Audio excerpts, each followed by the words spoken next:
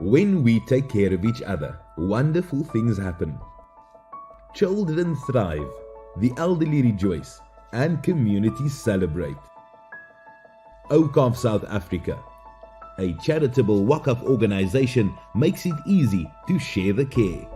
All donations are ploughed into Sharia-compliant investments, while the fruits support a wide variety of charitable causes. Visit awqafsa.org.za to discover how your Waqf can bless our community with a legacy of care.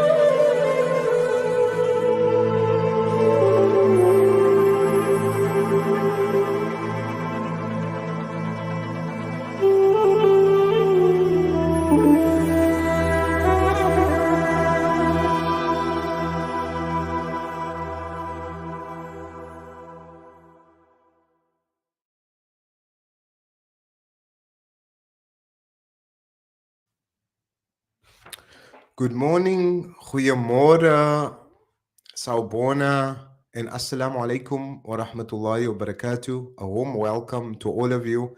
Welcome to the Awqaf SA Grade 11 Maths Workshop. Here at Awqaf, we do understand how important your Grade 11 year is. So this is why we put together this workshop to assist you with your preparation for your Maths Workshop. Let me share some information about Awqaf South Africa, the organization that is hosting this and the organization that I work with. Awqaf South Africa is a community organization, and we're involved in a few sustainable projects to uplift the lives of all that is living here in South Africa. We set up boreholes at community centers, at schools. We conduct cataract operations. We set up PC labs. And Awqaf has been conducting this program, the Awqaf SA Maths Workshop online, for some time now. And this is our contribution to uplifting education here in South Africa. My name is Hassanin Abdullah, and I will be your host today for this program. I'll be joined by the effervescent, the energetic Mr. Khota, and he'll be the facilitator for the session. He will be doing most of the speaking.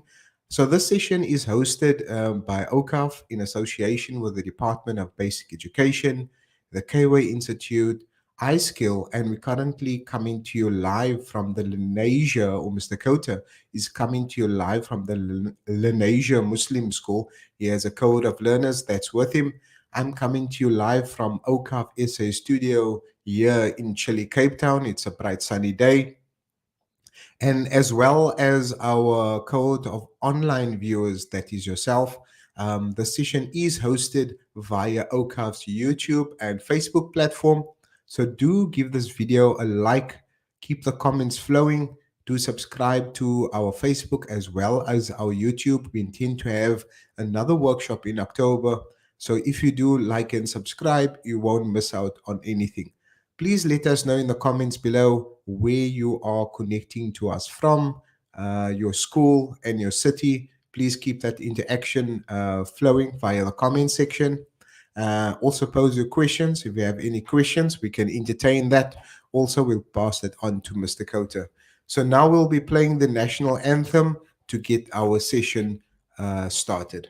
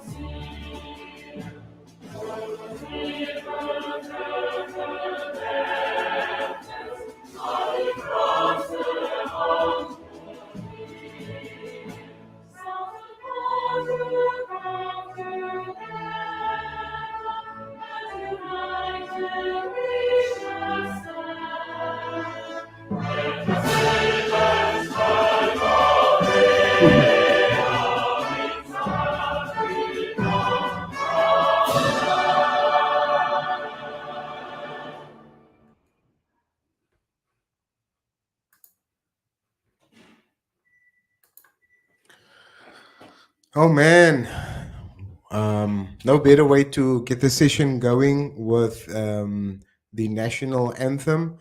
If you've just joined, yes, you are logged on to the Awqaf SA Grade 11 Maths Workshop. I'm Hassanin Abdullah from Awqaf South Africa. I'll be a host today.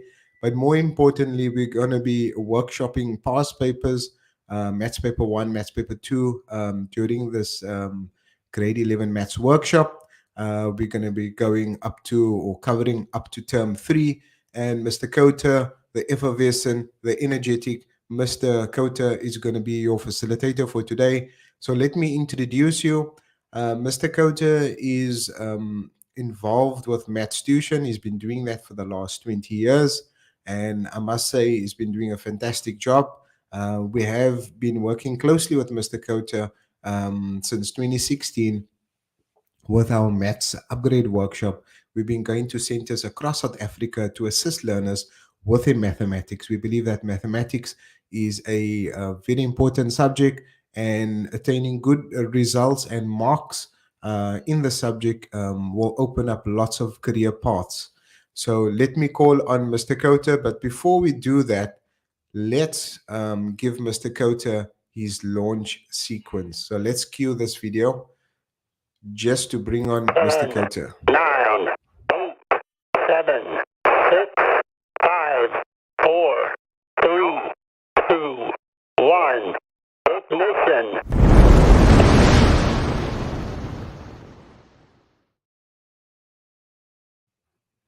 So we've got some good news. We've got Mr. Leonard Mudau from the Department of Basic Education.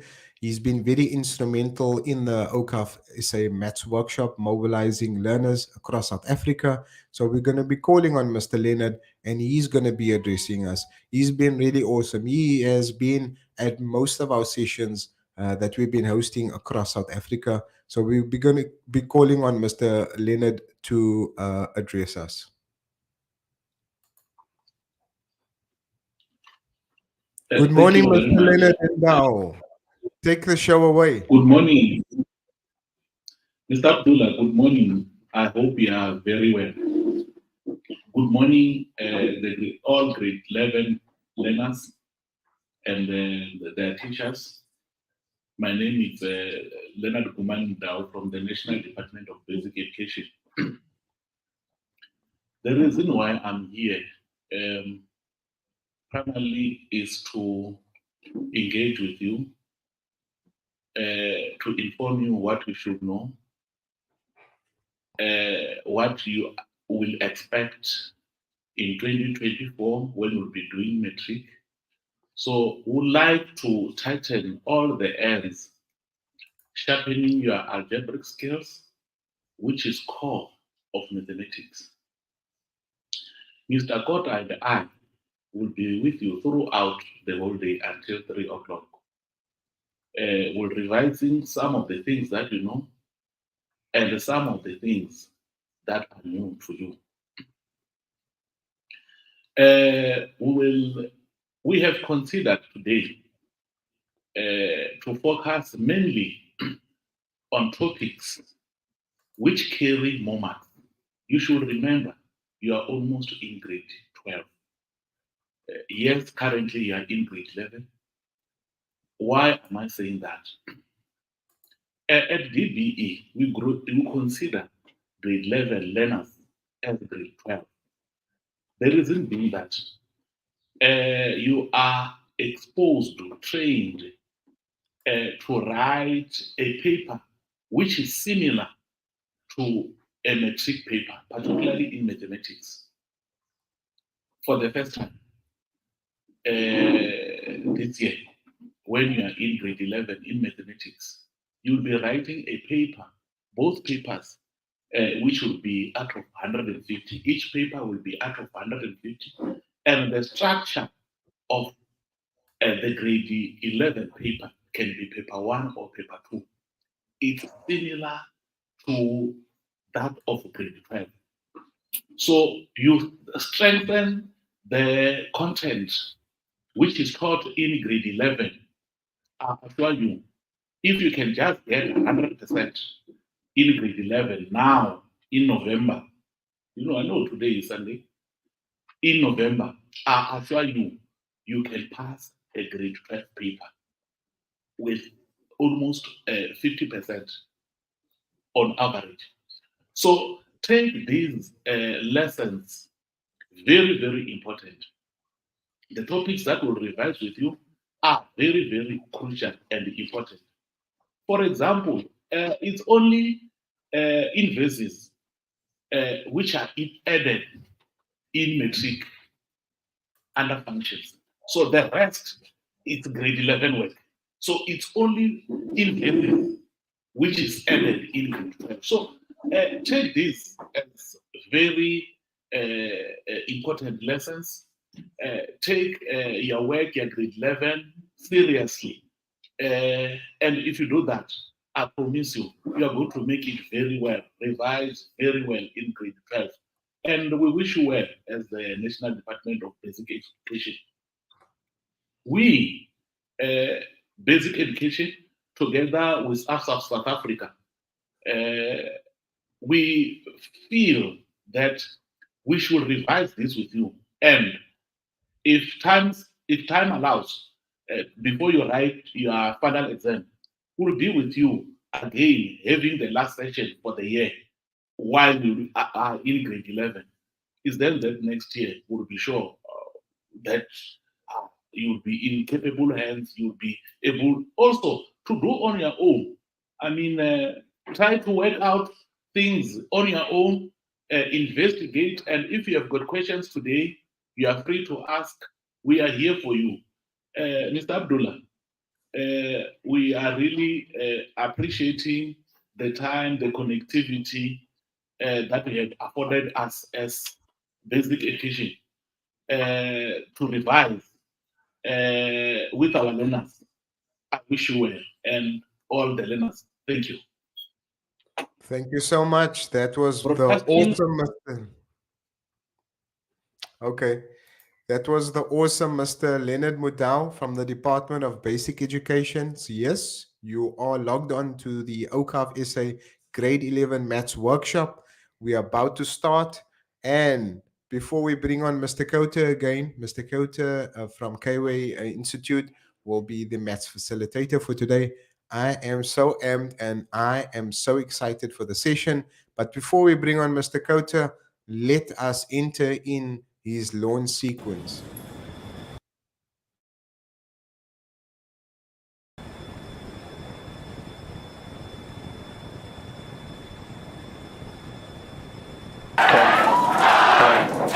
Eight, seven, six, five, 3,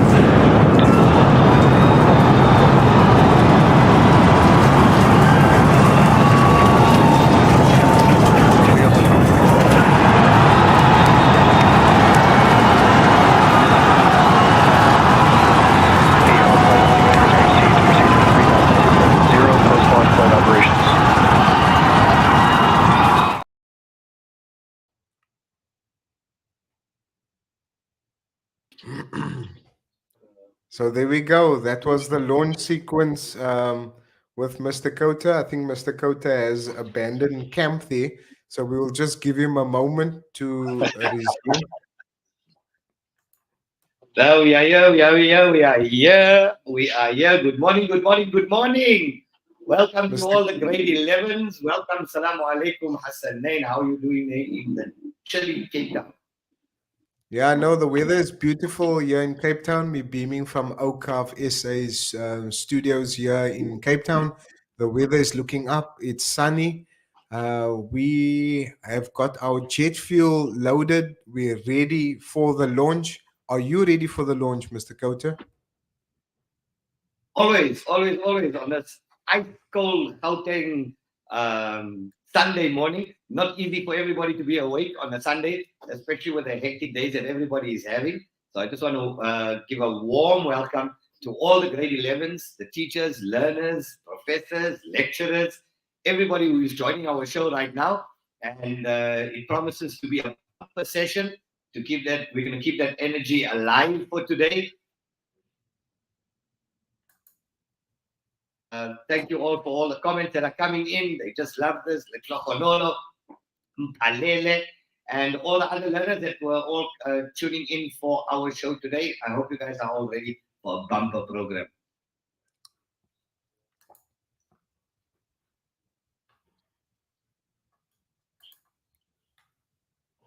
You got me there? Yes, I can. Am I loud and clear on that side? Loud and clear. So what's required?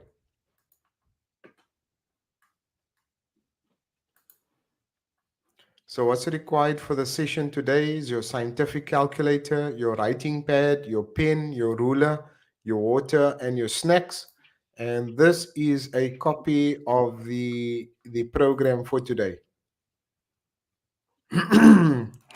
So Mr. Khota is going to be starting off with functions. We will have a break from 10:30. As you guys can see, we're starting off with functions. We're starting off with functions, the killer topic for you people. Are you liking it? You love it?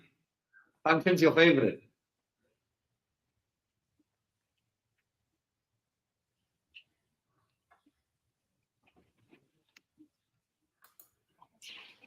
Here we go, Mr. Khota, take it away. Right, good morning, grade 11s. Hit us up in your comments. Let us know where you guys are tuning in from. Then just give me a thumbs up. You can even private chat me there. Tell me how's the sign. Yeah, we got the all clear. Can you guys hear me and see me clearly here from Gauteng? Remember, we've got satellite studios, Hassanein being based in the mother city, Cape Town. And we beaming here from Lenasia Muslim School here in Gauteng, Johannesburg, South Africa. Welcome, Google. Welcome, Kenneth. Welcome, everybody. I hope you guys are ready. Liverpool Secondary in Benoni. Mohammed Ismail Remtullah, assalamu alaikum. Welcome. Yesterday, we had a bumper grade 10 program. We had learners tuning in from China, from UK, from Africa, from Australia, as well as thousands of learners from our cohort of learners here from South Africa. Good up, Cape Town. Good up, FM. Welcome. Broncos Parade. Let's get the show on the road. Okay, guys, good morning. I'm Mr. K from the K-Way Institute. Mohammed Khota, aka Mr. K. Some of you have seen us before on TV. Some of you have seen us on YouTube. You have been watching our videos. And what are we here to do? We're here to prep you. We're going to focus. Today's only a one-day program. And as Mr. Leonard Maddow has said from the Department of Education, that at the end of the year, we're having a two-day program. It's going to be over Saturday and a Sunday. We're doing all paper one. It's one big study group, guys. This year, I'm not here to teach. Yes, I am here to teach you, but we are all here to master the content together. So what's going to happen now, guys, is at the end of the year, we're going to have a two-day program. On a Saturday, paper one. On a Sunday, paper two. Today is just a Sunday program. We're focusing on all the major topics. I think you want to put up the program again one more time for all our learners there as a name. And this is our program coming up. We're starting with functions. Your people's nemesis. Time for you to meet your Moses in functions. You know what you need to know. We'll go for break. We'll come back. We'll do trigs. All the heavy trigs, identities, reduction, everything in trigs. We'll take lunch and we'll do some Euclidean and we'll finish off with finance. Now, let's get started. What is required for you today? Scientific calculator, writing pad, stationery, and you guys can stay hydrated. It's going to be it's a big day today. You're rewriting your own study guide. Now, what am I going to do for you, grade 11? Because you've been doing functions from the beginning of the year, and I don't want to bore you. So what I'm going to do, I'm taking you straight into a final exam paper. Let's go straight into a final exam scenario. Let's see how ready you are, right? I hope you guys are ready. Take a deep breath in, sharpen your pencils, turn on your calculators, take out your stationery, and let's get cracking. Okay, so welcome everybody. So let's go. I'm clearing up here. And we're starting with functions. Our topic now, our first topic is functions. I want you to take this diagram down. So let's go there. We're going here. I'm actually taking from the November 2018. The November 2018 exam paper. So we're going like this. We've got, now what I'm going to do, I'm using this as a template.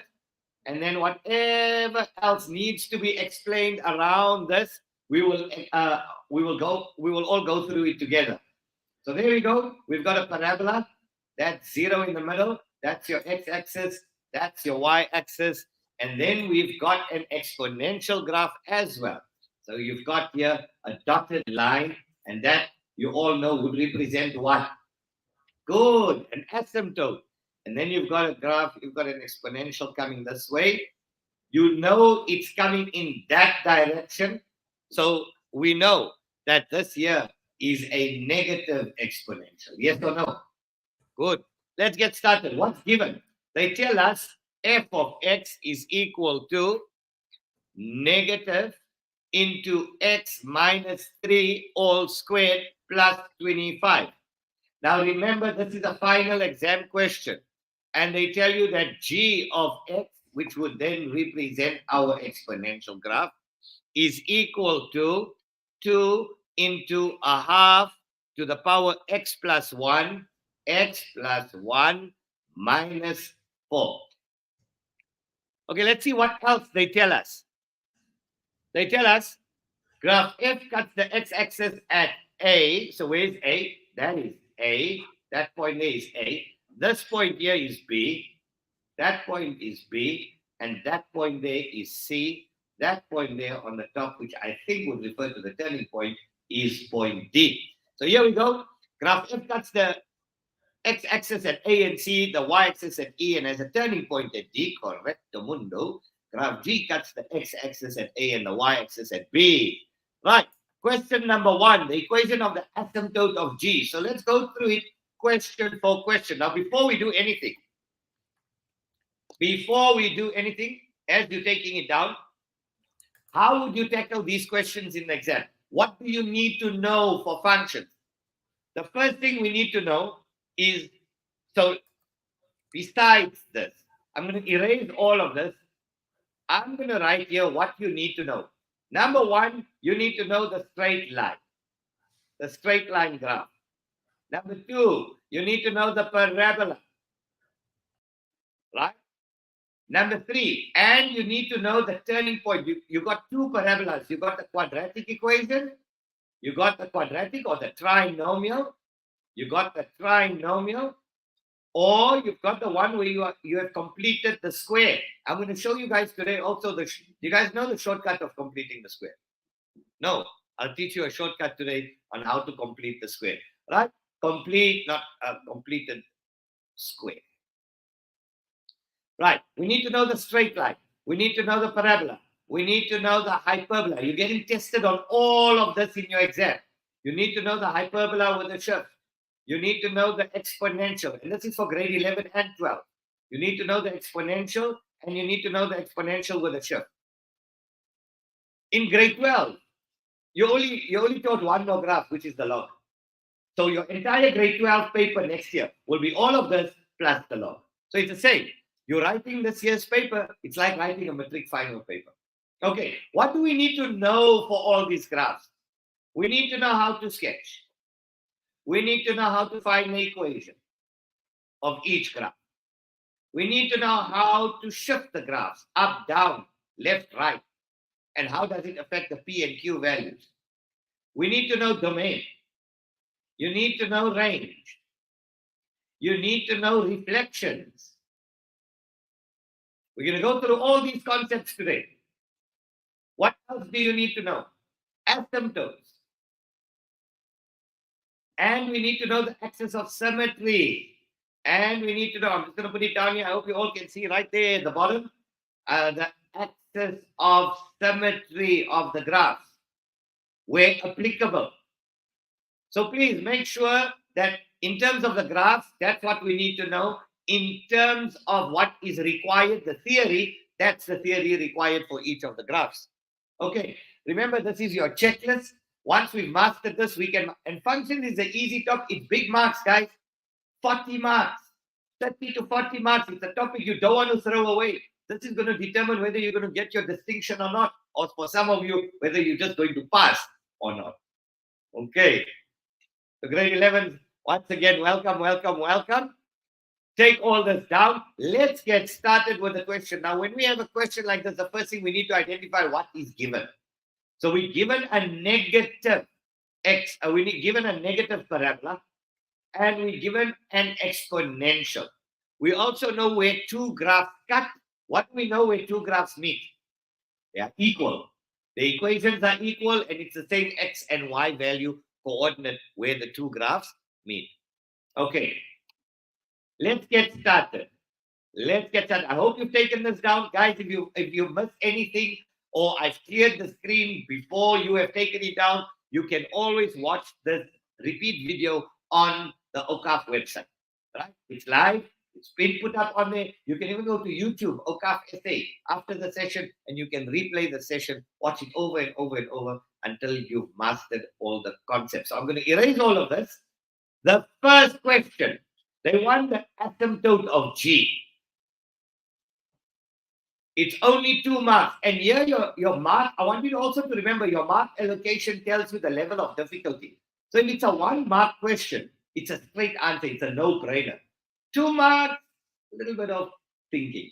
3, 4, 5 marks, you know, your higher order question. So your mark allocation will guide you as to the level of difficulty of the question. Are you all with me? Are we all okay so far? Good.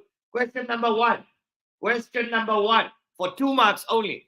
They want the equation of the asymptote of G. The equation, EQTN, I'm just writing it in WhatsApp language. The equation of the asymptote of G. Right, where do we get? Now, with graphs, if the answer is not on the graph, it must be in the equation. If it's not in the equation, that's why functions are so easy. It can't be anywhere. It can't be in space. It can't be at your house. The answer is going to be right in front of you. If it's not on the graph, it must be in the equation. So let's go here. Let's go here, the equation of G. So let's look at graph G. What is? So you just keep on asking yourself in your mind, what is and how? That's it. Every question in function, if you answer these 2 questions in your mind, you've answered the question, but you've got to answer it correctly, obviously. Right. So what is G? G is your exponential. So we're looking at our exponential. They're asking you the equation of the asymptote. How or where do we find it? We're looking on the graph. It's not on the graph. So that means where do I go? Into my equation. What tells me where the asymptote is here? The Q value, of course. There we go. There we go. And read the question. The equation. Don't say Q equals -4. What's your answer? Y equals -4. So there we go. That's -4. Question number 2. The coordinates of B. The coordinates of B. Now listen what I'm going to do. I'm using this as a model. After I'm done with these questions, I'm going to use the same model. And I'm going to ask you every humanly possible scenario that you could find on the scale. So that by the time you leave here today, when it comes to functions, you know you've mastered it. You're ready for your matric final. Never mind this final, your matric final exam. Okay, what is, so here's it, what is D? What does D represent? Turning point. How do I find it, or where do I find it? I either check on the graph. Is it on the graph? No. If it's not in the graph, where is it? In the equation. Where in the equation? On which graph does it lie? F, on the parabola. Where do I find it? P and Q. Excellent. Now remember, that is your x value of your turning point, but you have to change the sign. So -3 will become +3, and that would be 25. So we just go here to D. Now remember, whatever answer you get, you throw it on your graph. So now we're going to go 3 and 25. Right, there we go. Very simple. It's only 2 marks and 2 marks. Don't worry, the bigger questions are coming up just now. The range of F. The range of F. Now we know this is a negative graph, and a negative graph has got a maximum Y value. Yes or no? Now the range. What's your maximum Y value on graph F? 25. Yes or no? If I took a number like 26, will it ever give you a value on the graph? No. Will any number greater than 25 ever give you a value on the graph? It's either 25 or less. Hear me out. It's either 25 or less. So how do we answer it? Y less than or equal to 25. Y is an element of real numbers. You can write it in an inequality form, or if you want to in exam, method number 2, you can say from -infinity up to 25. 25 is included, so we put a square bracket, and infinity, I mean, you can't say including infinity, right? So infinity is always excluded. All right, so there we go. We're taking these questions down. We're going through it question for question. Let's see our onliners. How are we doing? Hit us up in the comments. Tell us where you're calling us from, where you are tuning in from, which school in South Africa. Tato Labani, I hope you're liking the show. Welcome, welcome, welcome. Hearts to you too.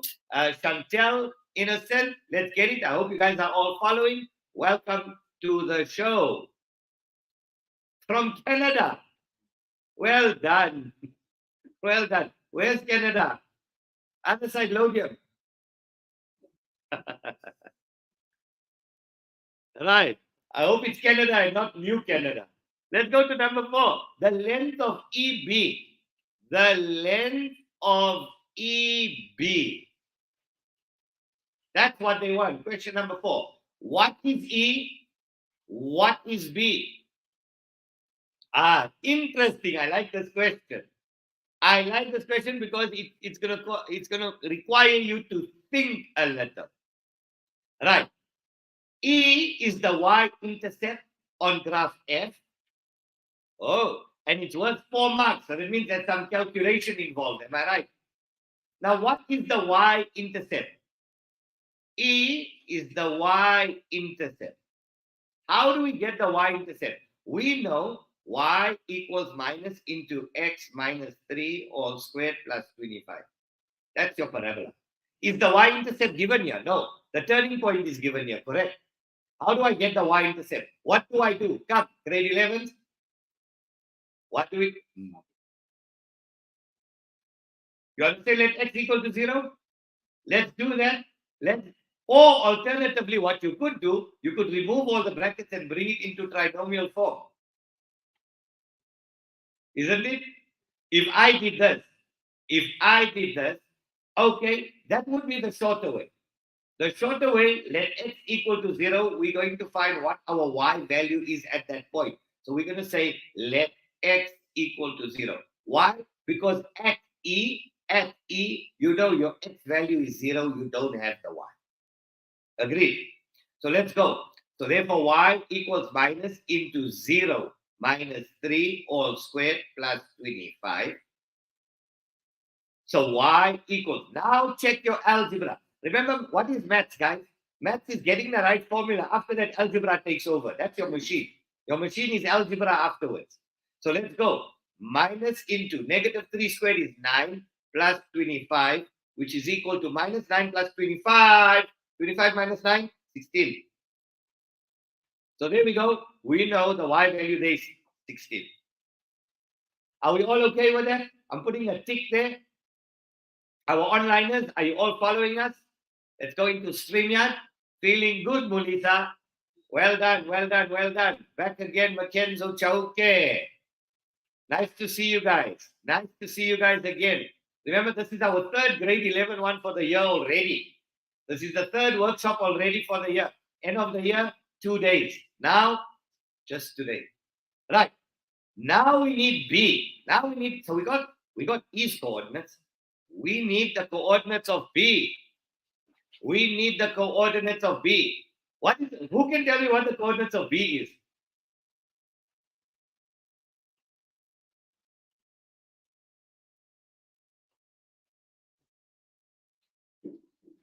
Who can tell me what the coordinates of B is? Look, there are two ways of doing it. There are two ways of finding the coordinates of B. You can let x equal to 0. Yes or no? You can let x equal to 0 and then solve for y. Or we also know, listen, must I show you a shortcut of doing it? Don't you know that your y-intercept is always 1 unit above your asymptote? Remember, your standard exponential graph goes like that.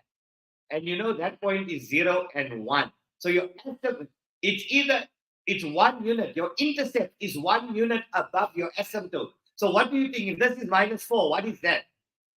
Minus 3. Without any calculation. But if you want to, go and put a 0 here. 0 plus 1 is 1. Half to the power 1 is half. Half times 2 is 1. 1 minus 4, minus 3. Bada bing, bada boom. You save yourself some time. Isn't it?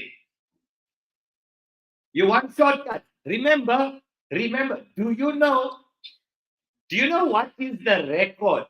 Okay, my personal record. I don't know if anybody else has beaten that. If you have, let me know. Of finishing a paper 1, final exam, time-wise, and getting 96. Getting 96 for the paper, 42 minutes for your 3-hour paper.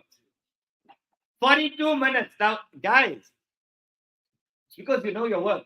If you know your work, guys, you can finish your 2-hour, your 3-hour paper. Matric paper, 1 hour, 10 minutes for a 3-hour paper. Your paper, 42 minutes. Your entire paper. I'm not talking one question. I'm talking your entire paper in 42 minutes. That's a challenge for all of you. I want you guys to see whether, even if you can finish the paper in 45 minutes and get 90% for it, you got 1.5 hours to sit and figure out the balance. But majority of your paper is easy if you know your work. And that's where we need to be, because destination distinction. I'm not here to get you to pass. We want A's. We want 100%. That's what we are mean. All right. So B is 0 and minus 3. So 0 and negative 3. So now let's go. EB. EB is how many units? 16. Remember, it's distance. Distance can't be negative. 16 plus 3 is how much? 19 units. 16 plus 3, not minus. 16 distance 3, 19 units. 19 units.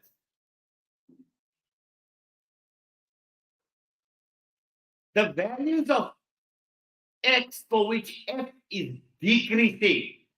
Right? I hope you're all following. I hope you're all following. All the learners from all the different schools, all good Google.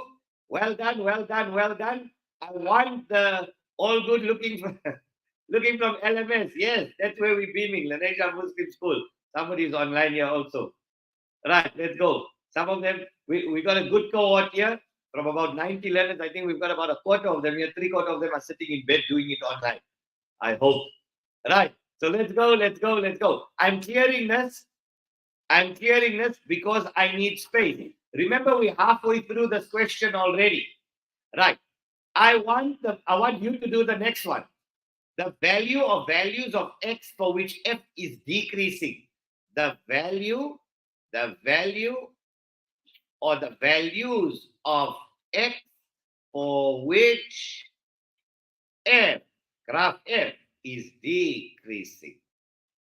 Now, I'll explain to you how do you determine increasing and decreasing. I hope you're taking this down. For those of you who have just joined us, welcome, welcome, welcome. And like we said, you can follow all our links on X. You know what is X? Millennials, Gen Zs, you know what is X? Thank you. Twitter. You can follow us on Twitter, Awqaf SA. Follow us on YouTube. Let's go to YouTube, man. Asanain, how's it going there on that side? We are rocking. We are rocking. Lovely, We are lovely. boosting with jet fuel. Let's go. The value or values of x for which it is decreasing. Let's see. What do you do here? Right. For increasing or decreasing. This is what I want you to do. I'm teaching you now a concept. We're going to apply this concept to this graph. So obviously, if you got a negative graph, that's your turning point. All you do is you draw a tangent on the side and draw a tangent on that side. We know that this graph here has got a negative gradient. This tangent here has got a positive gradient. Why? You know your gradient is change in y over change in x. So if you go down, it's negative. Go left is negative. Negative over negative is a positive. If we did the same on this side, we go down is negative. We go to the right is positive. Negative divided by positive is a. So that means this here is. And that means this side is. Now let's copy and paste. Let's take that graph here. What's our point here? 3 and 25. What does the question say? The value or values of x. So where is it decreasing? It's decreasing for all your x values. Remember, if you drew that, that would be 3. It's for all your x values greater than 3. So for x greater than 3, x is an element of real numbers. Or you can say from 3 to positive infinity. Remember, there's positive infinity there, not at C, but on your x-axis. Infinity, that's negative infinity there. If it's a positive graph, if it's a positive parabola, let's say this point is 2, and you want to find out where is the graph increasing or decreasing. Again, let's draw a tangent. You draw a tangent on the side, let it touch once, right? Supposed to be a straight line. And let it touch once there. Right. So we know on this side here, negative over negative, positive. This side here, negative. So where is this graph increasing? This graph is increasing from where? For x greater than 2. Where is it decreasing? It's decreasing for x less than 2. Are you guys understanding this concept of increasing and decreasing? Good.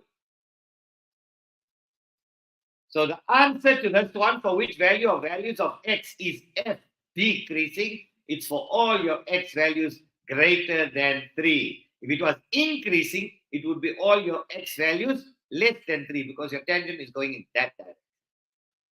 Make sense? Good. Let's go back. That was question number 5. Let's go to question number 6. Let's see what question number 6 says.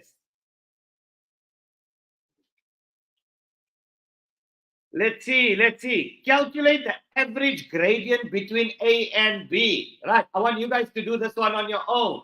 The average gradient. Now you know what is gradient. What is gradient, guys? Between A and B. What is average gradient? y2 minus y1 over x2 minus x1, isn't it? So do it.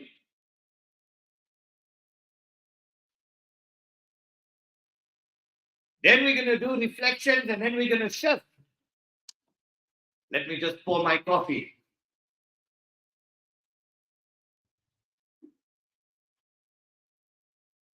You guys ready?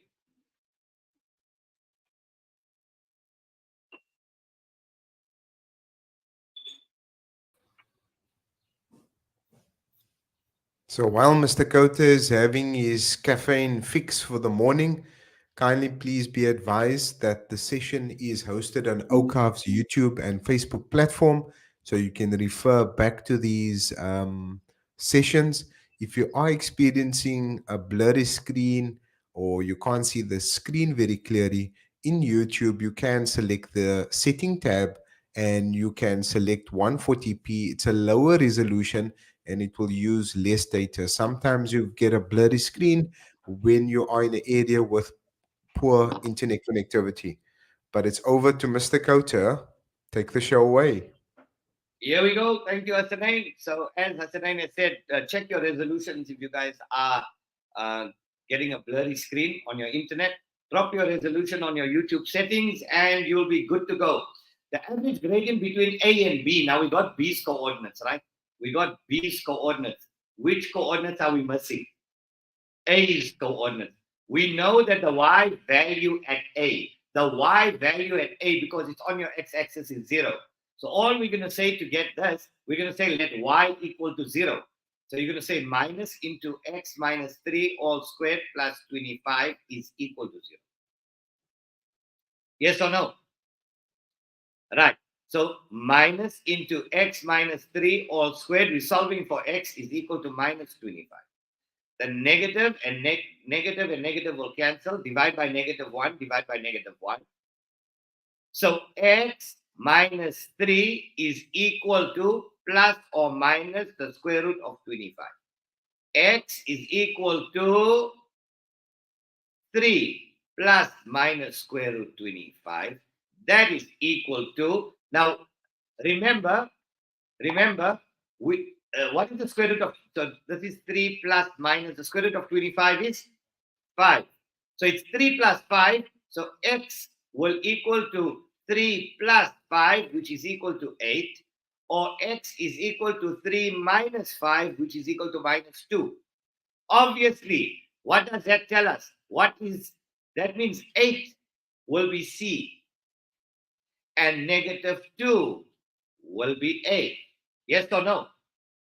Because it's on the negative side.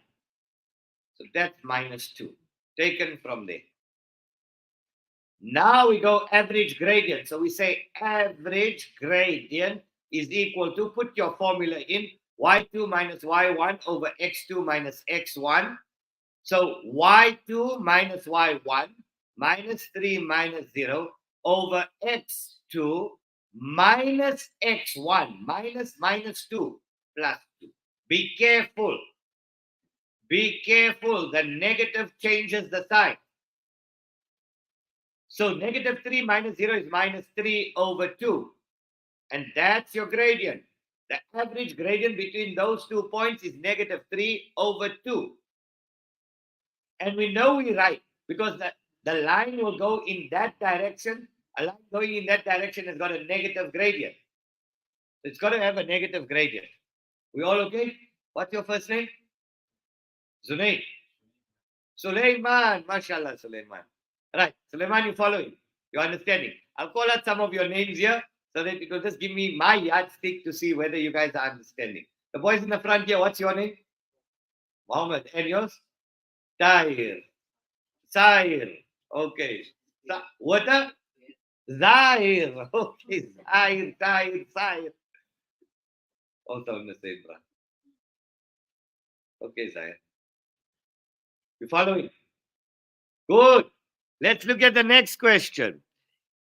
If T is obtained by reflecting G about the x-axis, write down the range of T. Right.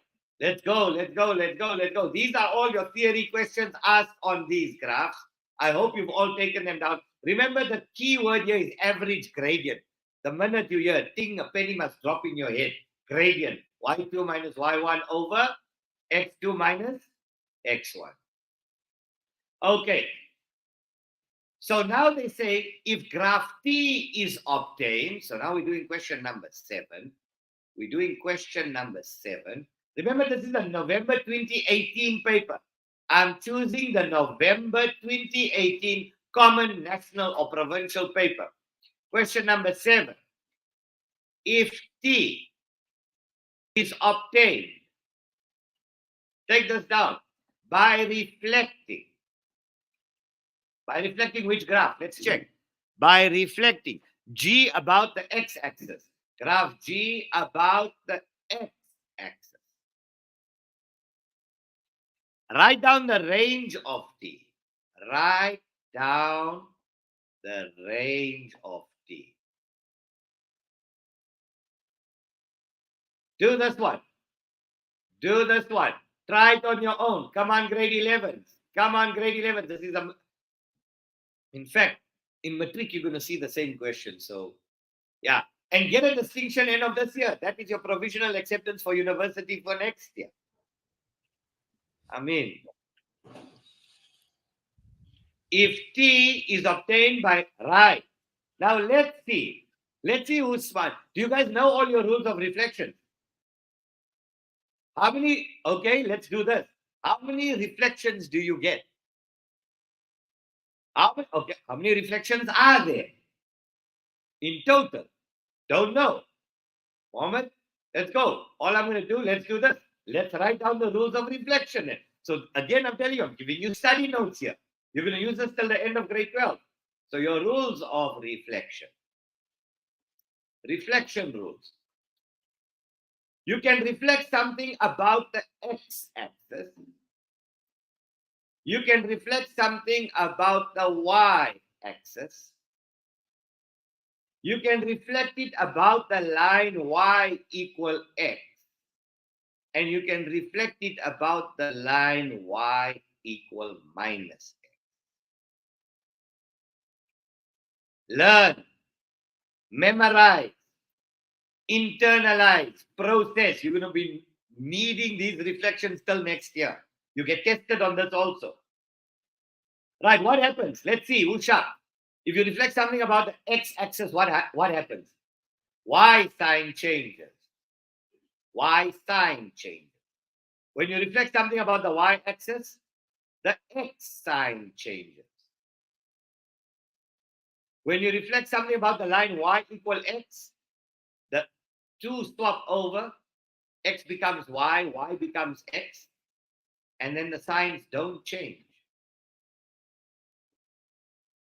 And when you reflect something about the line y equal minus x, because you got a minus, the two swap over, you know, negative changes all signs. Both signs change.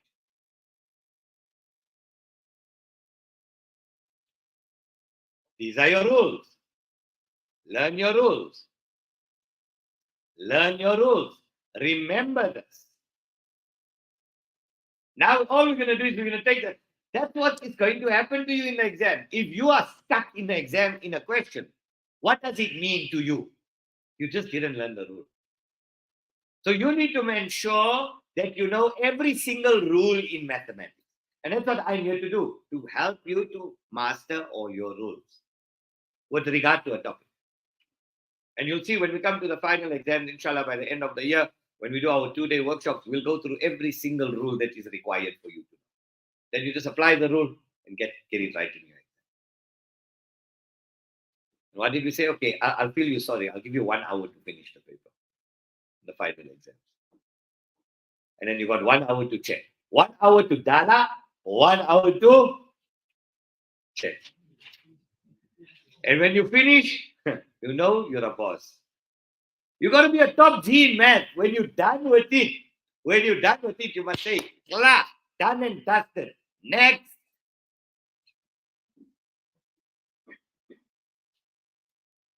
Let's go back. Let's go back. Right. So T is obtained by reflecting graph G. So that means we're looking at graph G. G of x is equal to 2 into a half to the power x plus 1 minus 4. We're reflecting graph G about the x-axis. So when you reflect about the x-axis, what must happen? Y sign changes. So that means minus t of x. So your new graph is now no longer called g. What's it called?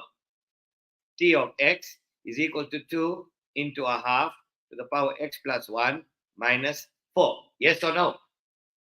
In your final answer, can y or t of x or f of x ever be negative? No. So what do? We divide by negative. So here's your final answer coming up. T of x is equal to, divide by negative, divide by negative, divide by negative. There we go. Are you with me? Good.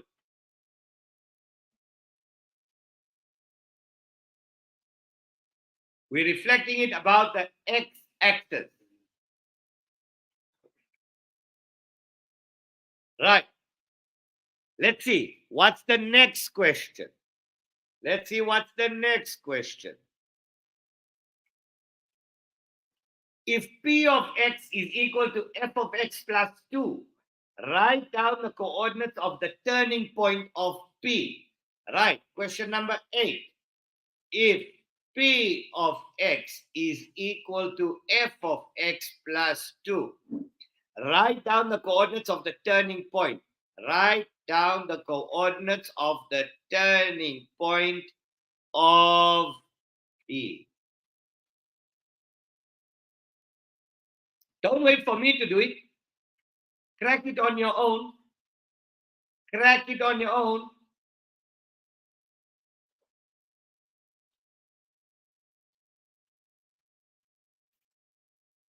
If P of x is equal to f of x plus 2, write the turning point of P. So let's go here. Like I promised you, after this, I'm going to show you the shortcut of completing the square, how to do it. It's so easy.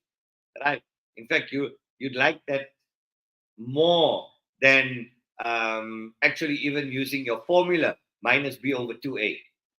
You know, when you're finding the turning point of a graph, x is equal to minus b over 2a. In fact, if you're really good and you master the shortcut of completing the square, it's even faster than that. You can get your answer in one line. It's just a mental process.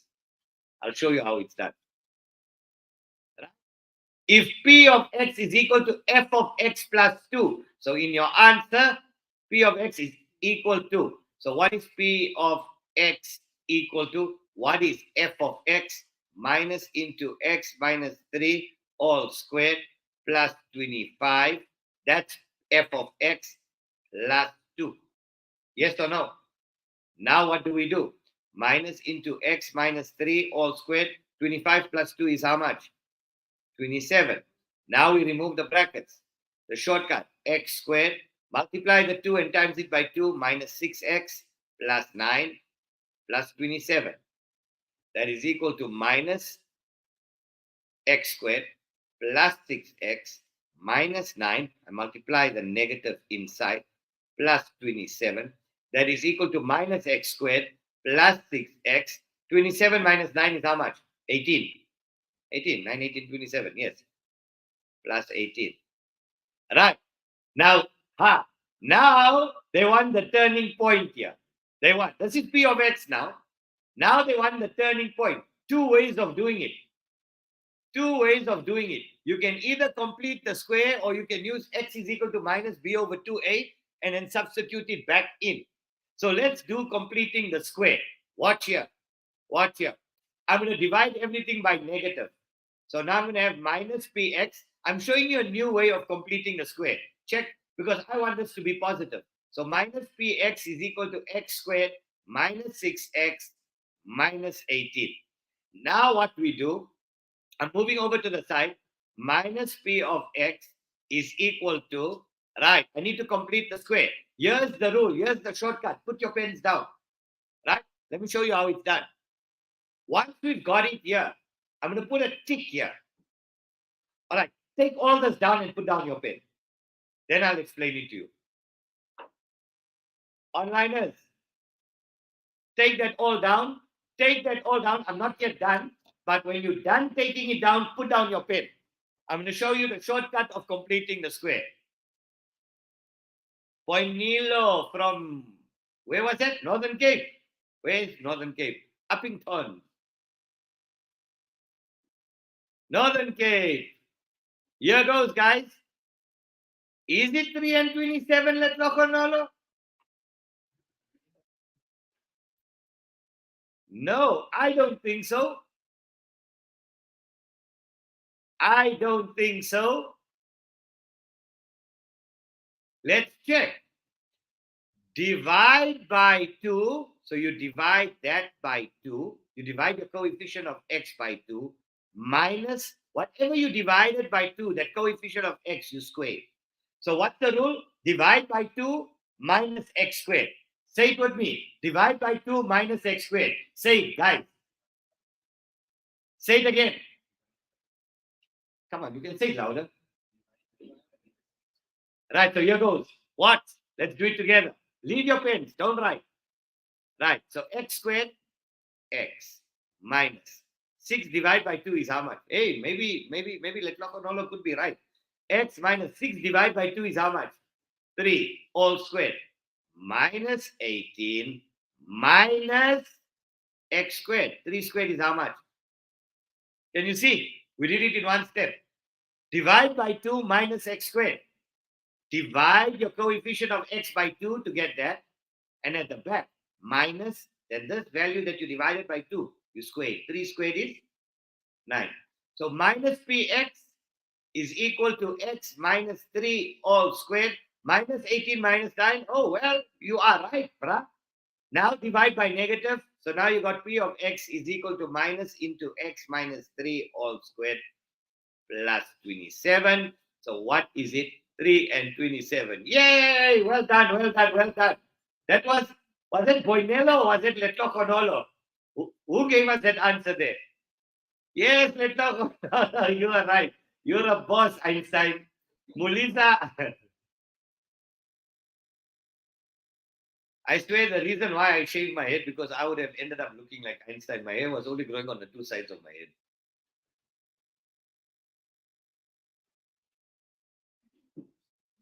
Yes, you are right. Letlokonolo. Well done. 10 brownie points for you. Well done, Mulisa. You guys are working nicely. All right. Watch here.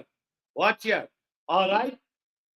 So what did I say? Get your coefficient of x squared first positive, then divide by 2 to complete the square. Divide by 2 minus x squared, right?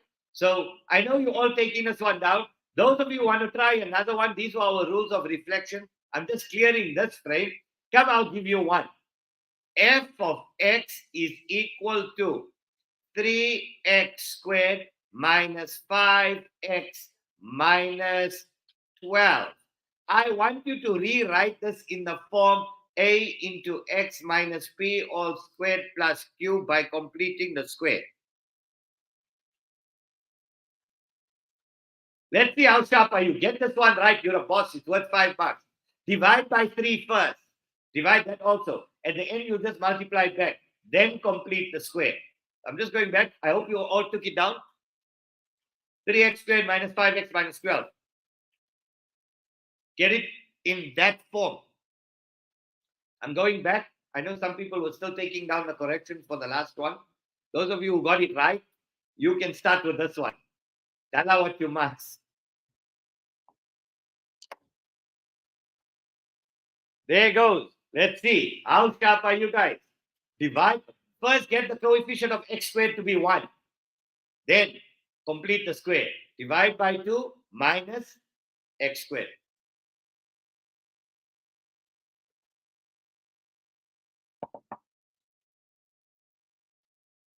Let's see. Onliners, how are we doing? How are we doing? Any learners here coming in from KZN? Do we have any KZN in the house? Please like and subscribe our channel. There is it, guys. Thanks, Yola. Thanks for the group support. You guys are group mentors. Support one another. You all one group. Next year, you are the cohort of 2024. Let's see what you guys produce. Remember, end of the year, Hassanain, you still there? End of the year, we're giving an award for the most improved and we're also giving for the top learner in grade 11. We're giving a, so you probably last year, what did they receive? I think they received a tablet or a laptop Lots. or cell phone. No, it Cash. was lots of money. It was hard cash, Mr. Khota. They got hard Hard cash, cash. Ching hard ching. cold cash. Yeah, so that's correct. We will be conducting a competition at the end of the year, more like 2024. In January, you'll get some information about it. It's essential that you register for this workshop. So if you haven't, head over to Awqaf's website. There's a tab there for the Awqaf SA Maths Workshop. Register, make sure you're on our database, and we will send you a mailer in the new year.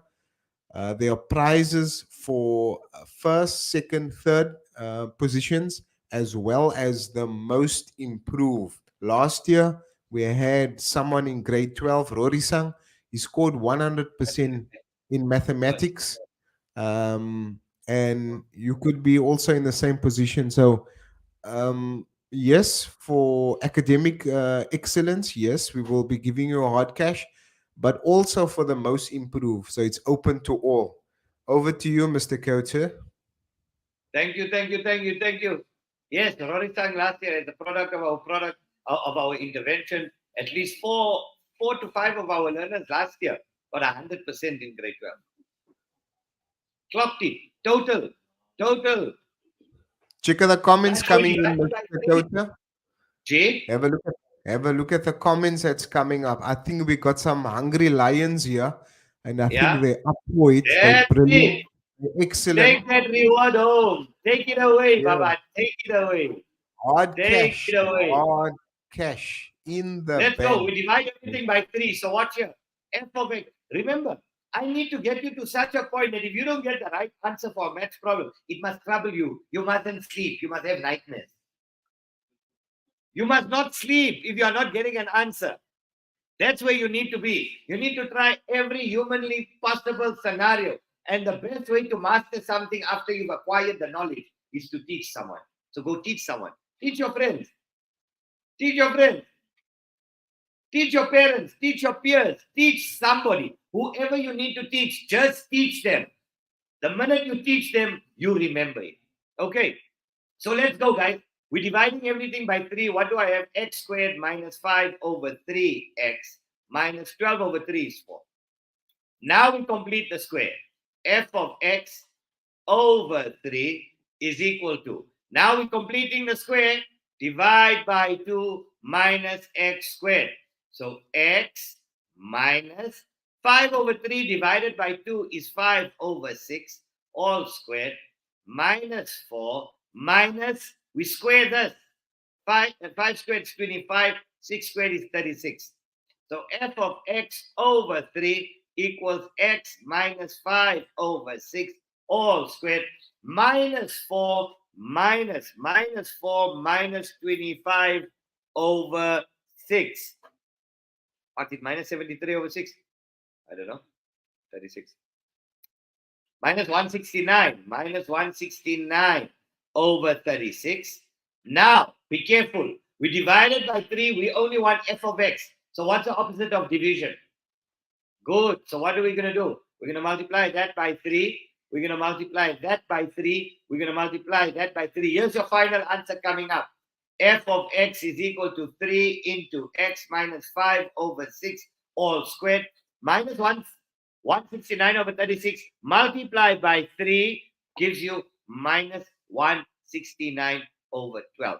So there we go. We've written it in the form a into x minus p all squared plus q. Your turning point here would be 5 over 6 and minus 169 over 12. It's up. I just want to tell you something. It's a positive graph. Your a value is greater than 0. So it's a smiling face. And a smiling face has got a minimum y value. Yes or no? They'll ask you, one of the questions in the exam, does the graph have a state, or what's the minimum or maximum value of the graph? This graph here has got a minimum value. And what is the value of that minimum value? Minus 169 over 12. All right. What happens? Interesting. I'm going to give you another interesting scenario, and then we're going to wrap up now with this, with parabola and straight line. Then we're going to do a in fact, we did an exponential with a shift. I'm going to give you two more. We're going to do a hyperbola with a shift in asymptotes. 100% you're getting tested on that in your finals. Right? Axis of symmetry, intercepts with the axis, sketch the graph, asymptotes. Hyperbola with a shift in asymptotes. And then I'm going to give you another interesting graph. Okay, I hope you all took this one down. I hope you all got it right. I want you to learn this because that's how you rewrite it from that into that form. A into x minus p all squared plus q. Remember, we want to get the coefficient of x squared to be 1. That's why we divided by 3 in the start. And then completing the square, divide your coefficient of x by 2. Divide by 2 minus that whole x value all squared. And there we go. We completed the square. It's over. You're not saying plus half times the coefficient of x minus half times the you normally in school you'd all write it all out. It will take you over 2 lines to write it. No, here we're doing it step by step, clean, neat. You know exactly what you're doing. Are you all with me? Right. I'm deleting this. I'm deleting this. Let's give you that scenario. So I give you a graph here. And let's say, okay.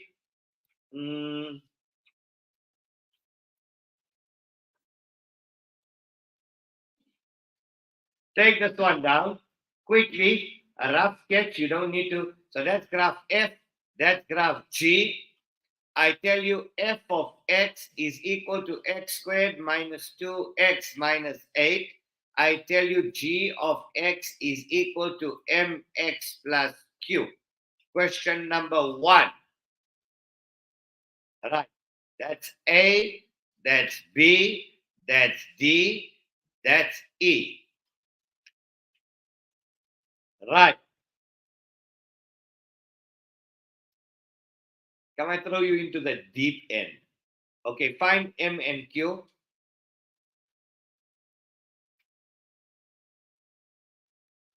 And question number 2. I'm going to put a line there. And let's call that point C. And let's call that point H. Find the maximum length of CH.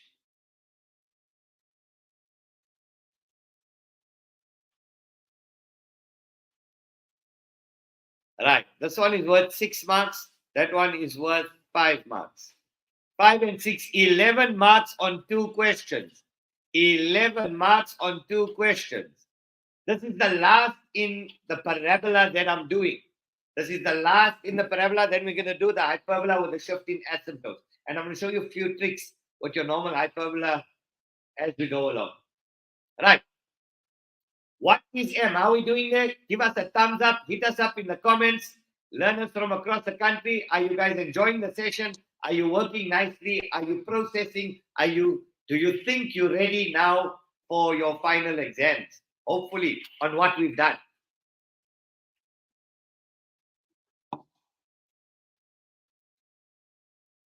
Acid, brah. Lazarus. Selala. All is well, Mikenzo Chauke. Google. All good. Let's go. Remember, we got teachers also. We got people from different schools. We got teachers from different schools. So many all logging into our program. Last year, at the end of the year, we had close to 300,000 grade 12s in the program, in the 2-day program. 300,000 grade 12s. So let's go. Find M and Q. Right, now the first thing to do, listen. In fact, I'm not even going to make this 5 marks. I'm going to make that 8 marks. 8 and 6, 14 marks. 14 marks, 2 questions only. Why is the first one 8 marks? Because I first need to find out what are my intercepts. I got no information on graph G. I first need to find, because I need to find M and Q, I need to find the gradient and I need to find the y-intercept. The only way I can find the gradient is by having points. Do I have any points? No. That means I'm going to work with my parabola first. So in my answer, watch here. Let's answer question number 1. Firstly, I'm going to say, let x equal to 0. Let x equal to 0. I'm talking about graph F. Let x equal to 0, y is equal to minus 8. So that means D is minus 8. Now I'm going to say let y equal to 0. I'm finding the intercepts.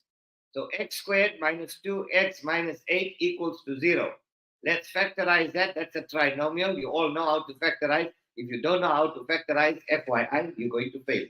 Nicely. X minus 4, x plus 2. X is equal to 4, x is equal to minus 2. So that is 4, that is negative 2. Yes or no? Right. Wait, don't write. Now we need to find the gradient. Come and show you a shortcut of finding the gradient of the straight line. You can do it in one line. Just by looking at it, you can get your answer. Watch here.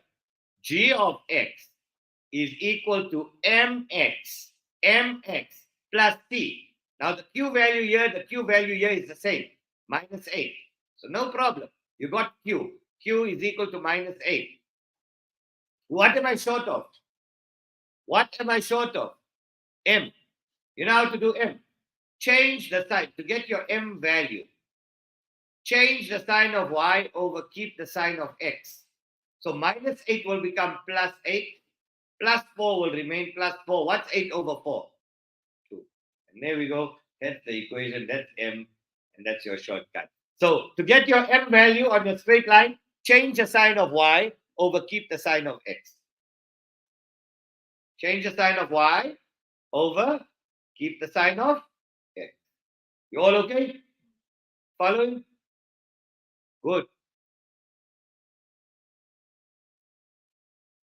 So therefore, M equals to Q equals minus 8.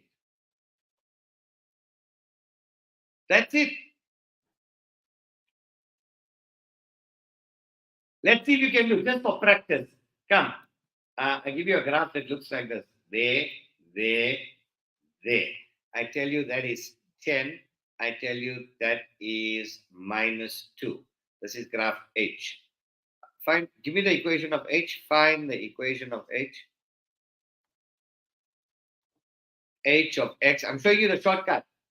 Mx plus C. Mx, what's your C value? Plus 10. What's my M?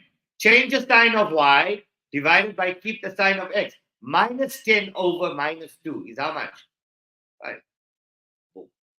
Done. You see, some people in the exams are going to work hard and some are going to work smart. You need to decide which half you're going to follow. There's tricks. There's shortcuts. There's plenty of hacks in math. The only thing that you just don't know them. There's too many. I'm going to show you some more just now when we do the hyperbola. Hope you guys liking it. Hope you're enjoying it. You're going to like it. All these shortcuts you're going to like and you're going to use them. It's not even that I'm showing you because you're not going to use them. Remember, I leave out all the bells and whistles. I leave out all the frills and thrills. I'm only here to show you what you need to know to get your distinction in math. Right. And do me a favor. After you do this, don't go and show all your tutors and everybody all our shortcuts. You shut your mouth. You spend the entire Sunday here. You sacrifice. Okay, it's for free. And I know EFF, everything for free. Everybody's here. Charles, they like the EFF. We are all here. Don't go now broadcasting all the shortcuts. Keep quiet. Get your distinction. Shut up and get rich. Okay. Find the maximum length of CH. CH. Yeah. Now, it would be very easy if I gave you an X value here. Because then you could take the X, put it into C to find Y. You could take the X, put it into graph G to find Y. And you could add the two. This is an exam question. This one came out in the exam so many times. So many times. Right, so how do we do it? Let's do it together. CH is equal to your top graph or your top Y value or your top graph minus your bottom graph. So CH is equal. What's your top graph? That's your top graph. Which one is it? Parabola. X squared minus 2x minus 8 minus your bottom graph. What did we find this one to be? 2x minus 8. Yes or no? Right, put your pens down. Let's all do it together. So that will give me x squared minus 2x minus 8 minus 2x plus 8.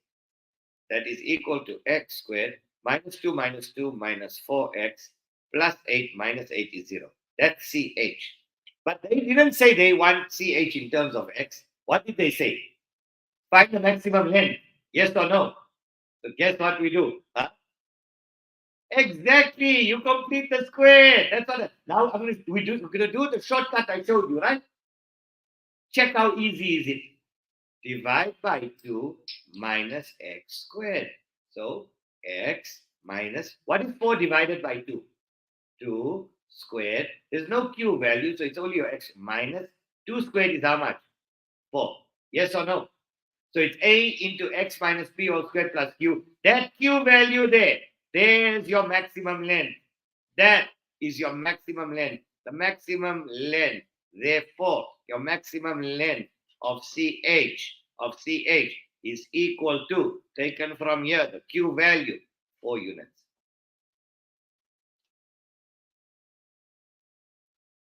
That's it.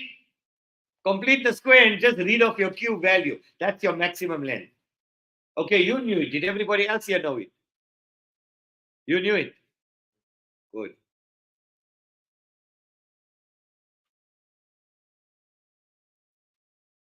Okay. Onliners, how are we doing? I hope you got that one right. I hope you got that one right. I beg you, learn this.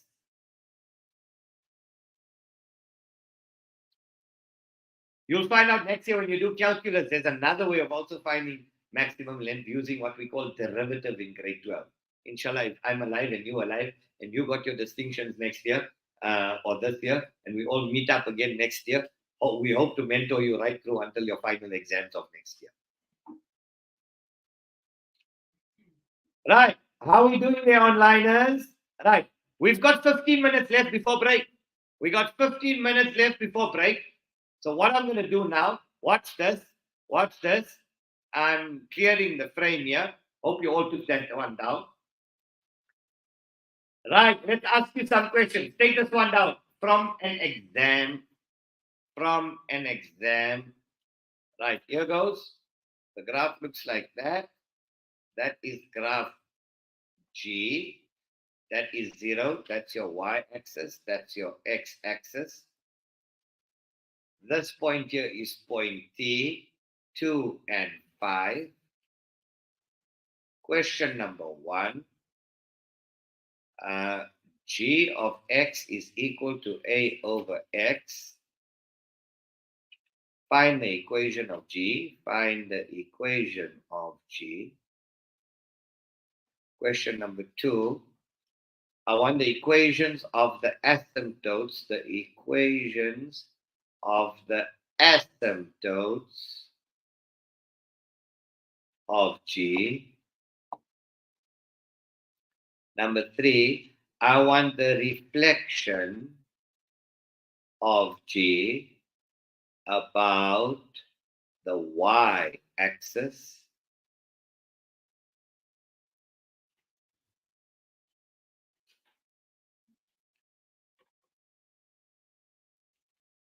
For which value or values of x, for which value or values of x is graph G decreasing.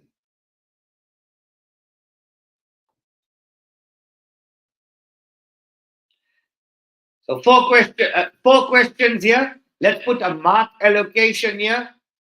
2 marks. The equations, 2 marks. Reflection, 2 marks. This one, 2 marks. 2, 4, 6, 8 marks on this block of questions. We'll do this one quickly and we'll end up with the hyperbola with the shift in asymptotes. And guess what? We're done with functions. So now you know the shortcut on how to determine the equation of a straight line. You know the shortcut on how to complete the square and how to write it in the form a into x minus p all squared plus q. You know how to determine increasing and decreasing values. You know all your... So this is... I'm just recapping what we've done in 1 hour. 1 hour. In 1 hour, we have completed almost 80%, 90% of this year's functions. Right? We've also done the exponential graph. You also learned that the exponential graph, the y-intercept is 1 unit either above or 1 unit below your asymptote. So if your asymptote is at -4 and the graph is going on the top of it, it will be -3. If the graph is coming at the bottom of it, it would be 1 unit below. Agreed? Right. Now I'm showing you another shortcut. You want to know the answer to the first question. G of x is equal to a over x. You know what you do to get the equation? To get a, you just multiply these two. 2 times 5 is 10. Boom. There's your answer. Never knew that, right? You never knew that, right? But you can only do it with a hyperbola, standard hyperbola. You can't do it with any other graph. Don't go and say, yeah, but Mr. K said for any graph, hey, I'll clap you. You'll fail. You can only do it for this. You can only do it for this. Right. Question number 2. The equations of the asymptotes. Now, you know what is the meaning. Now, many of you get confused between the word asymptote and axis of symmetry. Asymptote, the equation, the abbreviation is what? ASS. You know, in life, you can't go around touching somebody's S. Eyeball. Asymptote is a line which your graph doesn't touch. So when you see asymptote, don't touch. Which lines does this graph not touch? The x-axis, good, and the y-axis, good. But the question, read the question, the equation. So what's the equation of your x-axis? Y equals 0. What is the equation of your y-axis? X equals 0. There we go. Don't get confused between asymptote and axis of symmetry. Axis of symmetry is your line, your mirror line. Asymptote, don't touch. Okay? Haram. That's a PG-18 joke, Mr. Khota. You're crossing the line there. PG-16. You're crossing the line there. Mr. Khota, you are character, eh? No, we're not crossing the line. Asymptote is the one that the line, it doesn't cross. It never crosses that line. That's the thing. So I'm the asymptote of the show. But you crossing the line with politically incorrect jokes. Family show. Family show. Let's keep it clean. The reflection. Allah maaf, super maaf. Reflection of G about the y-axis. Reflection of G about the y-axis. So what happens? Reflection of G about the y-axis, the x sign changes, yes or no? So you're going to say G of x or G of -1x. Normally reflections are given like this. If they don't stipulate, like give it in the form P of x or T of x or H of x, then you just say G of -1. And then that would be 10 over -x. Remember, reflection about the y-axis, what happens? The x sign changes. So, which is equal to -10 over x. Right.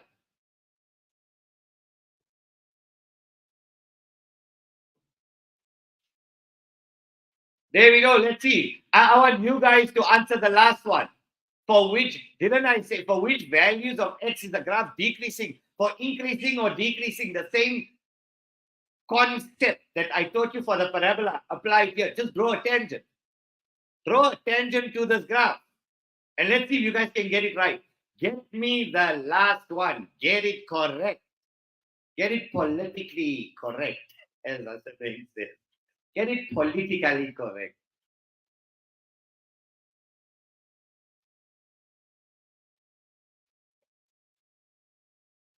Guys, you got to have a sense of humor in math.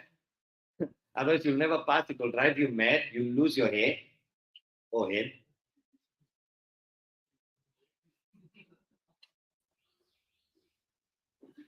Mr. K, we need to get you on Welcome to Comedy K. Central Like, as a cool welcome math to K. teacher. I hope you guys are feeling the energy in the class. I hope you guys are feeling the energy on online. This is the K-way energy. It's called the Kenergy. Oh, what a cut. Oh, flow joke, flow I joke. am Ken. I know they all watch Barbie. They all watch Barbie. Yeah, my kids, my daughter showed me that last night. I was finished. I was rolling on the floor. Really, can people really go and watch Ken and yeah, the Kennedy. Yeah. Guys, stop laughing. You all watched Barbie. I know. Some of you walked in today with that short shorts, that pink shorts. Mr. K, Gee. what about the boys that used to play with Barbie dolls? I'm sure some of No, them. I'm not saying anything. It's a very sensitive issue in South Africa and in the world. So kudos to you. Lekker. Mr. Never K, float your boat, brah. Mr. K used to play with Barbie dolls. Astaghfirullah. I used to play with math. I used to play with compasses and protractors.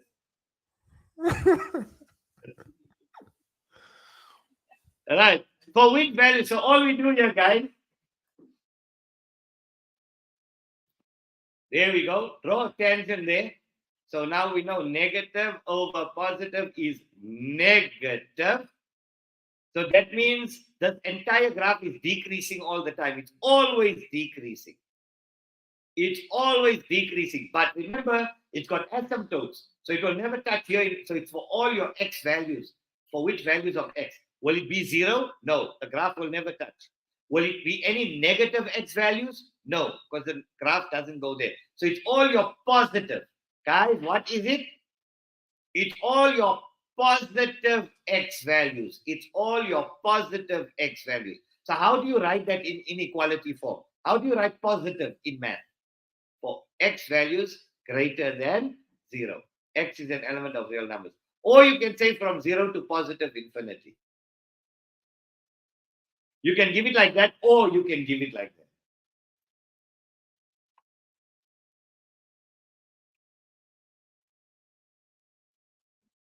Okay, guys, onliners, I hope you got that right. You got the full marks there. 2, 4, 6, 8 marks. 8 marks. No, not x less than 2. No, Mduzi. No. Haram. Nduduzi. No. It's decreasing. It will always be decreasing for any value. Remember, this goes up to infinity. This entire graph is decreasing to infinity. So it's for any x value greater than 0, not less than 2. This graph is decreasing anyway to infinity. So for x greater than 0. Okay, so there we go. We've got 5 minutes left. Right, in 5 minutes, let's Dala one more exam question. Quickly, let's take this one down. We're talking about Barbie and Ken. Got a bit carried away there with the Kennedy.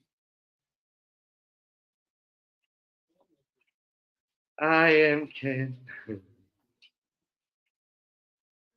That's funny. -4, 2. Let's give you a graph going like that. I give you a point here, and I tell you this is point T, that's 0. That point there is 3 and 5. That's graph H. Right. Question number 1. I want the equation of H. The equation of H. Now, this is point R. I want the coordinates of R. the coordinates of R. And question number 3, I want the equations of the axis of symmetry. I want the equations of the axis of symmetry of H. 5 marks, 3 marks, 4 marks. 4 and 3, 7. 7 and 5, 12.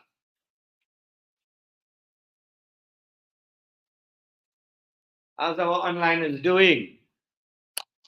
I know some of them went to YouTube now to go and play the song, the Barbie song. I'm kidding.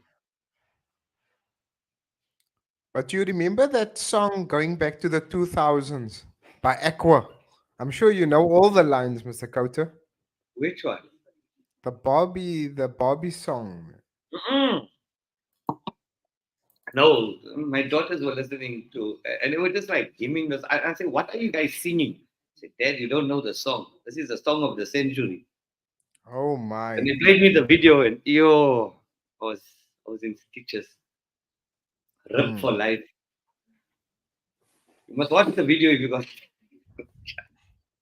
Anyway, I'm keeping my energy No, for I'm keeping my educator energy interview. for K-Way. Yeah, no, but I'll The in K the, energy. in our up The and coming K-Way energy is called the Kennedy. yes. Kennedy has got a whole new meaning to it. The equation of H, right? So y equals a over x minus p plus q. Now we know p and q are your asymptotes, so y equals a over x. That's your p, that's your q. Minus 2 minus 4. That's x, that's y. We're solving for a, guys. We're solving for a. So what's y? 5 equals a over what's x? 3 minus 2 minus 4. 5 plus 4 is 9 equals a over 3 minus 2 is 1. Therefore, a over 1 is still a equals 9. A, P, Q. So I want the equation of h of x. Here's my final answer coming. 9 over x minus 2 minus 4. And there we go. That's your first 5 marks. Agreed? Ladies on my left, got it right? Sure. Next one, the coordinates of R. What is R? The y value is 0. We don't have its x value. And what is R? It's the x-intercept of the graph. So let y equal to 0, right, Suleiman? Good. Let's answer question number 2. Onliners, I hope you guys cracking this and getting them all right. This is full exam prep. Let's do the number 2, the coordinates of R. We need to get R. So now R lies on the graph. So we got y equals 9 over x minus 2 minus 4. My y value is 0. So 9 over x minus 2 minus 4 is equal to 0. Solve for x.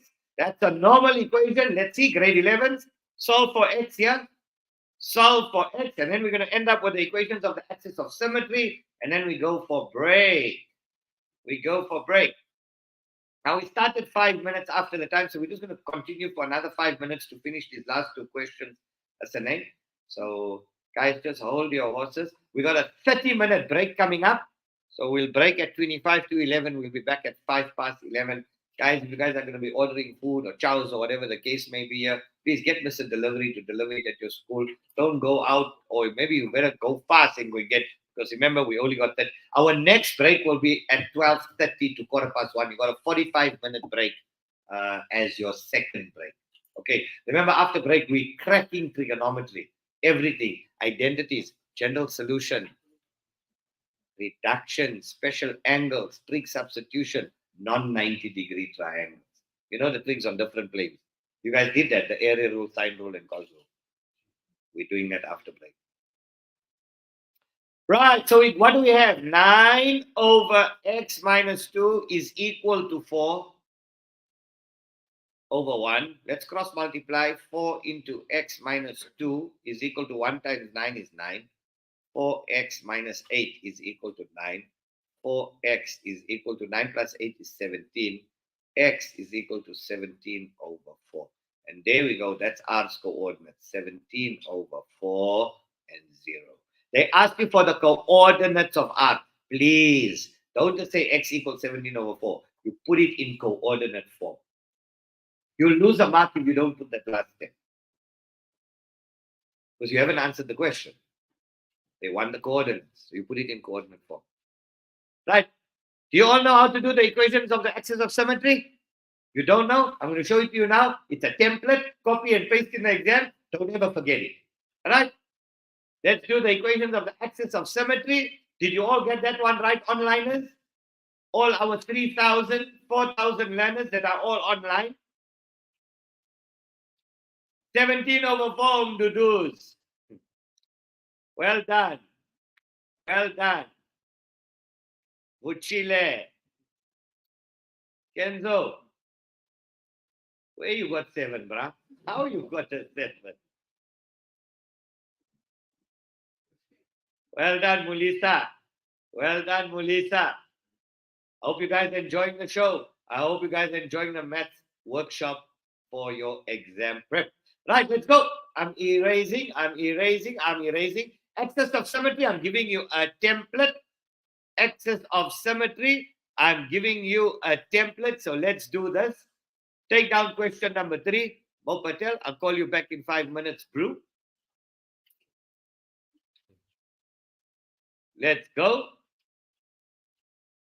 The equations of, this is how you answer it in the exam. Watch here. I'm going to give you a template.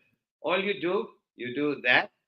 You do y equals x plus c, and you say y equals minus x plus c. Right? Remember, how does it look? Your one line is going to go like that. The other line is going to go like that.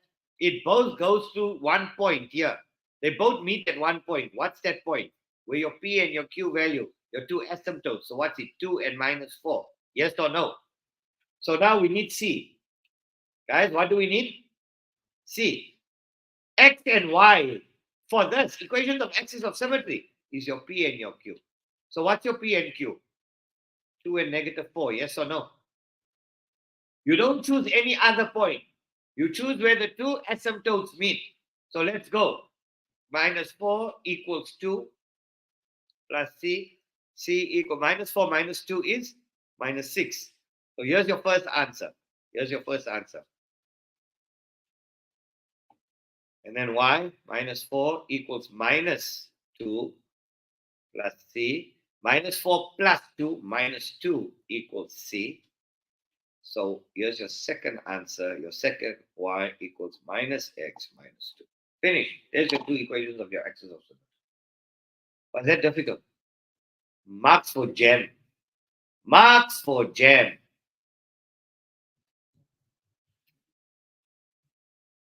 Easy. Stuff that you guys were failing, stuff that you were afraid of. Now you know how to tackle it because I've given you templates. Just copy and paste, change the values. It's 25-2 on the dot. I think we're going to go for break now. We will resume at 11:05. 11:05. We will break till 11:05. Boys and girls and all our onliners, I hope you guys are enjoying today's show. Much more to come. Much more to come after the break. Enjoy your break.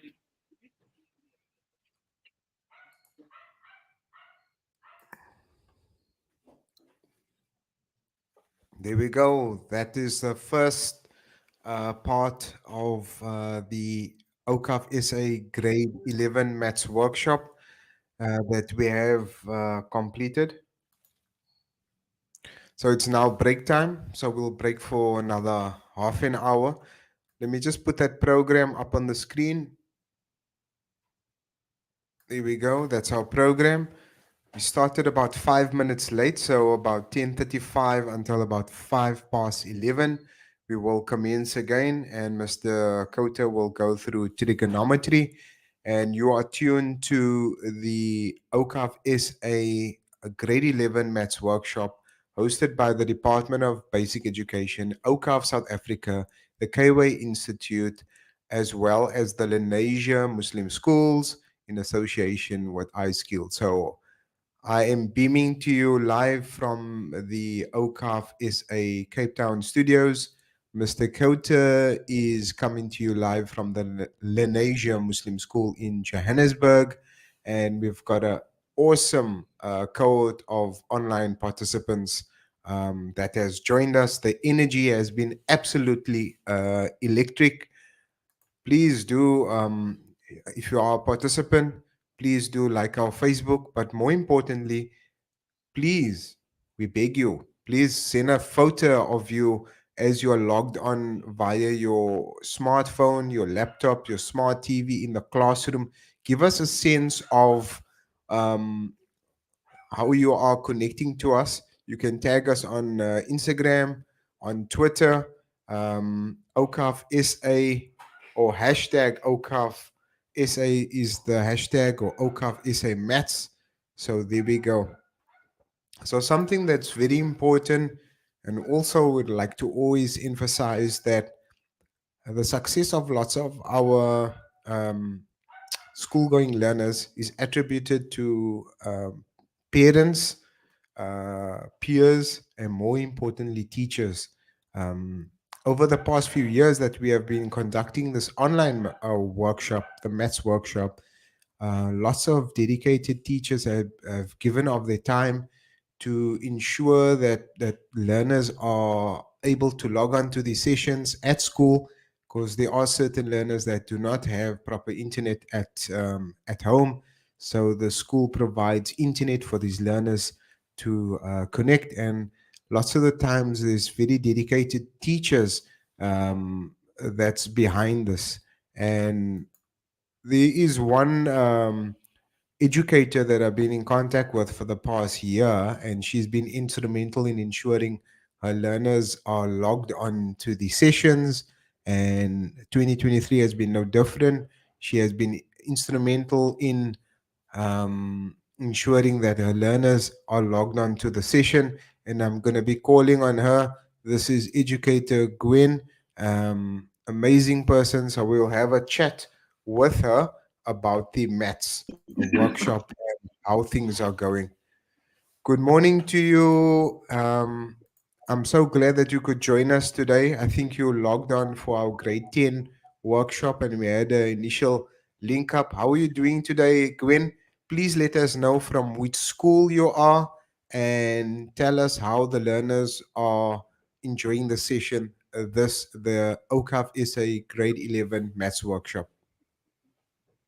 Good morning to all stakeholders.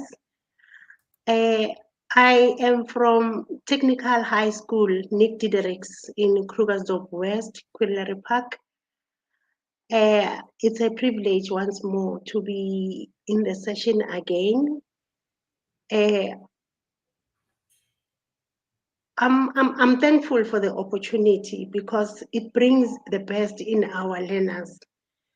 As a result, there's improvement, and there's improvement in the liking of the maths essay. Okay, yeah. So we're just talking about maths and how important is maths. So from your position, why is maths so important for the learners to do well in and succeed in, and how does it affect their lives after they leave school in terms of finding jobs and study opportunities? You know, maths is a fundamental part of all human beings. It forms a base that leads to logical thinking and doing things in a more advanced way. Because as is, maths forms a part that makes you understand yourself and the world around you. It's a part that builds a well-disciplined human being that can interact and engage in the outside world in a logical way and doing things properly. Okay, fantastic. So I believe your school is situated in a dorpie called Krugersdorp, HTS in Diedriks.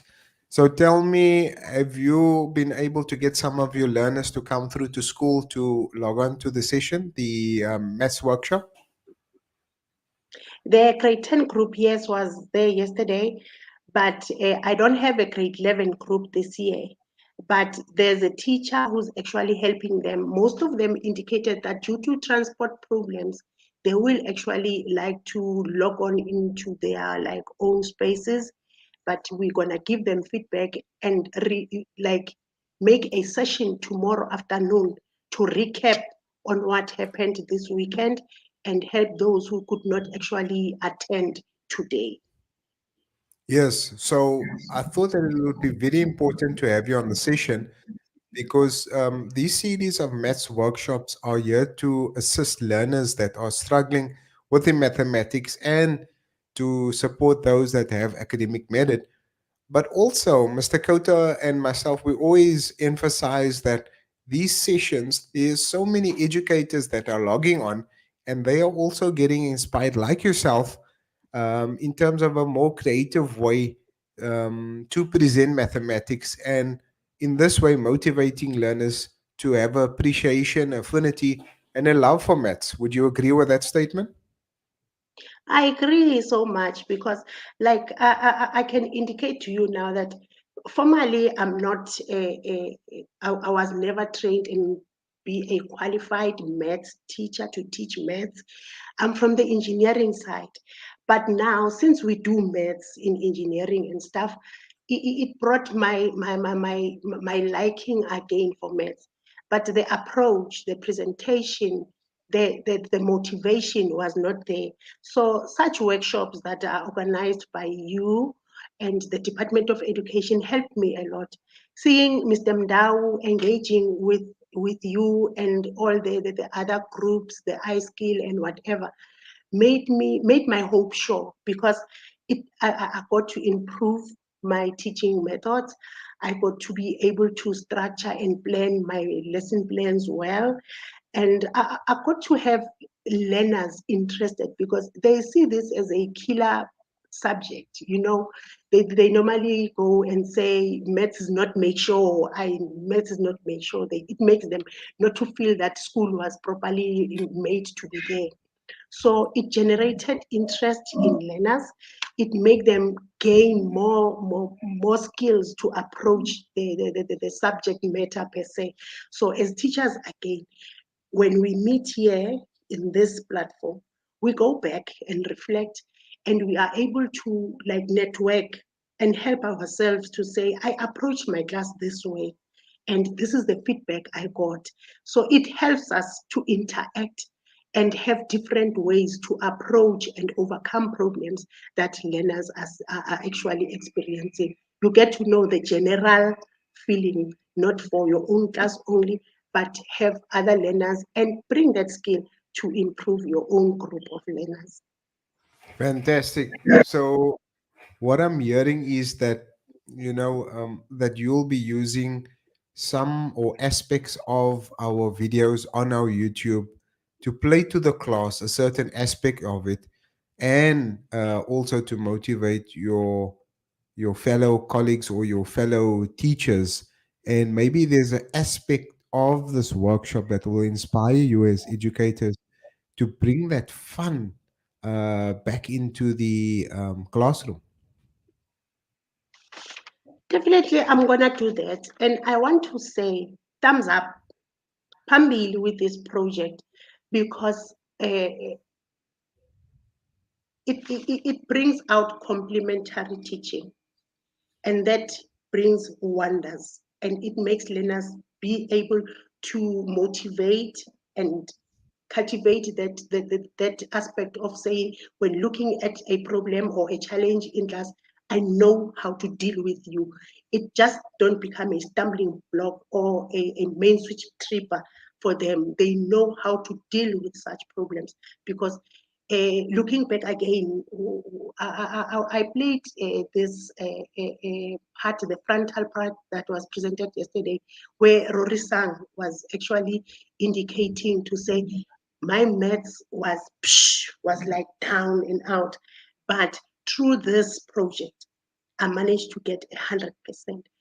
So my learners yesterday were like, really? I can move from 0 to 50? I said, you can move from 0 to 50, and you can even excel to the above percentage of them.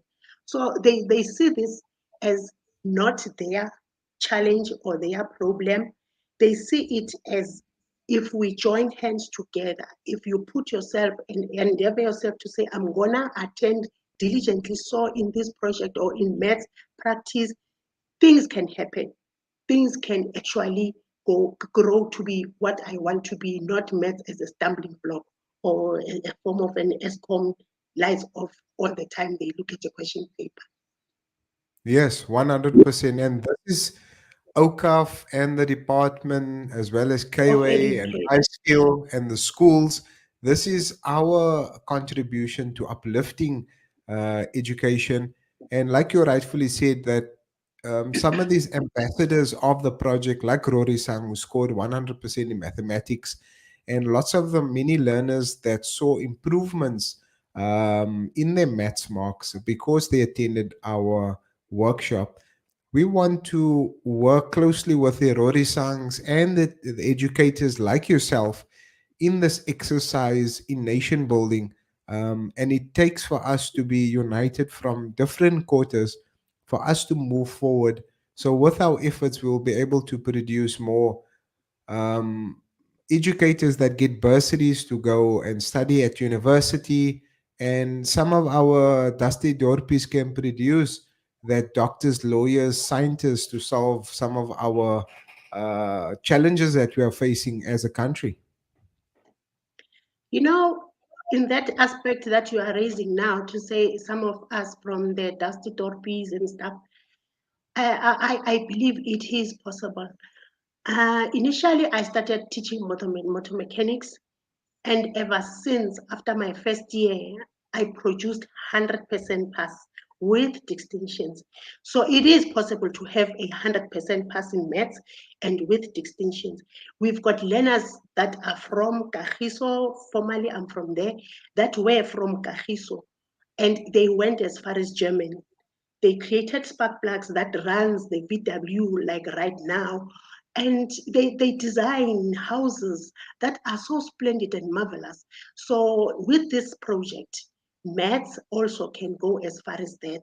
We can have those distinctions, we can have those doctors, we can have those best engineers just from our own background, our own community. We don't have to like import and do something just drastic. We can get those from our own homes or our own communities. No, fantastic. I agree with you. It's not a numbers game, but if we can produce a few success stories from our schools and continue year in and year out, and also, Gwen, I think you play a very important role in taking this to your schools and your network of schools in Krugersdorp and inspire them. You know, nothing is stopping you from getting some of the educators together and getting some sort of an educator training workshop, a very brief one, but to motivate and reignite that fire within educators. And some of our educators are also faced with challenges, but this is a source of inspiration that will ensure that our project continues, but with the cooperation and us working with educators like yourself. That definitely is going to happen because I view this as a teacher, a teaching another teacher project. Teach the teacher, and then the spark will become a bushfire. Because like now, I came to maths and I was given the grade 12. There was a teacher, a very good lady, who was mentoring me. And day by day, I was learning something from her. And now there were those SIP programs from the Department of Education. There was this ACAF program that I got to pick up. I'm growing, I'm loving maths now. But I think we should be able to part with the information, give it to the up and coming. Because tell you what, out of your question, yesterday as I was actually with my grade 10 learners, I was with my grandson. the listening part of the math operations to say a negative multiplied by negative, he would actually respond to say positive. This and that. He got to like, now I can do this. And he ended up asking me as to why are we not having this at the foundation level? I said, that will be maybe a discussion for another day. We need he said to me, we need to have this between grade 5 and 7 and grade 8 and 9, so that as you like saying, MST schools must actually grow. We like technology, we like science, and maths, but we do not have the proper background. So if we can have maybe another game changer of educators who excel between grade 5 and 7 and grade 8 and 9, this will be a bomb. This will be a bomb. We're gonna face everything with confidence, and we're gonna build our learners not to have this fear of math, science, and technology per se. I'm glad that this has started at grade 10. It's moving. Hopefully, it's gonna like go down again to grade 8 to 9 and down there, so that we bring them up knowing what to expect next year. 100%. I think you raised an important point. Traditionally, Awqaf's intervention was just there to assist grade 12 learners, and we did it for many years, since 2016. But then we realized that, look, at grade 12, it's a little bit too late to be just providing that intervention. So this is why for 2023, we have decided to open it up and prototype programs for grade 10 and grade 11. Even though we are in the startup phase, we are seeing considerable successes. There's lots of learners that are deriving benefit from this. And yes, you are correct. I think we should start with these interventions as learners enter into the high school system to bridge whatever challenges that they have. But anyway, Educator Gwen, we will chat with you again. We'll have you on for our future programs in October, and we will be in contact with you, and keep on being that shining light for your institution and many other educators across South Africa. Thank you so much. Until we speak again, all the best to you, Gwen, and enjoy the session. Thank you so much. Thank you. Okay, so Much that was Educator Gwen. She's from a school in let's see, Krugersdorp, and she's been logging to lots of our sessions with her class and be using these workshops as a means of motivating a class as well as other educators. So we're on a break, and we'll be resuming at after 11 o'clock with the Awqaf SA grade 11 workshop. Don't forget to send us some of your photos, tag us in on social media. Awqaf SA Maths is the hashtag. So there we go.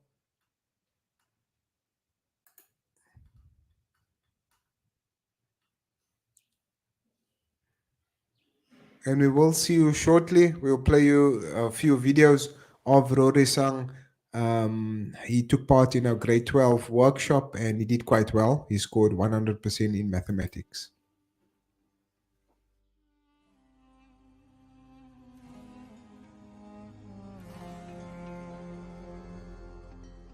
Quality education is a cornerstone of a thriving and prosperous society.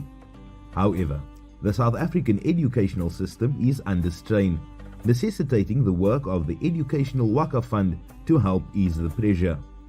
Our matric mathematics upgrade project alone has already impacted the lives of over 40,000 matriculants. At the schools participating in our program, the pass rate increased from 70% to a remarkable 100%. For one student in particular, it was a life-changing experience. So I've never reached that kind of height before. It was quite a milestone, and I believe that Awqaf has been quite instrumental in me reaching that milestone. And I also liked the spirit Mr. Khota made sure that we're always engaged with the content. So for me, that's what made it a very positive. With the very first word of the Holy Quran being revealed as read, educating our community is an act of faith. With your help, we can transform many more lives.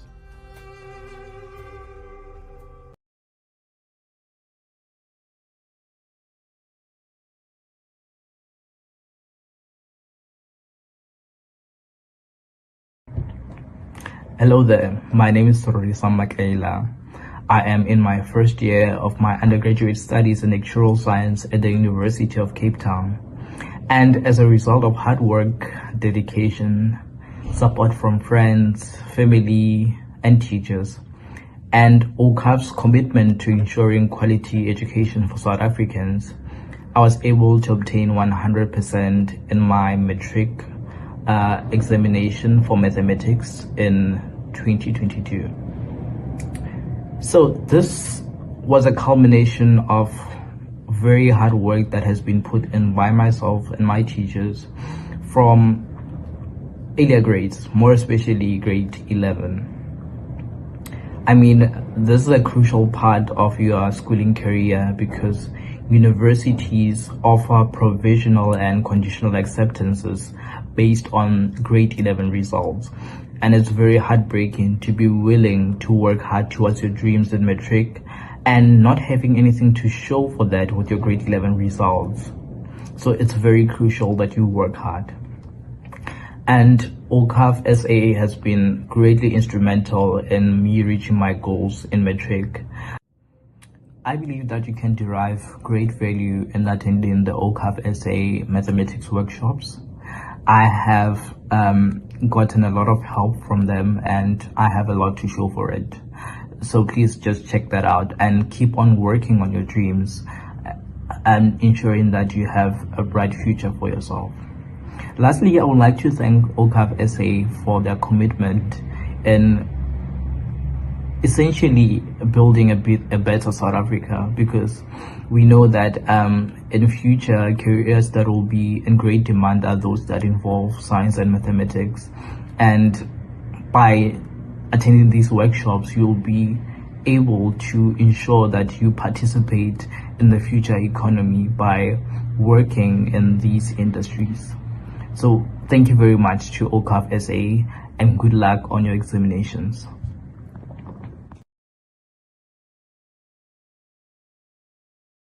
So there we go. That was Rory Sang. He did quite well. He was the prize winner of our competition. We will be having a competition at the end of the year. So do ensure that you have registered for the grade 11 workshop. Head over to awqafsa.org.za. There is a tab for the maths workshop. Do ensure that you are registered, and the competition will work as follows. There are hard cash up for grabs as part of the prize for the top winners. So all online registered participants will receive an email communication that will be perhaps by January 2024, and you would have to submit your June and your final examination results. There will be spot prizes for positions 1, 2, 3, as well as the most improved learner. So definitely look out for that. It'll be for grades 10, 11, and 12 that have participated in our workshop series. Right, so that's some more information. So it'll open up January 2024. You will receive email communication from our side, provided that you have registered. So log on to awqafsa.org.za and ensure that you are registered so you don't miss out on this golden opportunity. I can definitely see from the enthusiasm from this cohort that is part of this program, they are going to be doing quite well. So we will be resuming shortly.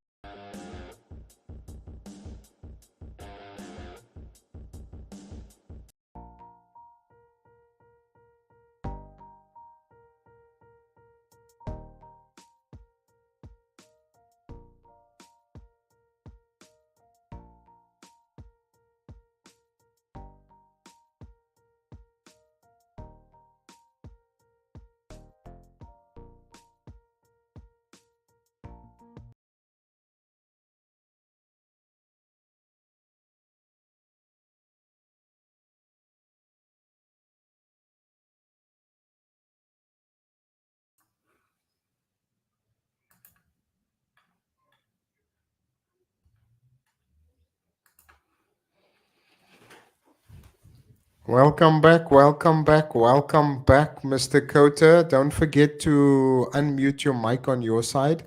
Hope that you are refueled, energized, and ready to take the program away. Enjoyed Okay, the break. there we go. There we go. Comfort break. We are back into session. Welcome back, everybody. I hope you guys enjoyed session 1. If you've just joined us, we had a bumper session 1 where we completed the entire functions component for your final exam. We did the straight line, parabola, hyperbola, exponential, hyperbola with the shift in asymptotes. Guys, we that's where we ended up with the equations of the axis of symmetry. It was a power-packed, energizing session. We've had so many positive comments, and the WhatsApps were also coming through. So hit us up in the comments. Hassanain, I hope the learners are enjoying it on your side as much as we're enjoying it here in Gauteng. Okay, we are now into our second session. The session we're going to be focusing on trigs. So let's go into paper 2. We're doing trigonometry. Remember, I'm only doing the core concepts for term 3. So we're doing functions, trigs, then Euclidean and finance in our last session for today. Number patterns, probability, algebra, all the other side, analytics. That will all be done in the last workshop, our last 2-day workshop before the end of the year in our year-end preparation. This is only term 3, so this is only a 1-day program. We can't complete the whole year syllabus in 1 day, but what we can do is focus on the core concepts or core topics to make sure that you guys are ready for your final exam. Okay, guys, without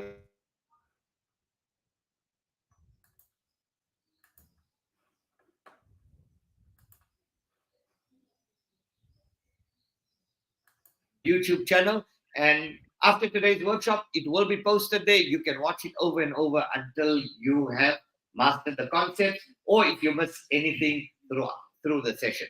Okay, guys, welcome back. Let's go. We're doing trigonometry. Now, remember, trigonometry for this year for grade 11 is broken up into 2 parts. It's broken up into your 90-degree triangles, which was your grade 10 concepts. And there we know we're going to use SOHCAHTOA. And then your non-90-degree triangles. And your non-90-degree triangles, it's either your area rule, your sine rule, or your cos rule. I hope you guys have all done this in school. Right? According to the ATP, according to the planner for the year, everybody should have been done with the area rule, sine rule, and cos rule also for non-90-degree triangles for now. Okay. What are the topics that you need to know? Remember, I always start off with the overview of a topic. I give you the checklist. I tell you what you need to know. Then you make sure you master each of those concepts, and you should be ready for your exam. In fact, we're going to take a final exam paper now. And after I introduce you to the topic and what needs to be done, we're going to start cracking some exam questions worth about 30 to 60 marks. Okay, on all different types of questions. What is the first thing that you need to know in trigonometry? You need to know reduction. Now, reduction is your special angles. And your special angles is your 30 degrees, your 45 degree, and your 60 degree angles.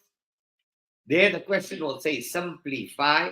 Trigs is very easy. The question tells you what to do. When it says simplify, we got to reduce. When it says prove, what do we know about prove or show that? What topic is it? Identities, very good.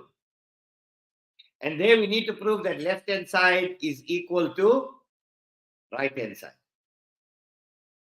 We need to know diagrams, how to draw a triangle. So sometimes you'll have something like this, like that, like that. They'll give you a point P, X, and Y. They'll call that angle theta, and then they'll ask you a whole lot of questions. So you need to know how to draw your diagram on your Cartesian plane. The next topic that we need to know is what we call trig substitution. And how would that look? If sine 21 equals P, find blah, blah, blah, blah, in terms of P. So this is the structure. These are the styles. You need to familiarize yourself with the type of questions. We're going to be doing one of each or couple of each to make sure that you understand it. Number five, you need to know equations, trig equations, or what we call general solution. You guys have all done general solution in school, yes or no? For sine, cos, and tan. And then the question will say solve for theta or solve for x. And then you got to know non-90 degree triangles. And obviously in your non-90 degree triangles, you'll probably have triangles in 2 dimensions. Like this, they also call it 2D trigs. You'll have something like that. They'll give you that is 90. They'll call that x. They'll call that alpha. They'll call that beta. They'll ask you a whole lot of questions on that. And there we're either going to be using the area rule, there on the top, area rule, the sine rule, or the cos rule. And this is going to give you your better part of about 40 marks, which is about a third of your paper. Big marks, trigonometry. I know it gives you, but you know what? Lots of fun. It's easy, but you got to know laws. There's a lot of laws to know. But once you know the laws, it's a walk in the park. Okay? So guys, this is our overview. Onliners, are you back in? I hope you're back in. I see many learners are watching us on YouTube. They're watching us live. So hope you guys, everybody from around the country are all enjoying the show, enjoying the program. We had a bumper program yesterday, over 3,000 learners that tuned in yesterday to the grade 10 program. And yes, it was a bumper program. So guys, let's hear some of your comments there. As the name, you can flag some of our comments. Let's hear where are all the kids coming in from. If you've just tuned in, welcome to the show. All right, so that's trigonometry. I hope you've all taken it down. That's your overview. This is your checklist. If you know this, you know trigs. That's your entire trigs. That's exactly how it's going to appear in your exams. Question number 1, simplify. Prove by use of a diagram. Substitute. Exactly in this order. They might change the order here and there, but generally that's your structure of your entire paper 2 trig component. From this paper here, 28.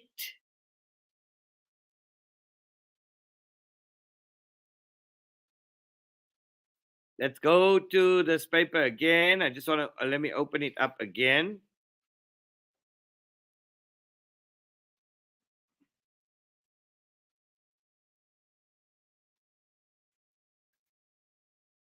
Okay, wait, we just went out there. Let's go again there. Give me a second.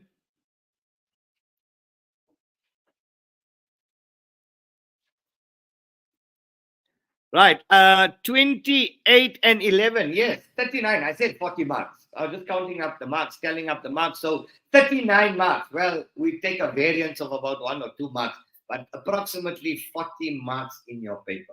Okay, let's clear the frame. Let's get started. Let's start off with the diagrams. So question number 1, you can take this one down. This is what they give you in the exam. So they give you a Cartesian plane. They give you a point here. They give you that. You've been introduced to this in grade 10 already. This is point P. They tell you x and 15. X and 15. They give you that big angle there. They tell you that is angle theta. In the diagram, T, X, and 15. Actually, it's, okay, they called it T. Okay, P, X, and 15. In fact, it's not P, guys. Just change that. Sorry, it's T. T, X, and 15 is a point on the Cartesian plane such that OT equals 17. That's O. OT equals 17 units. K is a point on the positive x-axis, and TOK is, so they tell you K is a point on here, and TOK is angle theta. Question number 1. With the aid of the diagram, question number 1, they want the value of x. This is what your final exam will look like. Find tan theta. Question number 3, find cos 1. Let's make it cos 270 minus theta. Number 4, cos of minus theta. Sine of minus theta. Number 6, find sine squared theta without the use of a calculator. No calculator. Okay, where do we begin here, guys? Welcome, welcome, welcome to those of you guys. I see we got new members that have just joined us as well. So welcome to our grade 11 session. I had calls during the break as well saying, Mr. K, we're on holiday and we didn't know that there was a program on today. Please, can we have the links? But imagine they're on holiday and in Sun City and the child wants to join us. Imagine, who wants to join maths on a Sunday while you're parking in Sun City? Anyway, yeah. So probably the word is going out. Sorry? Maths is cool with Mr. Khota and Awqaf. Cool by the pool. They cool by the pool. Sitting at the pool in Sun City and doing math. Yeah. But Mr. Khota, this is Comedy Central with Mr. Khota and Hasanain show. You know, I'm we have a telling couple you, of flow we jokes need to for do you. a live show at the end of the year. I think we need to do we need to do a live show. Is that what you say? No, we need to make it happen. I'm gonna stock up. I'm gonna stock up on my jet fuel so I can match your energy, enthusiasm, and drive. Bro, you're gonna need a case of jet fuel. Let's Drag go. racing.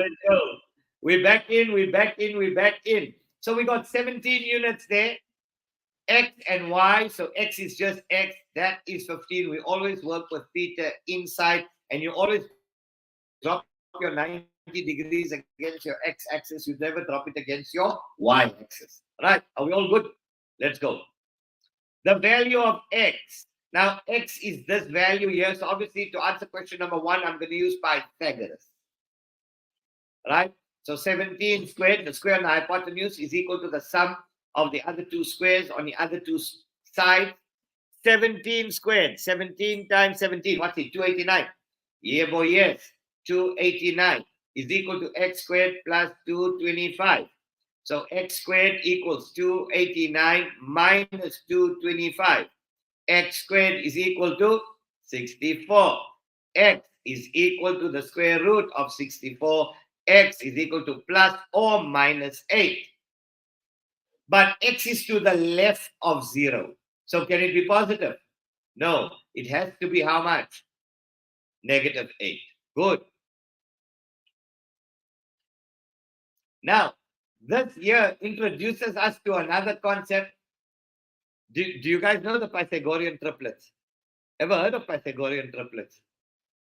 Right? If you attended my workshops before, you would have known I explain this, or we do this in almost all the workshops. These are the ones where you actually don't even need to do calculation. If you memorize them, they're good because they're the most commonly asked ones. So your Pythagorean triplets, the first one, if your one side is 3, the other side is 4, your hypotenuse will always be 5. 3 squared is 9, 4 squared is 16, 16 plus 9 is 25, the square root of 25 is 5. This gives us another one here. It gives us here 8, 15, 17. 8, 15, 17. Does anybody else know another one? No, that's the one that we use now. 8, 15, 17. There's one with a 12. 5, 12, 13. 5, 12, 13. 5 squared, 25. 12 squared, 144. 25 plus 144, 169. Square root of 169 is 13. Another very popular one. So in fact, you just need to learn these 4. If you learn these 4, normally you don't even need to do all this calculate. The minute they tell you 517, you know the one side is 8. 3, 4, the other one is 5. 5, 12, you know hypotenuse is 13. One more, 6, 8, 10. 6 squared is 36, 8 squared is 64. 36 plus 64, 100. Square root of 100 is 10. So they're good to know. They're good to know. Make a note of them. They help you to motor through math. Remember, what you want to do is use a calculator the least. So the more you know it by memory, the easier it is for you in your exams. So learn these guys, the Pythagorean triplets.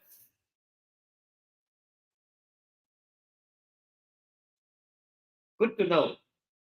It's just good to know. Tan theta. Now we're going to be using, remember, 90-degree triangle, SOHCAHTOA. You guys all know SOHCAHTOA for 90-degree triangles, right? So let's answer question number 2. Let's see. I'm sure you guys can all get full marks here. Answer to question number 2. Tan theta. Tan theta according to SOHCAHTOA. TOA. Opposite over adjacent. So what we're going to do here, go to our graph. That's your opposite side. That's your hypotenuse. That's your adjacent. Opposite over adjacent. That's 15 over negative 8, which is equal to minus 15 over 8. There we go. That's 10. That's 10. Minus 15 over 8. Number 3. Interesting. Cos 270 minus theta. Now you guys know 90 and 270 changes the name to cofunction. Sine will change to cosine. Cosine will change to sine. So cos 270 will change to sine theta. Be careful. 270 is here. Remember? 0, 90, 180, 270, 360. 270 minus is in your third quadrant. Cos in your third quadrant is negative. Yes or no? That is equal to minus. What is sine? Opposite over hypotenuse, which is equal to minus 15 over 17. That's your final answer. How are we doing there online? Give us a thumbs up if you guys are following, if you're getting it right, if you know what we're doing. This will tell you exactly how prepared you are for your final exams. Let's hear some of your comments. Give us a thumbs up also. Do we get a thumbs up from learners from all the different schools? Let's do number 4. Interesting. This is what we call negative angles. Negative angles. Number 4. I'm doing question number. So we've done that one. We've done that one. We've done that one. Let's do number 4. Cos of negative theta. Cos of a negative angle is positive cos. Remember, cos, a negative angle doesn't exist in the world of cos. Why? 0 minus, cos is positive. 0 plus, cos is also positive. Remember, cos is positive in first and fourth. So cos of a negative angle does not exist. It becomes positive. And what is cos? Adjacent over hypotenuse. Adjacent over hypotenuse is minus 8 over 17. We good to go? Done. Number 5. Number 5. Sine of a negative angle.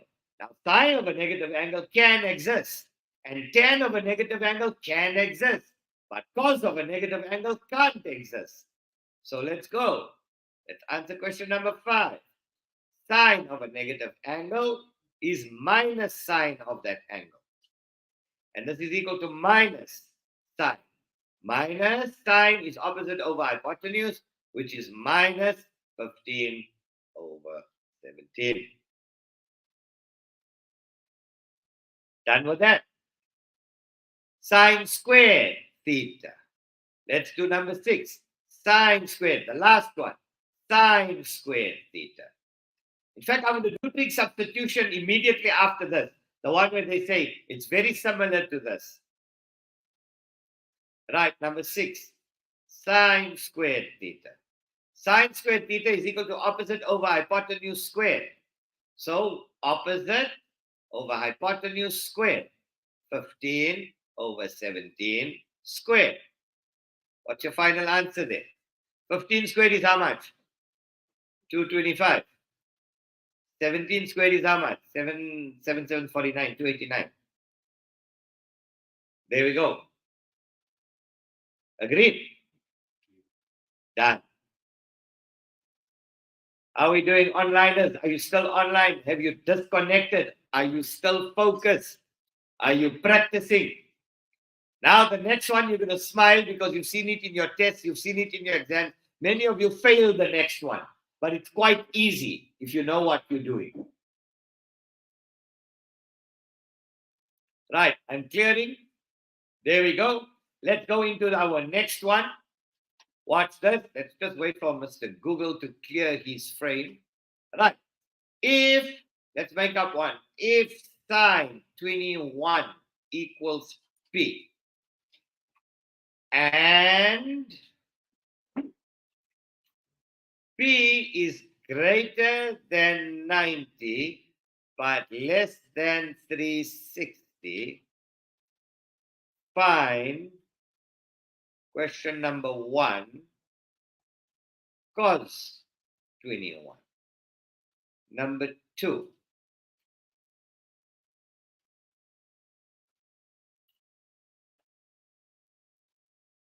sine 201.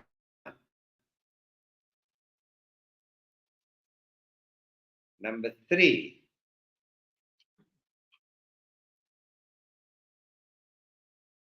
tan minus 21.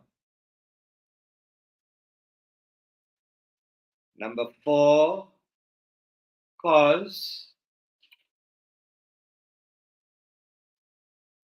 291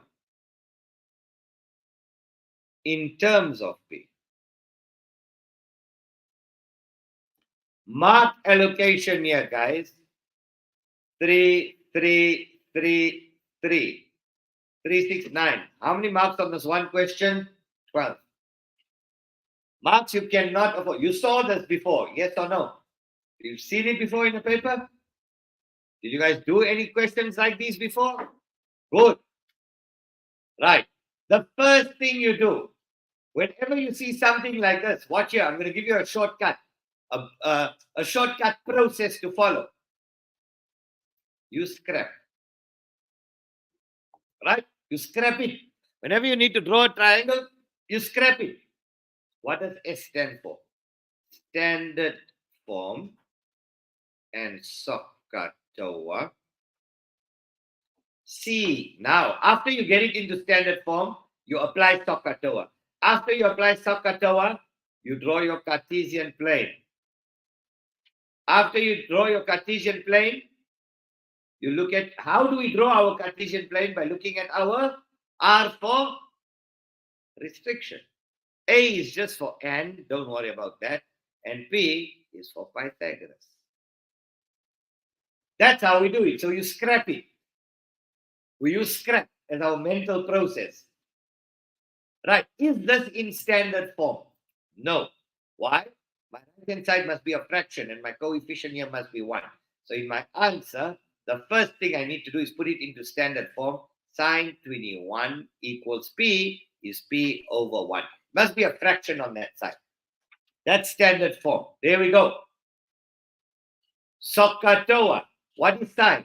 Opposite over hypotenuse. Are you all following me? Put your pens down. Let's just construct our diagram. Cartesian plane. There we go. Let's draw a Cartesian plane. Restriction. P is greater than 90. Greater than 90. So it can be there, there, or there. We got 3 options where P can lie, where a triangle can lie. But where is sine positive? In these 3, according to Carr's diagram, or all students take Coke, right? In which one, in which quadrant is sine positive? Second quadrant, right? Because first, it can't be because it's greater than 90. Yes, sine is positive in quadrant 1 and 2, but remember, we can only choose between quadrant 2, 3, and 4. So wherever you got a double tick, that's where we're going to put our, Wherever we got a double tick, that's where we're going to construct our 90-degree triangle. And that is P. There we go. And sine is opposite over hypotenuse, so it's P over 1. We need X. So there we go. Standard form SOHCAHTOA, Cartesian plane. We looked at our restriction to draw our triangle, and now we use Pythagoras to finish the triangle. So 1 squared, I'm just going to do it here on the side. 1 squared equals P squared plus X squared. 1 minus P squared equals X squared. X squared is equal to 1 minus P squared. X is equal to plus or minus the square root of 1 minus P squared. So what is X? Minus the square root of 1 minus P squared, because it's on the negative side. Are you with me? Onliners, are you all with me? Are you guys following? You all got it? Where's the name? That's the name you there, bro. That's the name must have taken a bathroom break.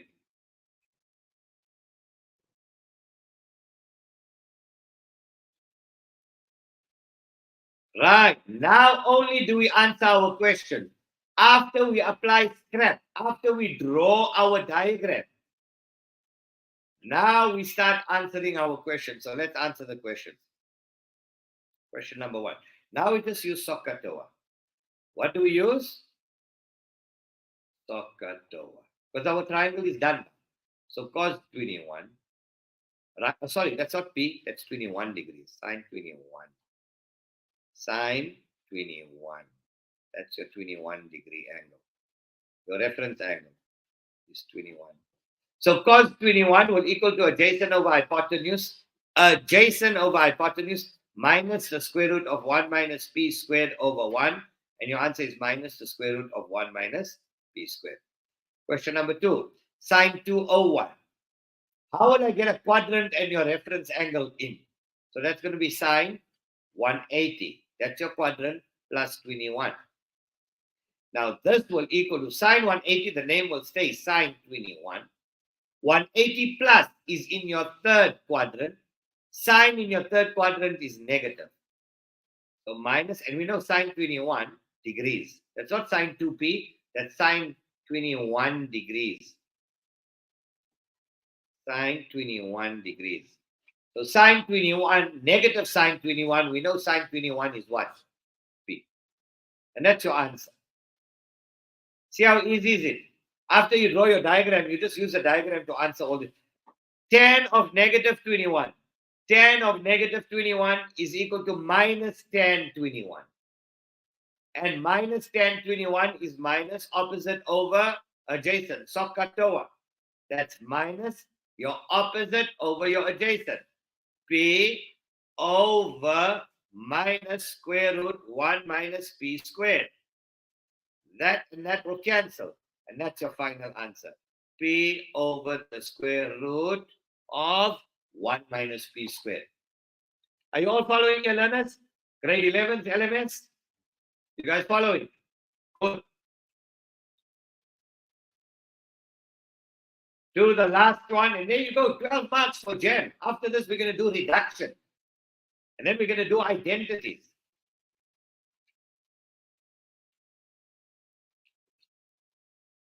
Learn this, guys.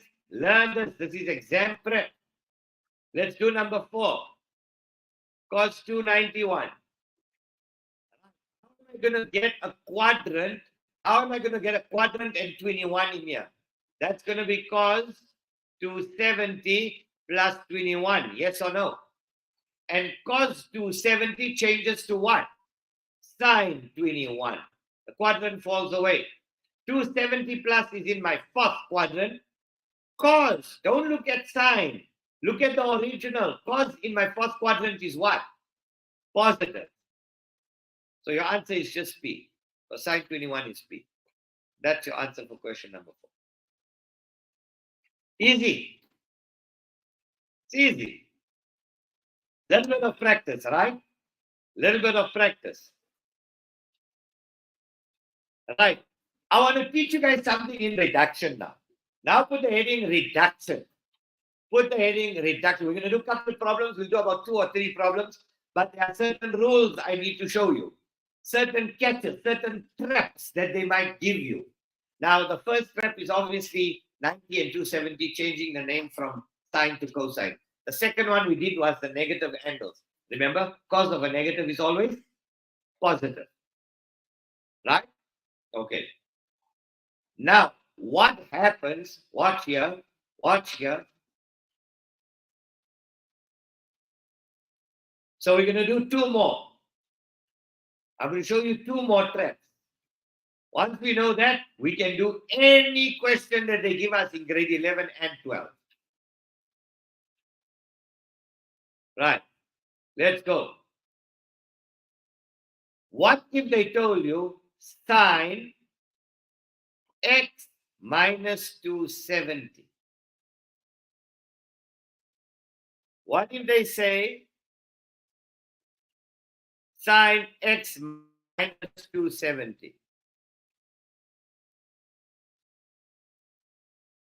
Right. This is what you do. Normally, you have 270 minus x. Look, if you had sine 270 plus x, no problem. That's normal, right? Or 270 minus x. If you had it like this, no problem. 270 minus x. If you had it like that, no problem. There's a problem because you got the angle and then the quadrant. Or if you had x plus 270, if you had sine x plus 270, you wouldn't have a problem here because you can just say sine, you can swap these two around, 270 plus x. That's all right. And what would that be? Sine 270 will change to cos x. 270 changes the name. 270 plus is in your fourth quadrant. 270 plus is in your fourth quadrant. Sine is, don't look at the change. Look at the original. Sine is negative. Yes or no? This one here, same thing. Sine 270 will change to cos x. 270 minus is in your third quadrant. Sine in your third quadrant is negative. But now we got this story here. X minus 270. What do we do here? Very easy. Very easy. Come, I show you what to do. Sine 270. Sine 270 will change to what? Cos x. Yes or no? 90 and 270 changes the name to the cofunction. 180 and 360 keeps the name. Remember that. 90, the vertical line. 90 and 270, name change. 180, 360, name stay. Now watch what we do. Watch here. Sine is in your first one. This is what we call the anti-clockwise angle. Anti-clockwise. So that means we're now going to move 270 degrees anti-clockwise. So here's sine. Now we go. From here to here is 90. From there to there is 180. From there to there is 270. So it lands there. So we start there. We start there with sine. And we move 270 degrees anti-clockwise. And it lands here. What is sine in this quadrant? Positive or negative? That's your answer. Positive cos x. That's how you determine whether it's positive or negative. So let's do another example of that. What if I told you cos x minus 180? Now watch here. Cos 180, the name will stay cos x. Now we go to cos. Cos is in quadrant number 4. We go 180 degrees anti-clockwise. So from there to there is 90. From there to there is 180. What is cos in this quadrant? We go 180 degrees anti-clockwise. That's cos. 180 anti. What is cos in this quadrant?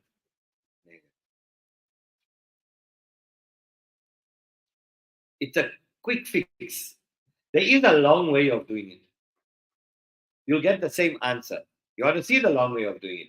How they know? Huh? Not only sign change, you got to swap the two, then you got to make it a negative angle, then you got to read it's long. This is the quickest way of I'm showing you a shortcut. This is the hack. Right? Look, our answer here is what? Positive cos x, right? Let's see how would you do it normally. Now, if it's part of a big problem, that means you're going to add 4 more steps to it. If it's part of a big problem, you're going to add how many more steps? 4. Why? Because what's going to happen here? What here? That's going to be sine. Your teachers normally say in school, swap these two over. So now you're going to have minus 270 plus x. Don't take out the negative. Make that a negative angle. That's what they're going to tell you. Remember, our answer was positive cos x, right? So watch. That's going to be sine. That's going to be minus into 270 minus x. Yes or no? Now, sine of a negative angle is minus sine of that angle. Now, there's a minus. Sine 270 changes to cos x, but 270 minus is in my third quadrant. Sine in my third quadrant is negative. And negative times negative is a... Don't we get the same answer? How many steps did we save? We just drew a diagram on the side. We did that anti-clockwise. We saved ourselves 4 steps. Are you all with me? Can you see? That's how it's done the long way. Not the wrong way, the long way. Okay, onliners. Where's my bra? Hasanain? Hasanain's quiet. Yes, sir. Yola. Vuchila. Yep, you're following Letlock Honolo. There we go.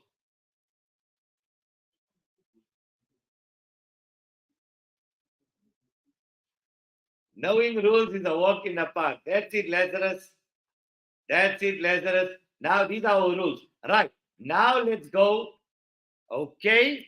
So, let's give you the one from the paper. We'll do 1 or 2 examples on reduction now, right? So, let's take the one from the paper.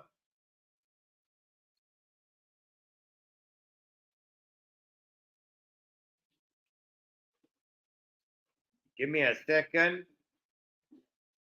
Right, so here goes. We're clearing the frame. I want you to simplify without the use of a calculator. 7 marks. Sine 120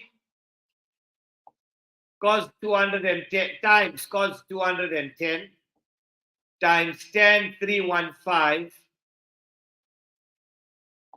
times cos 27 all over sine 63 cos 540. 7 marks, bruh. Dala. Go for it. Crack it. Step by step. Reduce it. Remember with reduction, what did I say? Which one must we try and use? The 180s and 360s. Which one must we avoid?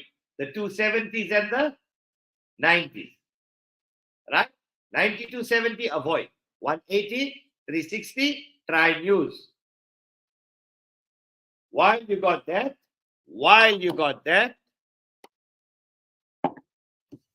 let's pull out another one for you.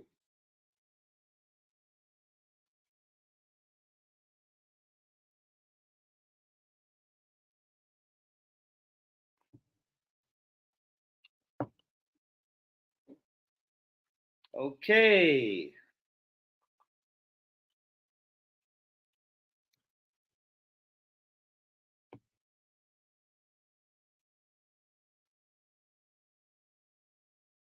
Nice one. Oh, in fact, let's see if you can do 2. I'm going to give you that one. I want you to try and do 2 on your own. So try that one and then try this one. Tan of negative theta times sine squared 90 minus theta times cos theta minus 180 all over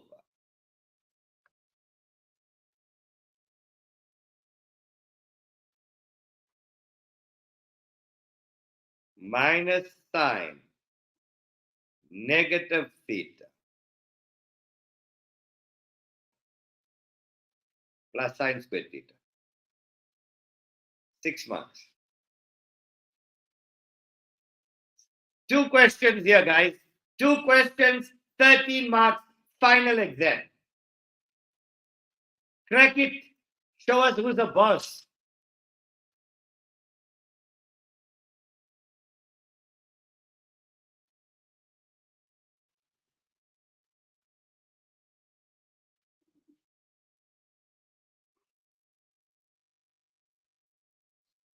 Gee, yeah, sure.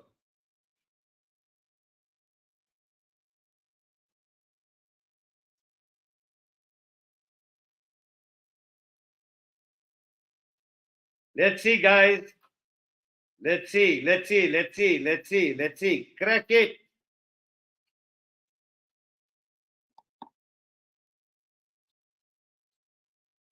Right.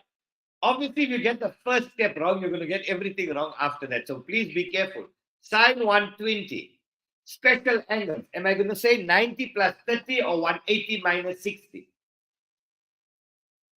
120. I need a quadrant and a special angle because it's without the use of a calculator. No calculator. We're going to say 180 minus 60. Why are we using 180 minus 60? Because we want to keep the name. We don't want to change the name, right? Cos 210 is cos 180 plus 30. Tan 315 is tan 360 minus 45. Cos 27 is not a special angle, so we leave it.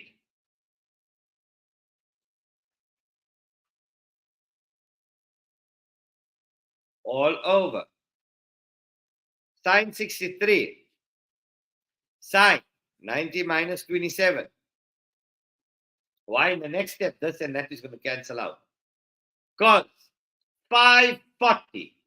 Remember, if you have an angle greater than 360, we got a minus 340 minus 360 is what? 180, isn't it? There we go. There we go. Let's continue. I'm just erasing it. We'll get back to the second one just now. Step by step. Did you all get that first step right? Is that the answer? Root 3 over 2 is our final answer. Let's go, Konolo. Moving like a boss. Let's check. Let's check. Sine 180 will remain sine 60. 180 falls away. 180 minus is in your second quadrant. Sine is positive. Cos 180 will remain cos 30. 180 plus is in my third quadrant. Cos is negative. Tan 360, the name will stay tan 45. 360 minus is in my fourth quadrant. Tan is negative. Times cos 27 over. Sine 90 will change to cos 27. 90 minus is in my first quadrant. Sine is positive. What is cos 180? As a special angle, I think it's minus 1. Just check on your calculator. Here you can cheat. Use your calculator. Cos 180 is how much? Minus 1. Now we're multiplying and dividing. Watch here. 1, 2, 3 negative signs. Odd number of negative signs will make the whole thing negative. Even number of signs being multiplied or divided will make it positive. So negative times negative is a positive. Divide by negative is a negative. Cos 27.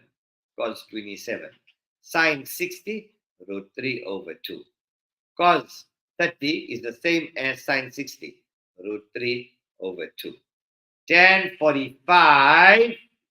1. Your answer is minus. Root 3 times root 3 is 3 over 2 times 2 is. That's your answer. Correct. You got it right. Well done. Hey, mashallah. Well done. Well done. Well done. Well done. I hope you guys didn't mess this one up. Don't stuff it up. Step by step, item for item. Get it right. Onliners, how many of you got it right?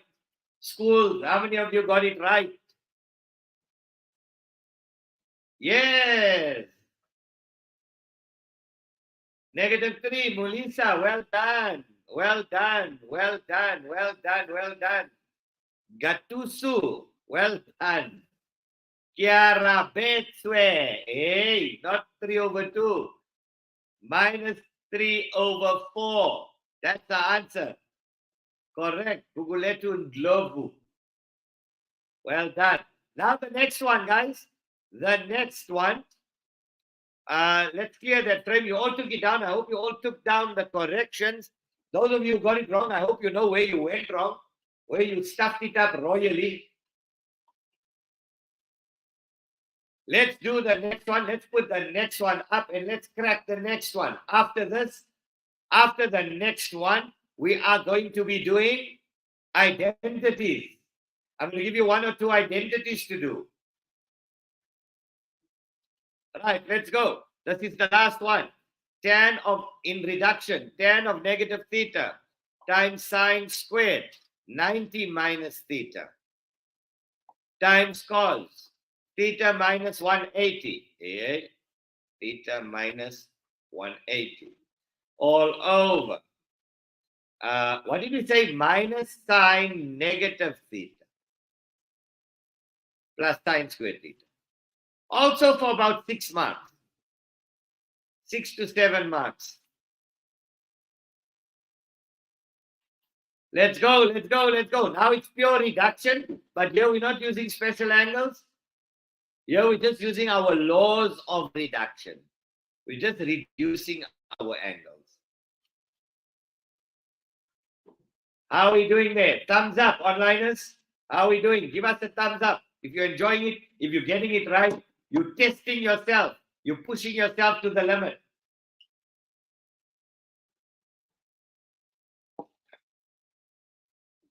Let's go.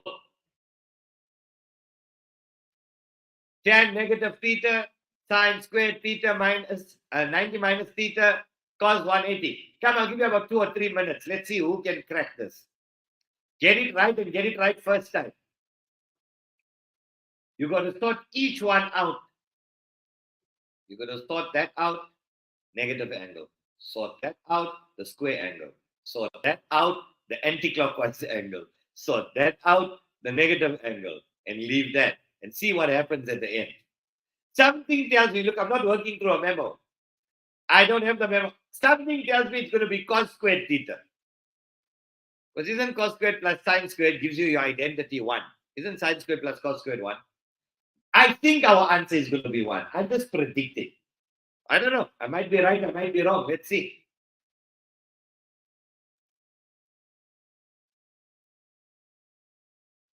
Yes, Amara. Who's done? Who's done? Who wants to put up some answers there? Well done, Amara. Let's go, let's go, let's go, let's go, let's go. Let's see. Tan of a negative theta is minus tan theta times sine 90 will change to cos squared theta. We don't need to check whether it's positive or negative. Why? It's square. Anything square is always positive.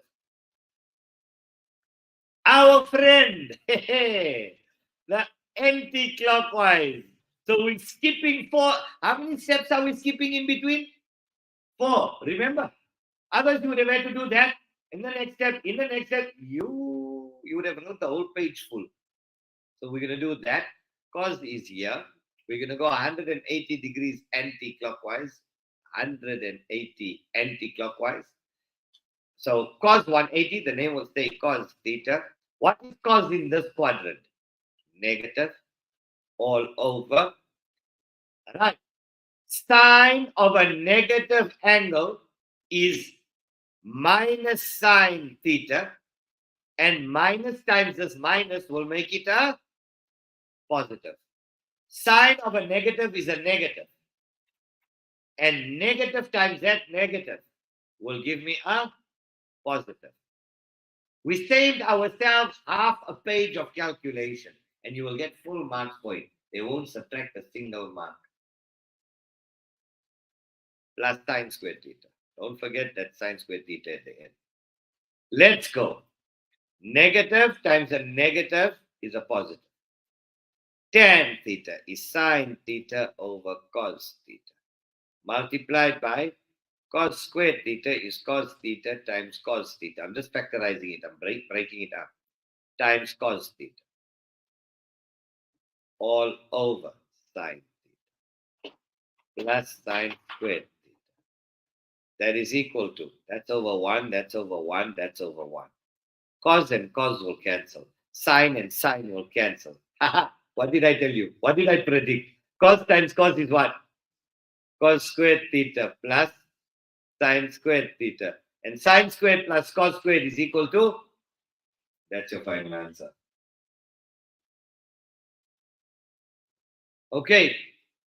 If you know your rules, you know your work, you can sort of predict what the answer is going to be.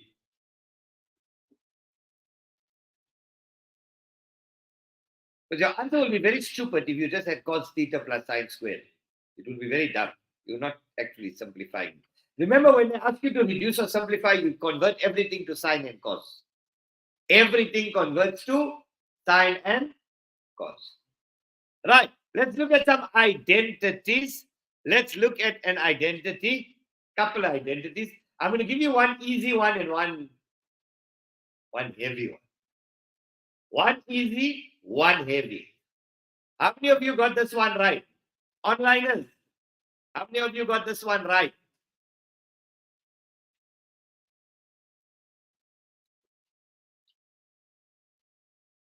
No.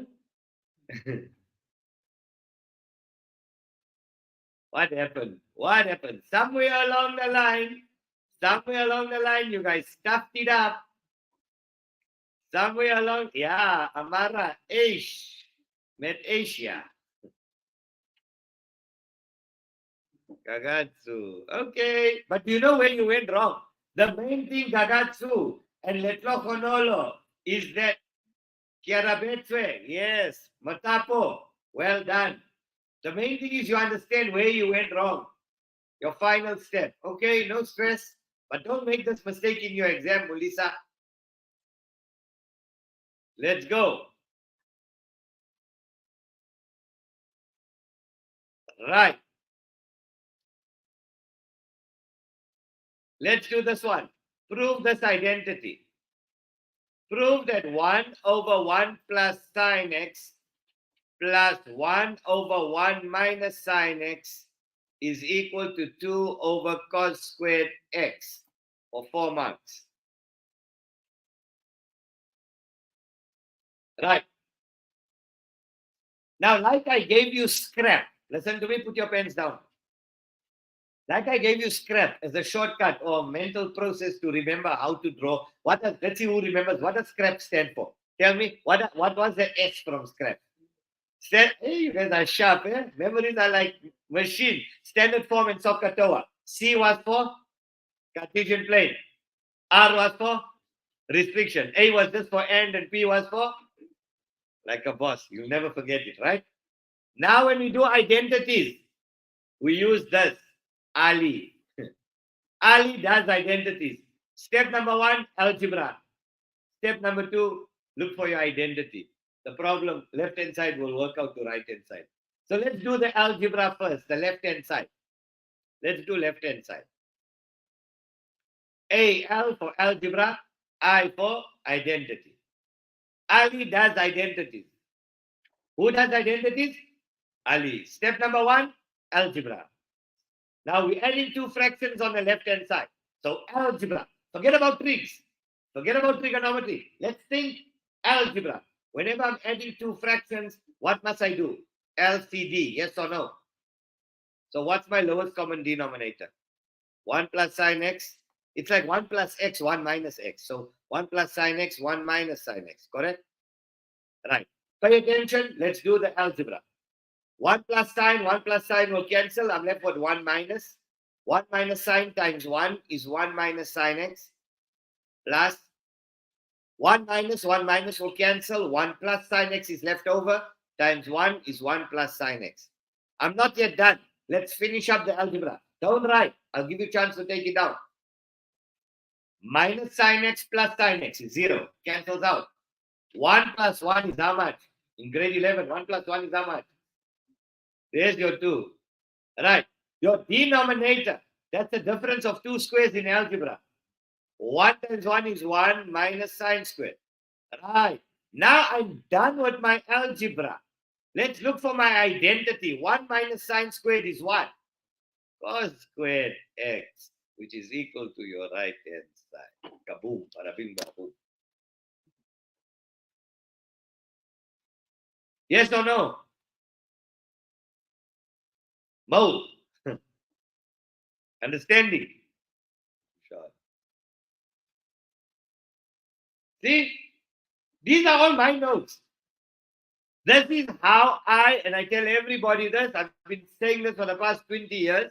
This is how from grade 12, from failing math in my June exam, from failing from below 20%, I'm just basically sharing with you my own study notes.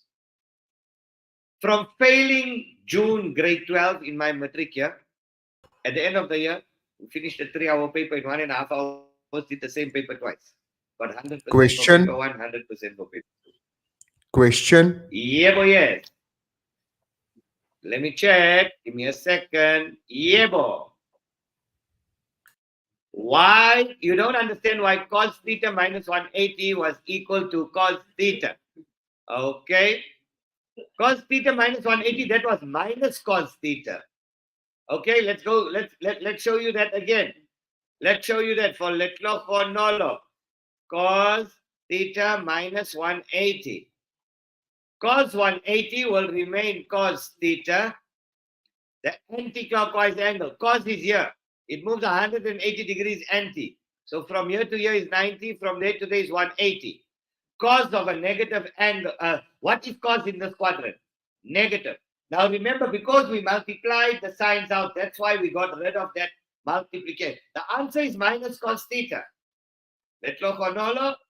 The answer is minus cos theta. But when it was part of a problem, we multiply the negative times that negative to give us a positive. That's how the negative fell away.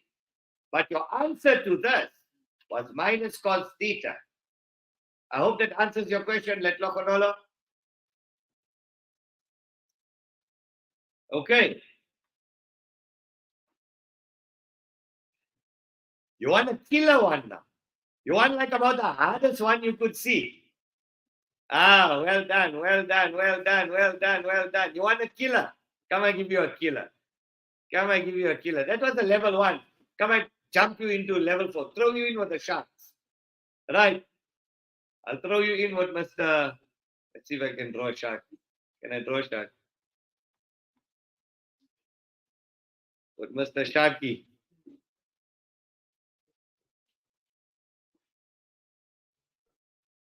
Does it look like a shark? Yeah, it looks like Jaws, man. Right, let's throw you in the Shark Tank. This is called the Shark Tank. There's Mr. Jaws. Ooh, you are going to cry with the next one. 1 plus cos squared x over sine squared x into tan squared x minus sine squared x all over tan squared x. Prove that this is equal to 1. 8 marks. Question. Answer. Let's see who's sharp. Yeah, well, this is Shark Tank. Onliners, how are we doing there? There's Mr. Sharky.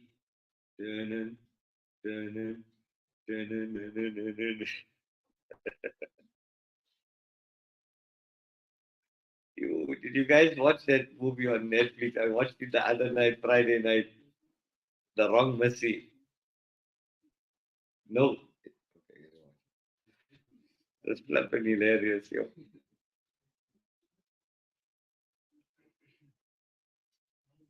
No, there was a part in there where they went shark cage diving.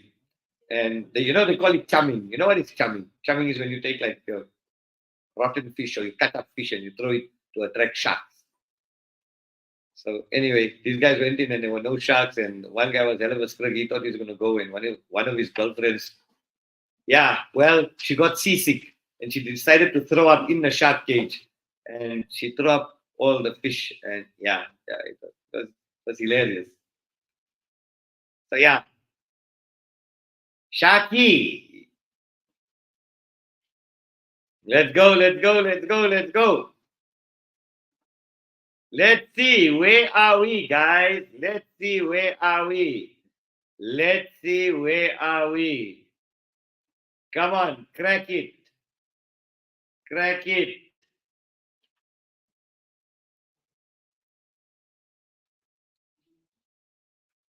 Left-hand side. Algebra first.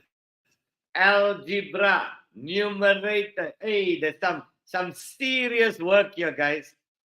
Don't mess it up. Your answer, they give you the answer. The answer is 1. I see Suleiman is already making knock Saki in the nose. You knocked him in the nose. You got the answer. Well done. Suleiman, where are you sitting in math for the year? You want to share with us? 80s, 90s, 70s, 60s? Where are we sitting, Suleiman? Like a boss. Although he's in his 90s, you still learned a lot today. Was today a waste of your Sunday? You sure?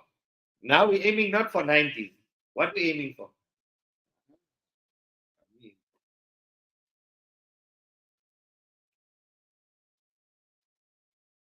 Well done, Suleiman.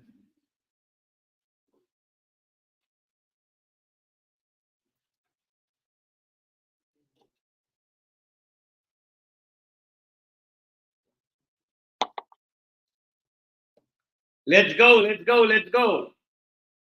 Right. Onliners, how far you guys? Are you crying with this one? Did the shark bite your legs off? Have you got limbs floating? Destroyed. Where are we at? We're moving on good time. Right, let's start on the left-hand side. Watch here. That 1 is 1 over 1. Guys, listen. There's so much of calculation, I'm only explaining once. I cannot explain this for a second time, so you guys better be paying attention how to get it. Right. So we're going to do LCD here because I'm adding 2 fractions within the bracket. So now what's that going to be? What's my LCD here? Sine squared x. Right. Suleiman, you'll check whether you and I did it the same way, right? 1 into sine squared. Sine squared times 1 is sine squared x plus sine squared and sine squared cancels out. 1 times cos squared is cos squared x. Into tan squared, we know, is sine squared x over cos squared x minus sine squared x over 1. We're only doing algebra. Divided. I don't like to work with fractions over fractions. I'm going to say divided by, that line means divided by tan squared x is sine squared x over cos squared x. That's tan squared x. Yes or no? Are you all with me? Can I put a tick there? You all understand what I did? LCD. Right. We're not yet done. I need LCD here. Sine squared x plus cos squared x. There's an identity is 1 over sine squared x. Into LCD here is cos squared x. Cos squared x into cos squared x once. 1 times sine squared x is sine squared x minus. Something's going to happen here. Let's see. 1 into cos squared, cos squared. Cos squared times sine squared is sine squared x cos squared. Divided by turpentines, multiplied by cos squared x over sine squared x. Now let's see. Highest common factor there. 1 over, this I can't do. Once everything is in terms of sine and cos, you can't do anything. So sine squared x into I'm going to take out sine squared x as my highest common factor. I'm going to be left with 1 minus cos squared x all over cos squared x multiplied by cos squared x over sine squared x. Not yet done. 1 minus cos squared is what? Sine squared. 1 minus cos squared. Remember, sine squared plus cos squared is 1. So 1 minus cos squared is sine squared. So let's go again. 1 over sine squared x into sine squared x times 1 minus cos squared sine squared x over cos squared x multiplied by cos squared x over sine squared x. Yippee-ki-yay! Let's see. Sine squared x, sine squared x. Cos squared x, cos squared x. Sine squared x, sine squared x. You're multiplying and dividing it. What is your answer?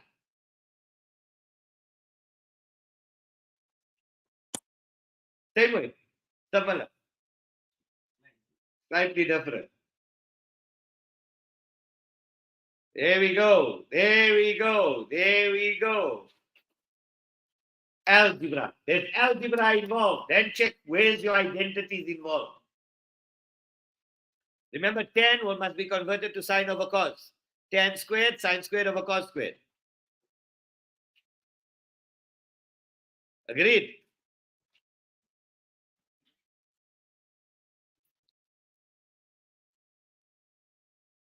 You want one more? One? No. General solution now. Right. Let's do general solution.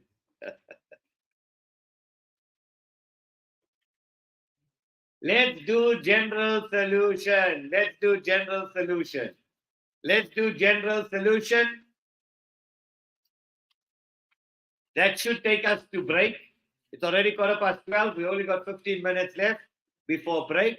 And then we'll have all before lunch. And lunch we'll have till about 1:15, 1:15 at the latest. Guys will come in and then we'll push our last session. Euclidean. I want to do finance with you. I know finance is a topic for term 3. Have you guys done finance in school? Not yet. You might as well stay for it. So sure. So at least we know we'll be done with finance for the year today. I'll finish it for you. The whole year's work. By the time you come to school, you'll be done with it. Okay. Right.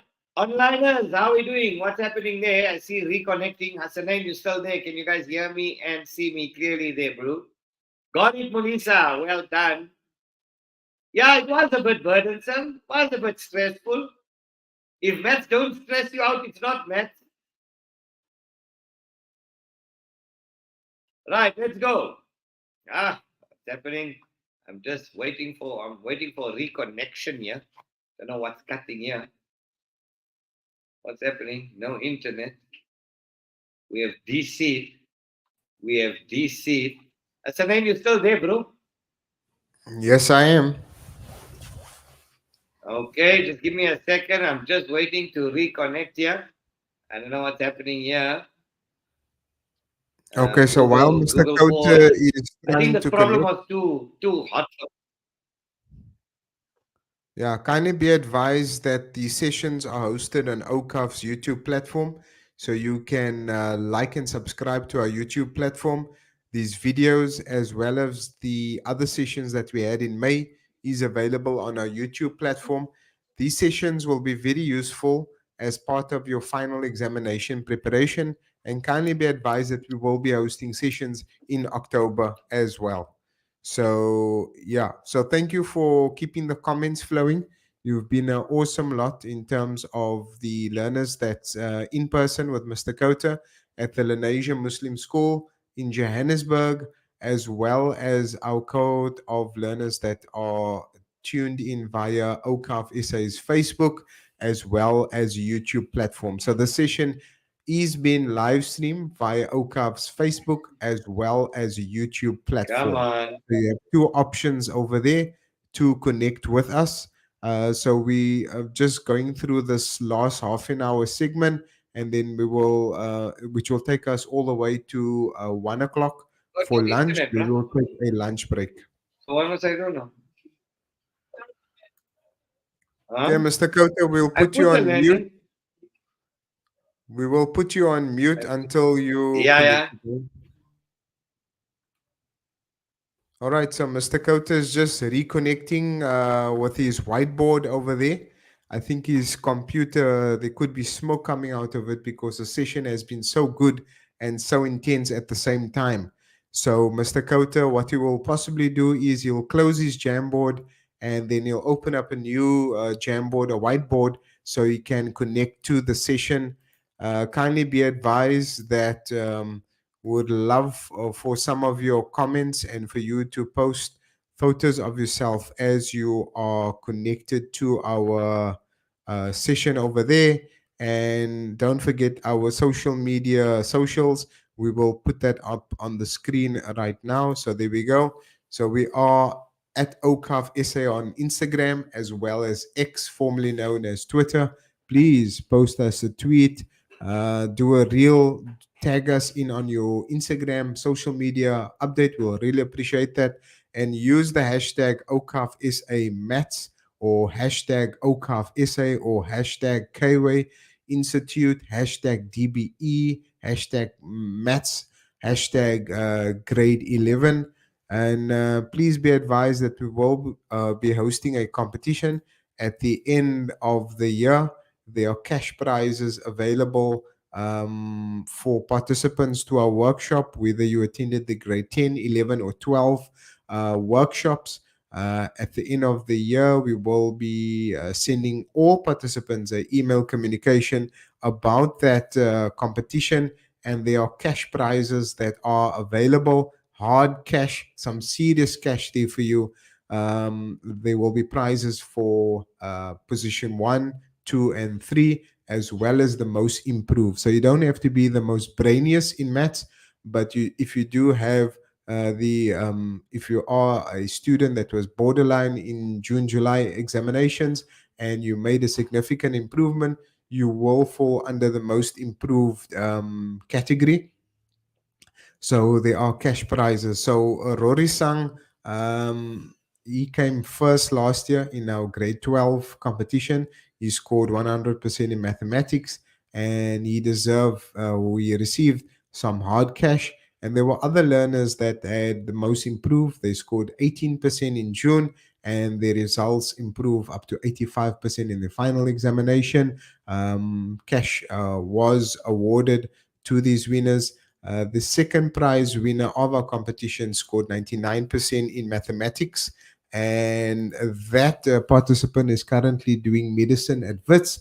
And our third prize winner scored also 99% in mathematics, and Mr. Matemba is his name. He's currently studying astrophysics in mathematics. So yes, the Awqaf SA Maths Workshop has provided support to lots of the learners, so you can also derive benefit. So we're going to hand over now to Mr. Khota. He's back with us. His whiteboard has been refueled, and we're going to hand over to you. Mr. Khota, take the show away. Thank you.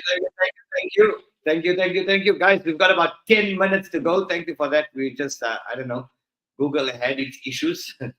So anyway, we got it sorted out. A little bit of a technical glitch on our side, but we are there. We are back, and we are better than before. General solution. Now, general solution, you know, for sine and cos is plus k times 360, and you know for tan it's k times 180. Right, well done. So now, give the general solution. I tell you 2 tan 2x plus or minus 8. Let's go minus 8. 2 tan 2x minus 8 equals x is an element of 0 to 360 degrees. Solve for x and give the general solution. Give the general solution and solve for x. How are we doing there? Hasanain, you guys can hear me loud and clear? Our connectivity good? Yes, 100%, Mr. Khota. Jay? Your picture is fine. It's excellent. If we do have future problems, What we will do is we will mute your video so your audio will come through with your whiteboard. So I'll just be on standby to monitor that. But Okay, from what we okay. can see, it's Excellent. loud and clear. Thank you so much. Thank you so much. Guys, we don't have much time. Let's go. Let's do this. We need to get it into standard form. So 2 tan 2x is equal to 8, right? Let me give you, listen, I gave you scrap, I gave you Ali. You want, what do you want? You want an acronym for doing this? SSGR. Stupid students get rabies. Right? Stupid students get rabies. The first S for standard form. Standard form. Then use your shift key on your calculator. Then attach your general solution. Then look at your restriction. Standard form, shift, general solution, restriction. There we go. So let's get it into standard form. The first S. So now we're going to have tan 2x. Tan 2x will equal to 8 over 2. 8 over 2. So tan 2x is equal to 4. So there we go, standard form. Shift key. Shift tan 4. 2x.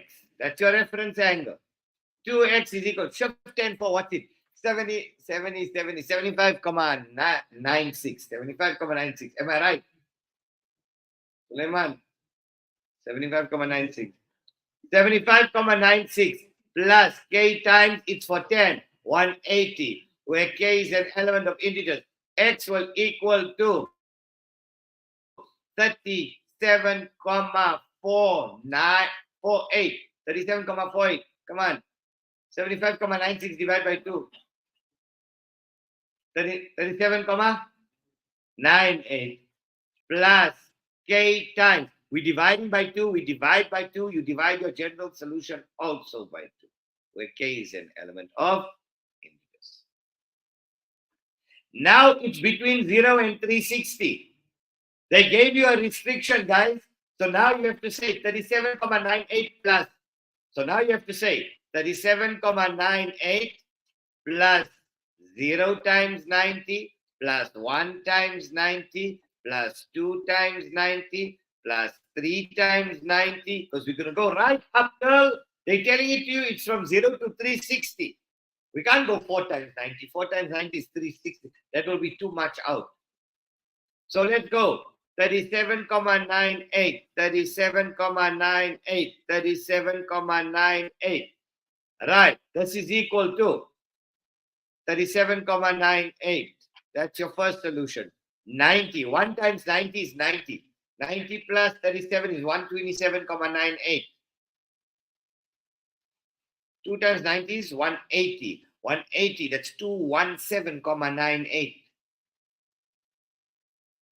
3 times 90 is 270. 270 plus 37, 307,98.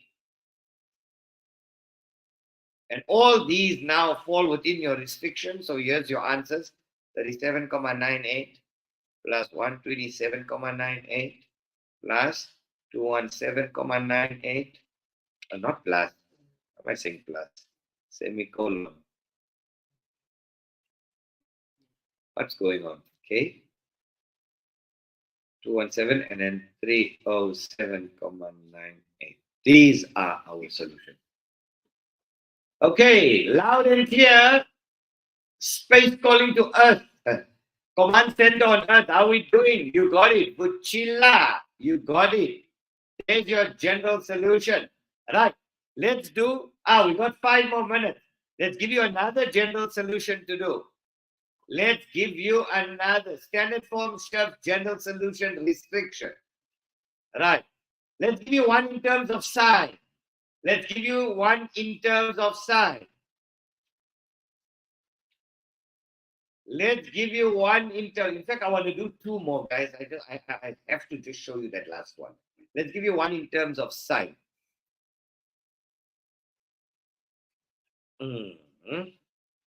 5 sine x plus 10 degrees minus 2 equals 0. X is an element of 0 to 360 degrees. Solve for x for 7 marks. Right. Let's see you guys do that one. We do this one and we're going to do another one after. We're going to do, in fact, maybe.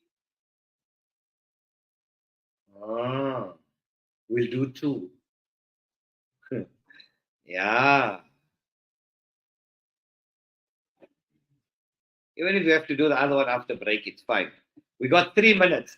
Come, let's dollar this one. Let's crack this one before lunch. We're off to lunch. We are off to lunch.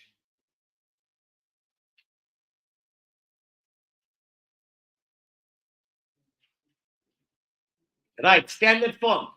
Let's do it together, guys.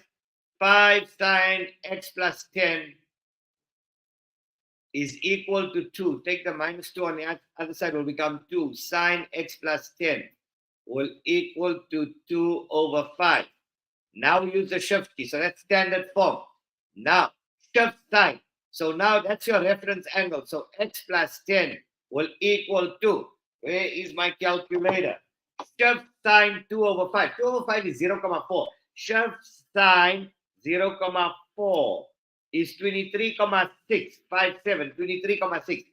23,6 plus k times 360, because it's for sine, where k is an element of integers, but sine is positive in quadrant 1 and quadrant 2. So that's your answer for quadrant 1. You now need to give your answer for quadrant 2. Or x plus 10 is equal to 180 minus, because if an angle lies in quadrant 2, it's 180 minus 23,6 plus k times 360, where k is an element of integers.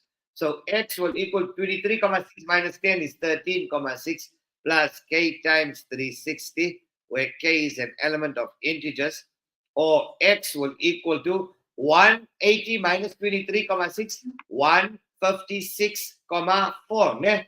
156,4. 156,4 minus 10, 146,4. 146,4 plus k times 360, where k is an element of integers. Now, that's not your final answer. Why? They gave you a restriction. If they didn't give you a restriction, then that would be your 2 answers. But because they told you it's from, sometimes they can tell you minus 360 to plus 360. Now you start putting all your integers for k, get your first solution, and then put all your integers here for k, and get your other answer. It's a little bit of work, but it's easy work. SSGR, stupid students get rabies. Standard form, sure, general solution, and restriction. Okay, we got a minute left. Let's see how you do this one.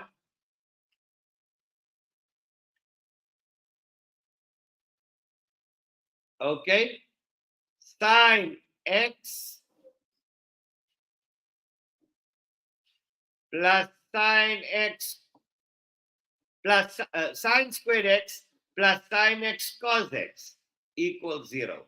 For 5 marks, give me the general solution.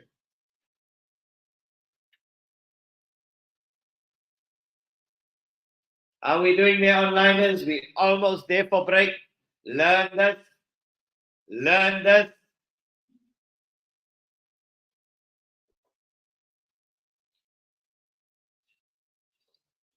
Right. Math got riz.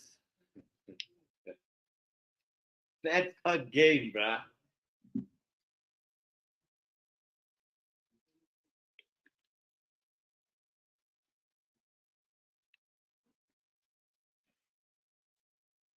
So sine square x plus sine x times cos x is equal to 0.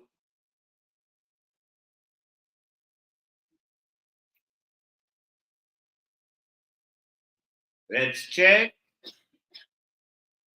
This is the last one we're doing before break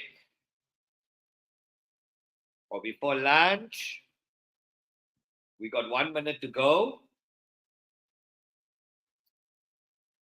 Here we work to the last second, bruh.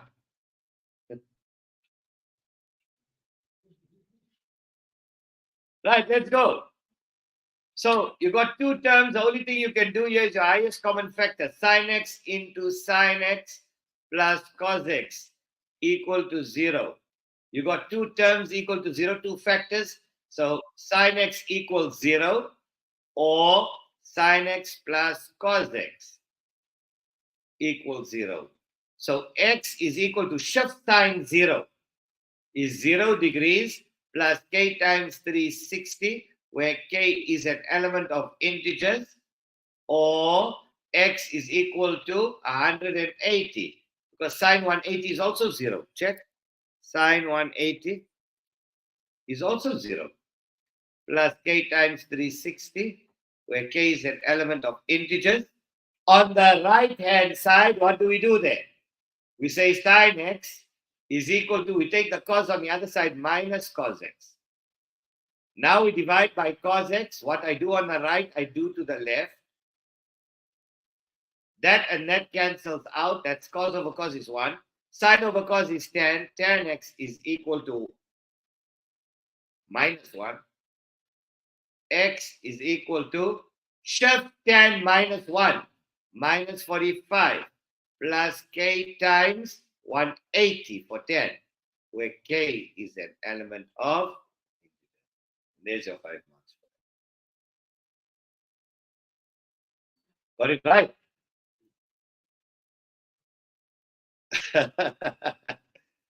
Yeah. Now you know what to do in the exam. If you got sine and cos on the one side, you take the cos on the other side. Then you make it sine over cos to get 10. Then you give your general solution for 10. Right, Suleiman? I don't mess this thing up in the exam. I want 100. Okay, guys, that brings us to the end of our session. We are now going for lunch and we shall resume at 1:15. All good there? So there we go. So we're going to have our break now. It's been great fun. The last two segments of the program with Mr. Khota. I think Mr. Khota has got some of his favorite students there in person. I'm just going to mute Mr. Khota. So we will resume at 1:15. We're just going to go for a break, a comfort break. So this is the program that we're putting on screen at the moment. So from 12:30 until about 1:15, we will have a lunch break. We do apologize for the very brief break in transmission, but we'll ensure that the program is running. Don't forget to show us some love on social media.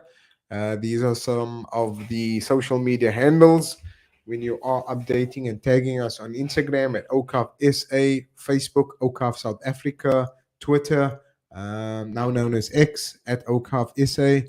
And that most important platform is the YouTube platform. You need to subscribe and like this video, subscribe to the platform. We intend to have workshops in October to prepare you for your final examination. And when you are in grade 12, God willing, you will be also part of our program. So we will resume at 1:15. So enjoy your break.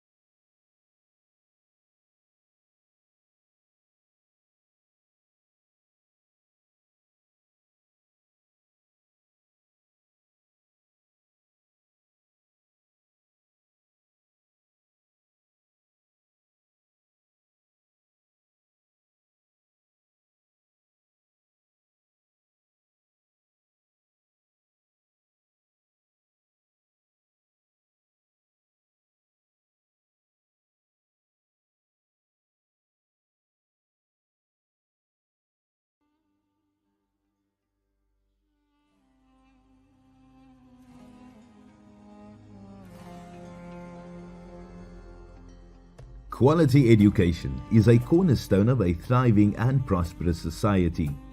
However, the South African educational system is under strain, necessitating the work of the Educational Awqaf Fund to help ease the pressure.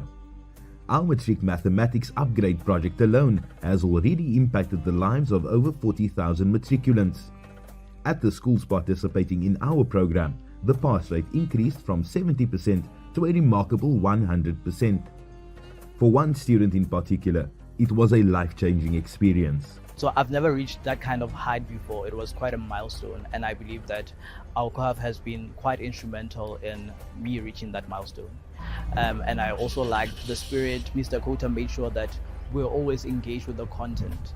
So for me, that's what made it a very positive. With the very first word of the Holy Quran being revealed as read, educating our community is an act of faith. With your help, we can transform many more lives.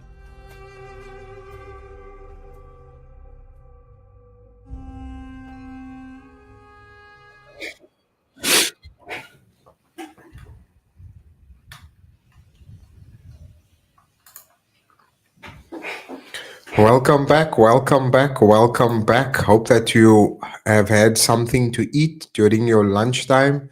Hope that you are hydrated, sorry, and that you've got like a short time out to stretch your legs, and that you are ready to get the show on the road for this last segment of the grade 11 workshop. So we're going to cross over to Mr. Khota. He will be resuming the session. So let's log on there with Mr. Khota and see if he's up. All right. So let's. Here we go. Assalamu alaikum. Aslan, can you hear me loud and clear on that side? Too beautiful. Take it away, Mr. Right. Khota. I hope everybody enjoyed their lunch break. This is our last session. There was somebody who asked me, what about cos? What do we do when for cos general solution? So before we go into finance or Euclidean, let's just finish up what happens with cos. So let's look at a cos general solution, right? This one also came out in one of the past papers. I'm just thinking back. So what if they tell you to give the general solution? They want the general solution for cos 2x. For cos 2x is equal to 0, I think it's 1625. Just give me a second. Sure. Cos 0, 1625. Yes, 0, 1625. For 6 marks, give the general solution. Let's see if you guys can do this one. How would we do the cos general solution? Let's check our online learners. Is everybody back? Is everybody back? Give us a thumbs up. What you chow? They already were. Lunch was too nice. What you guys had for lunch? Kota, bunnies, biryani. What you guys chow for lunch? Lunch is not even here. Our learners are still waiting for them to deliver the lunch. Shame. Sorry, man. Let's get started. You see, I said chow the kota with chips. Right, let's go. Right. When you get a situation like this, we're going to go immediately shift cos. So now we're going to say 2x is equal to plus or minus. Remember, whenever you're doing cos, you put plus minus in front of it, right? So now go to your calculator, say shift cos. Y plus minus. Because cos is 0 plus, 0 minus. First and fourth quadrant. So we put a plus minus there, right? Shift cos 0, 1625. What do we get? 80,4. We get 80,4 degrees plus k times for cos 360, where k is an element of integers. So x is equal to plus or minus 80,4 divided by 2 is 40,2 degrees plus k times 180, where k is an element of integers. Now, what if they told you if x is an element of minus 360 to plus 360? So if they only ask you for general solution, then that would be your answer. But they gave you a restriction. So come and show you a way on how to answer it. Remember, we have to do plus 40 plus our integers. Then we're going to do plus 40 minus our integers. Then we're going to do minus 40 plus our integers. Then we're going to do minus 40 minus our integers. So what I would suggest in a situation like this, because it's for 6 to 8 marks, what you do now in the exam, they could ask you this in grade 11 and 12. All right. So what you do this. Draw a table. Draw a table. Draw a table in your exam. Break it up into 4 parts. Right. We're now going to do plus 40 plus our integers. So now we're going to do 40,2 plus 0 times 180. We're going to do 40,2 plus 1 times 180. We're going to do plus 2 times 180. Now we're going to do plus 40,2 minus 1 times 180 minus 2 times 180. We can't go minus 3. It will go outside our restriction. Now we do minus 40,2 plus 0 times 180 plus 1 times 180 plus 2 times 180. Now we do minus 40,2 minus 0 times 180 minus 1 times 180 minus 2 times 180. Right. Now we have to see which of these ones fall all within our restrictions. So we did plus, plus, plus, minus, minus, plus, minus, minus. Can you guys all see? Now, 40,2 plus 0, 0 times 180 is, so this is what? Just 40,2. That one is valid. 1 times 180 is 180 plus 40,2 is what? 220,2. It's valid. 2 times 180 is 360. 360 plus 40,2 is 400,2. And that's outside. So that's not valid. Minus 180 plus 40,2. Minus 180 plus 40,2 is what? Minus 139,8. Isn't? Just check. I'm sure it must be right.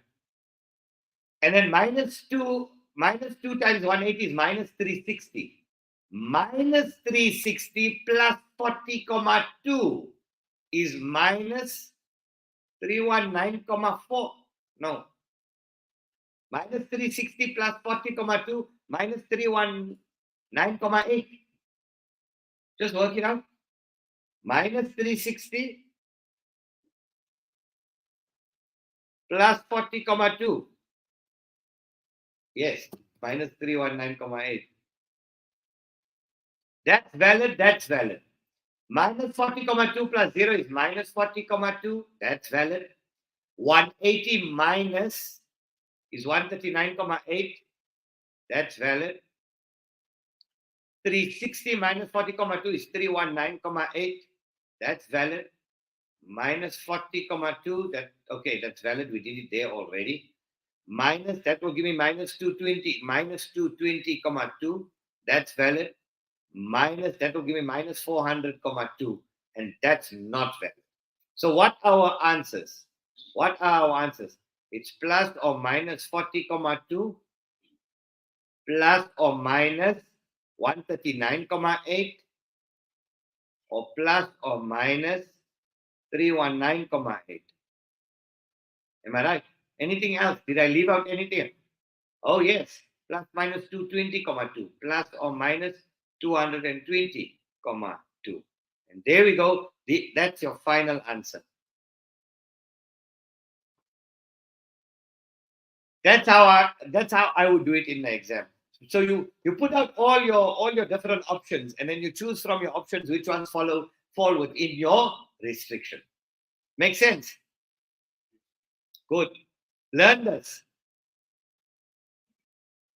I've seen this in a paper. I'll do one more style of general solution. I'll do one more style. So while you guys taking this down, let's check our onliners. How are we doing? You getting a thumbs up there? Uchila, how you doing? How's everybody doing there? Onliners? Yeah. That biryani break was lekker. Yes. Yes, Gattuso. If you follow, let me tell you, that's my job. I get paid to make sure that I make your life easy. Maths is easy. Remember, when you see a question in exponents or in maths, what does it say? It says simplify, am I right? Did you ever open up a paper and see for 8 marks, complicate? Did you ever see a question saying complicate for 8 marks? No, it says simplify. It means find your simplest methods that are approved to get to your answer. And there isn't only one way. There's many ways of doing it. If you guys got better ways, I'll accept your way. I'm not saying my way is the only way, but I know my ways are the best. Oh, no, I'm not. I'm like, it's not the best ways. It's like,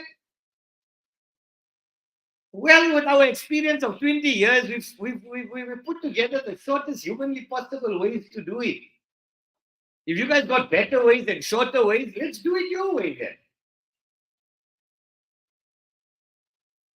Right, so let's go. Right, check the next one out. What if you had a scenario? Where you had, give the general solution, sine x minus 30 is equal to cos 2x for 6 marks. They want the general solution.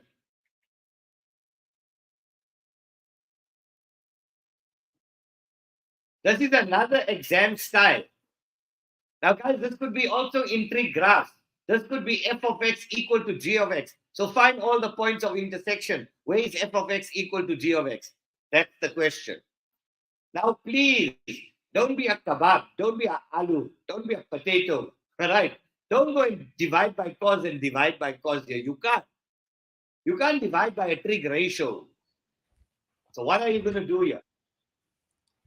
What's wrong with a kebab? I had kebab and roti for lunch. Don't defame the kebab, Mr. K. Come on now. Don't defame the kebab.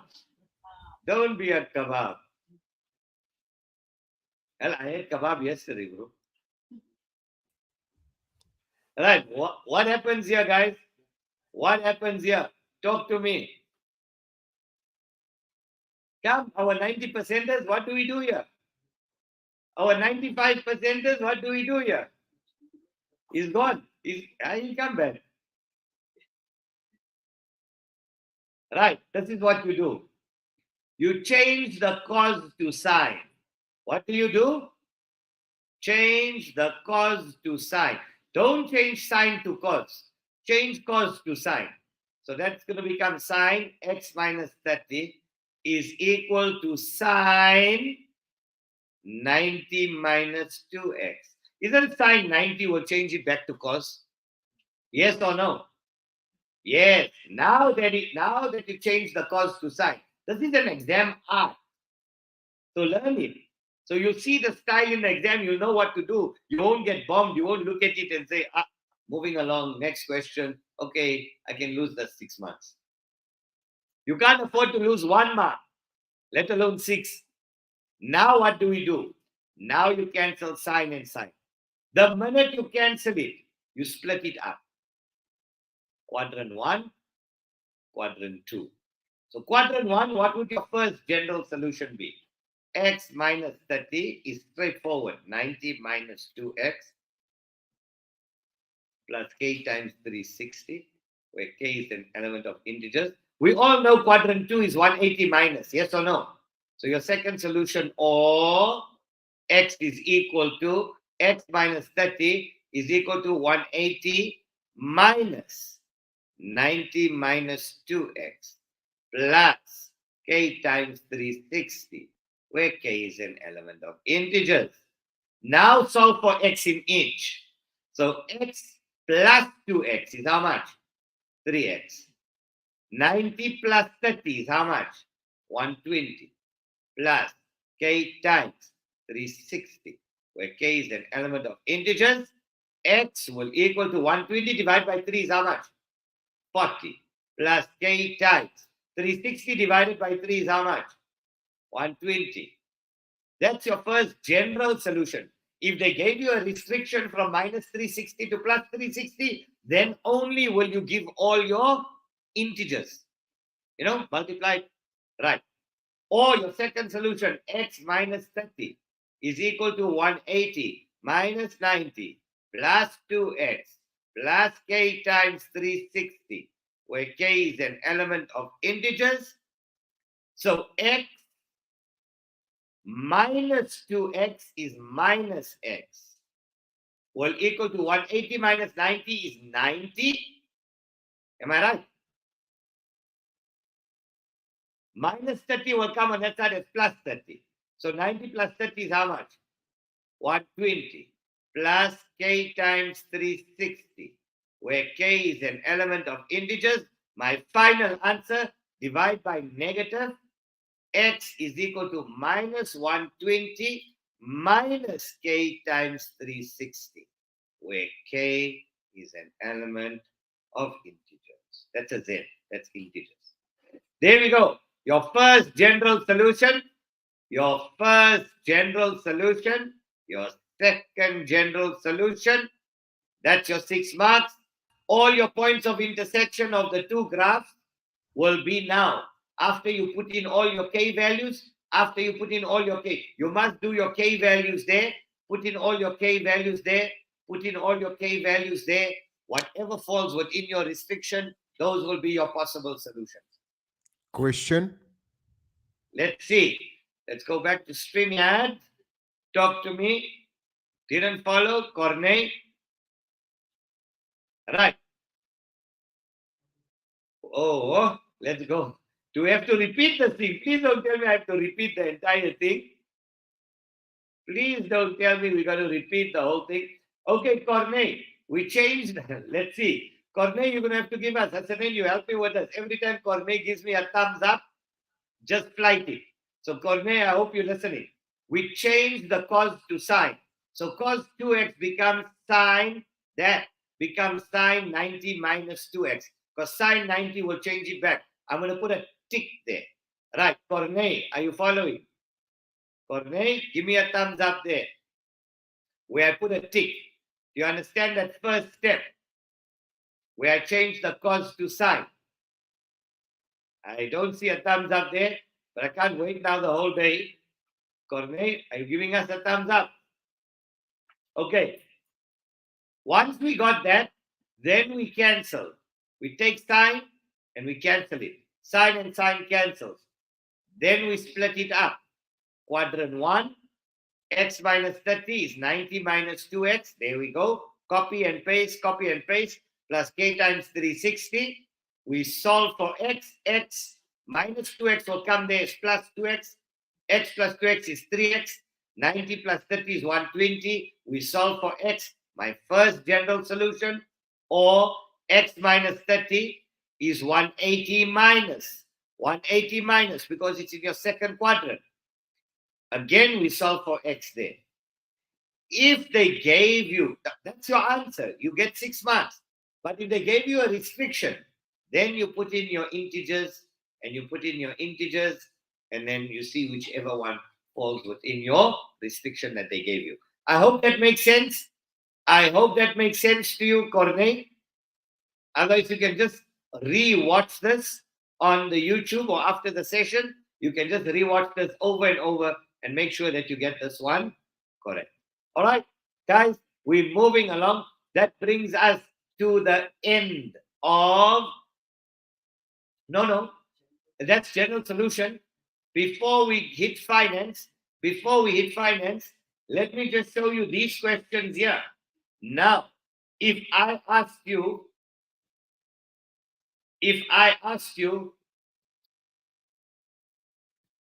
to calculate the area of this triangle, this is triangle A, B, C. I tell you that is 32 degrees. I tell you this is 100. I tell you that is 50. And I tell you this is 60. Find the area of triangle ABC. Now, guys, for 4 marks. Guys, this question can be, where else is area asked? Where else is area asked? Area is asked here, and area is also asked in analytics. You remember in analytics, they can give you a triangle, they can give you points, they can give you coordinates, and they can tell you to find the area of that triangle. So it's used, you use the trigs for this, and you use the trigs there in analytics. But don't worry about that for now. What is your area rule for non-90? We're now into non-90 degree. We are now into non-90 degree triangles. So area is equal to half of a side times another side times sine of the included angle. What is the included angle? Included means that between the two sides. Will we use the 60? No. Why? Because that's not the angle between the two given sides. So area is equal to half. Which two sides will I use? The 100 and the 50. Half of 100 times 50 times sine of 32. Now, just plug this into your calculator. So 100 times 50 is 5,000. 5,000 divided by 2 is 2,500 sine 32. Let's go to our calculators. 2,500 sine 32. Boom. 1324. 1324, 798,8 units square. And there we go. We are done with the area of this triangle. Right, Suleiman, you missed those 2 or 3 general solutions, the higher order general solutions. Right? You'll get it from somebody here in class, so you can just watch this on YouTube to get that last part of it, right? Because those are ones that normally break everybody in the exam. Now, in order for you to get 100%, you need, Rory Sang last year, what he told us that if he didn't, he was normally a 90%, right? 85, 87, up to about 90. How did he end up with 100 last year? Because some of the things we did in the workshop, he was never shown. Some of the things we did in the workshop, he was never shown. And when he saw it in the exam, it brought him right back to these sessions. He said, okay, I remember how Mr. K did this here in class. And that's how he totaled it with 100% at the end of last year. Okay.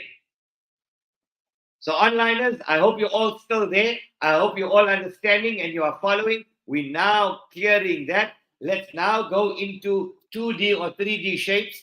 What's this? I give you that. I give you that. I give you this. We give you that. I give you that. I tell you this is triangle D, E, F, 90 degrees. I tell you that angle there is angle theta. This is X, that is alpha, that is beta. No, in fact, let's put X here. Let's put X there. Comment. Right. Let's see the comment. Oh, Corney, Wagner. Thumbs up, my bro. Thumbs up. 100%. Sabo, I must make maths nice or food nice. How was that quarter? I certainly made you hungry. Right, let's go. Show that the height, df, show that h is equal to x sine beta over sine alpha tan theta for 6 months. That is parallel to that. So they can tell you the angle of depression. The angle of depression. Oh, yes, another concept that you people tend not to know. You don't know how to, what is, must I show you the easiest way to understand angle, elevation and depression? Very simple. There you standing, right? There you standing. There's a point there, there's a point there, right? Now, you want to know where's the angle of elevation, and you want to know where is the angle of depression. Elevation is when you're looking straight ahead, like this. So you must make a dotted line. Elevation means when you're looking straight ahead, which is parallel to the ground. Looking straight ahead, up. That is elevation. What is depression? When you're looking straight ahead, down. That angle is the angle of depression, not the entire angle. Don't get confused. So if they told you that the angle of depression of E from D is theta, so you make a dotted line go, even if they didn't give you a dotted line, you make the dotted line, then you make that. That's the angle of depression, which is theta. Angle of elevation will be there. Angle of depression will be there. Make sense?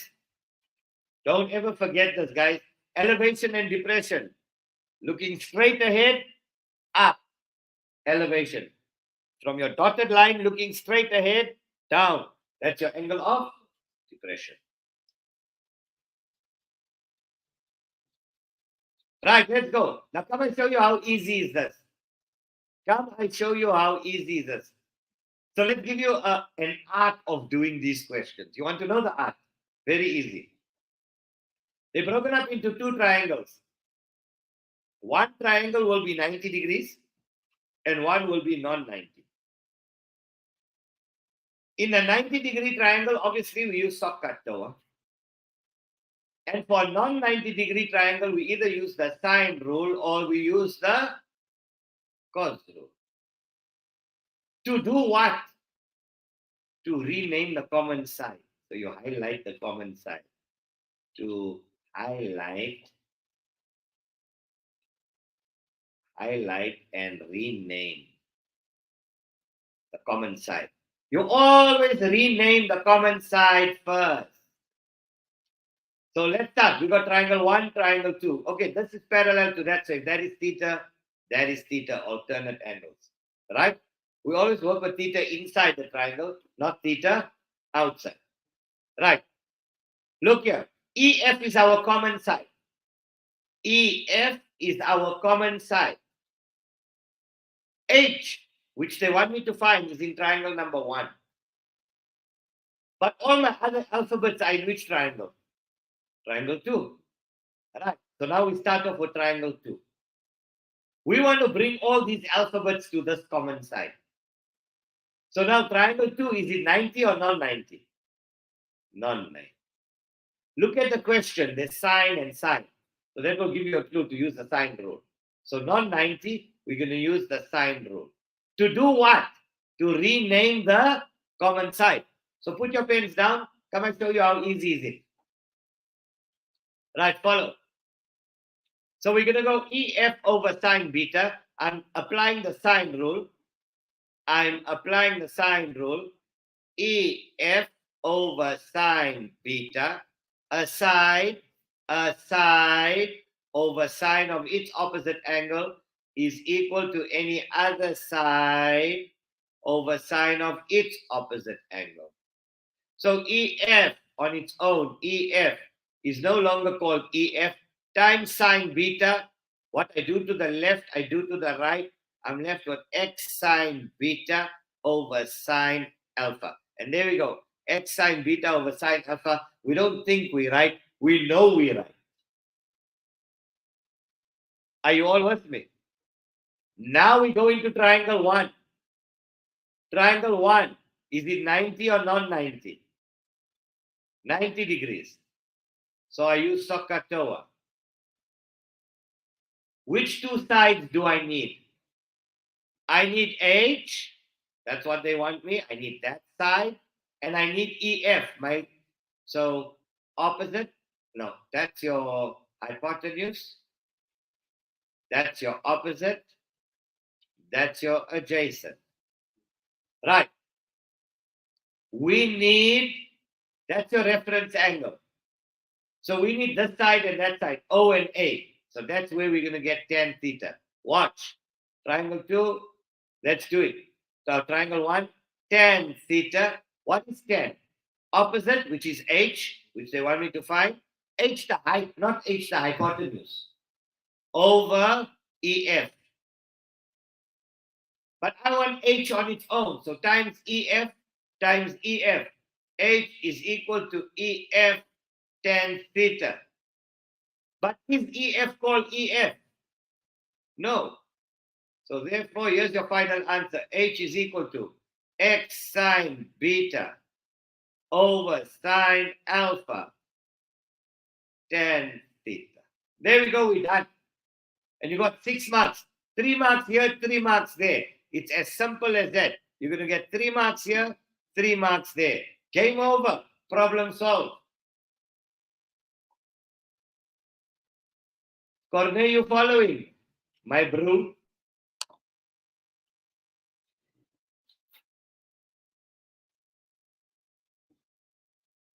Onliners, are you following? It's easy. It's easy peasy, pumpkin squeezy, lemon squeezy. Right.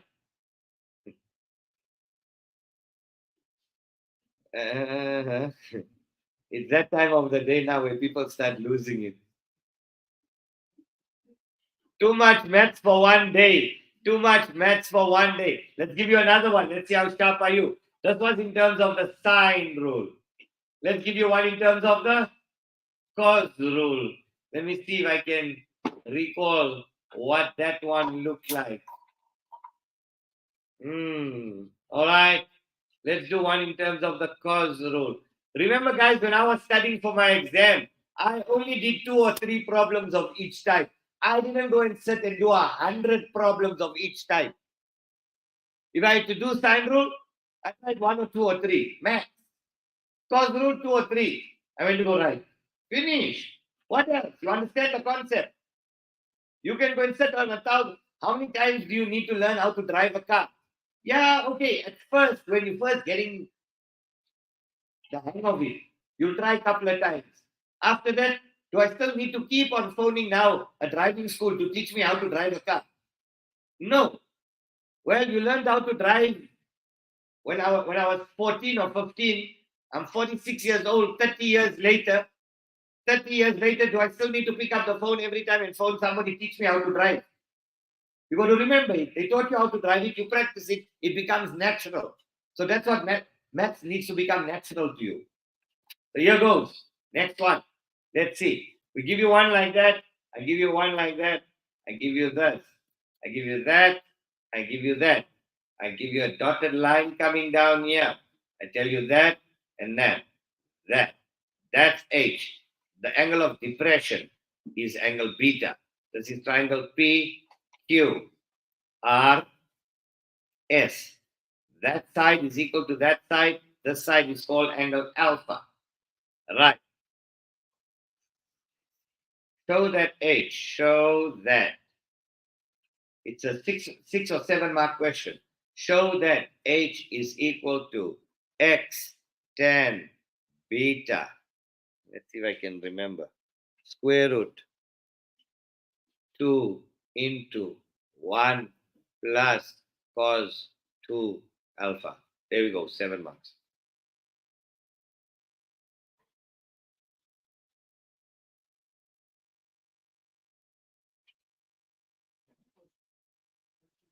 That's the last one we're doing.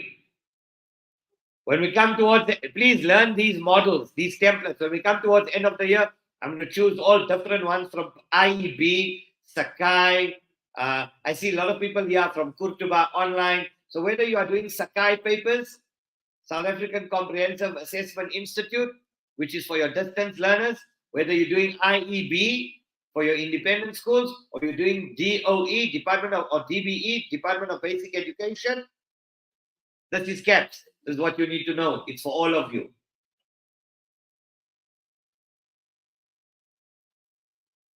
Right, let's do this. You want to try it on your own, onliners? How are we doing it? Those of you who have started with it already, you can go through it. You already see the word cos in it. So that's your clue. Which two triangles are we going to be working in? H is here, triangle 1, triangle 2. Because all my alphabets are there. That's beta, that's beta. Alternate angles. Right, so we're only working. That means this last triangle here, we don't need to worry about it at all. It's not part of the equation. It's not part of the story. They just did it to throw you off balance. Right, side tackle. Right, let's start in triangle number 2. In our answer. Onliners, have you started working on it already? Maths is the art of making complicated things simple. Of course. Of course. That's why we have mathematics. You got complex scenarios. When you'll see next year when you do calculus. You got complex scenarios. And to simplify, to make the mind understand it, we use math. Remember, the aim in life is to simplify your life, not complicate your life.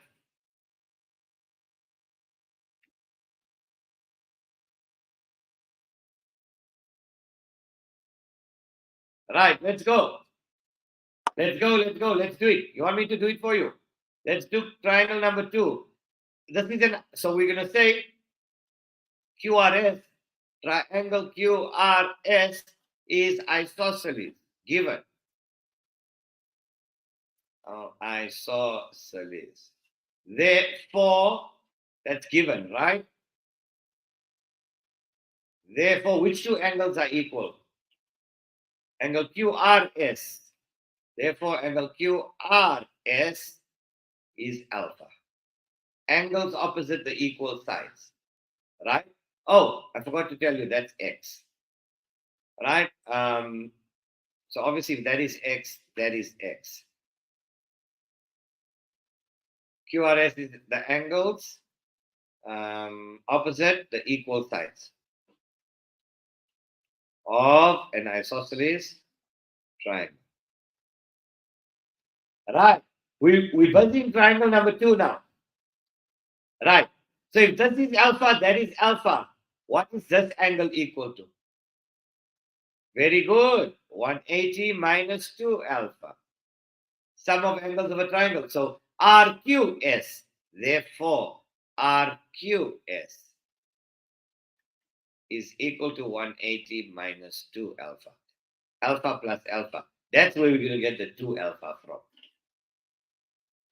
Right. Now we're going to apply so now we're going to say in triangle QRS. So in triangle QRS. That's the triangle we're busy with. RS squared, the common side.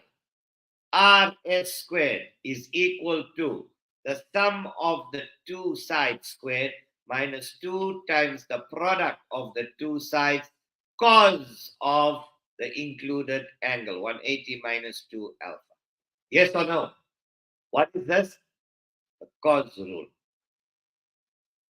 The last side squared is equal to the sum of the two remaining sides. Watch here. If you don't know about the cos rule, check this out. Check this out. You don't know which rule to use. You got two sides and the included angle. Two sides and the included angle. What alphabet does this make? Doesn't it make a C? Doesn't this make a C? We're using two sides and the included angle. Doesn't it make a C? Yes or no? So whenever we have two sides and the included angle, we use the cos rule. If I got two sides and the excluded angle, I use the sine rule. So if you don't know which one to use, two sides, here's it. Two sides and the included angle. There we go. Two sides and the included angle. The alphabet C, cos rule. So two sides and the excluded angle, sine rule. Never saw that one coming. Right. Let's go. Let's get RS. Check for RS.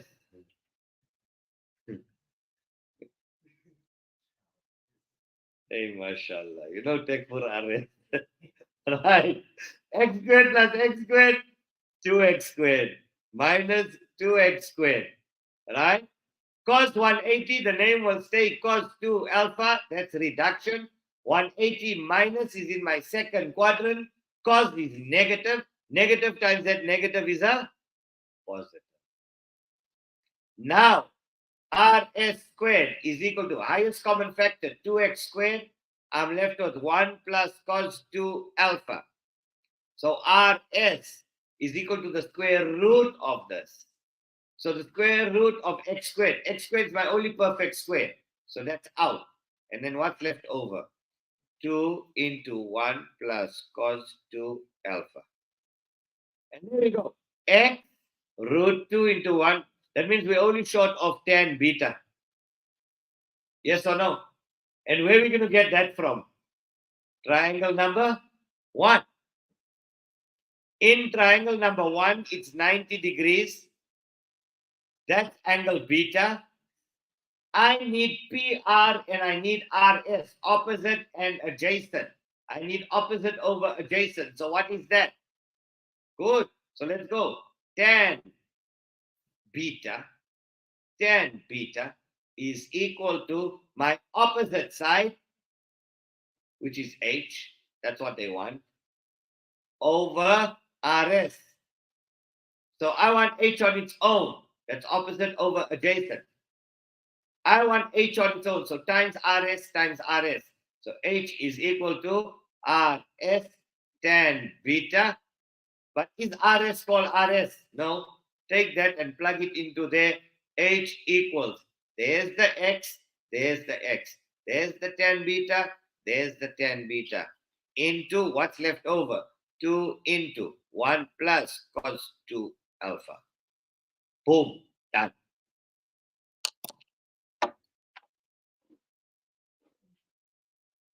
Yes. See the picture. Learn. Know this. Once you've processed 3 or 4 models in your head, you can work through 20 past papers.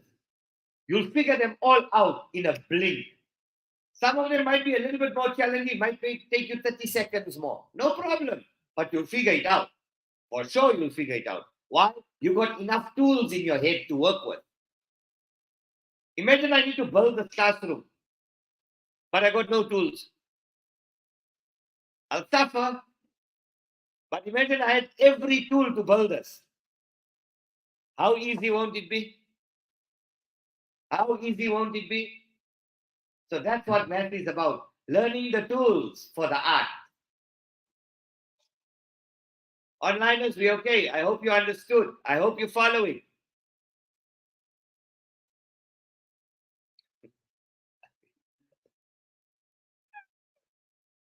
Yeah, ne. Our country. Love you guys. Mr. Khota, Yebo. my wife was asking me now if I enjoyed lunch. So now I'm mentioning it live to the whole of Mzansi that her Yeah. kebabs and roti was on point. She's here in our studios also. Yeah. She brought Oh, all the lekker. way to the studios. So the whole of Mzansi is Hey, here. send some kebab curry there. I'll send you a photo. I'll email you a Yeah. photo of it, and you can drool until you come to Cape Town and our studios. You'll be treated to Salma's kebabs and roti. Hey, kebabs and roti. Talking about the chows here. Right, so we all got this, guys. We all got this. We all understand it. We're good to go. You took it down. Right. Remember, as long as you're understanding now, you're going to go home and practice. After you practice it, you've mastered it, you can do it without anybody helping you. You know you're the G or the K. Right, let's go. Can I clear? Okay. You guys want to try one more? They want to try one more. They say they want to try one more. They say they want to try one more. Let's see who's the boss. Come. I want you guys to crack this one on your own. Let's go there. Let's go there. Let's do that. Let's say that. The angle of depression there is theta. There we go. I tell you this is L, M, N, O. That's alpha. That's beta. That's X. Show that LO is equal to LO, that's that, is equal to X sine alpha over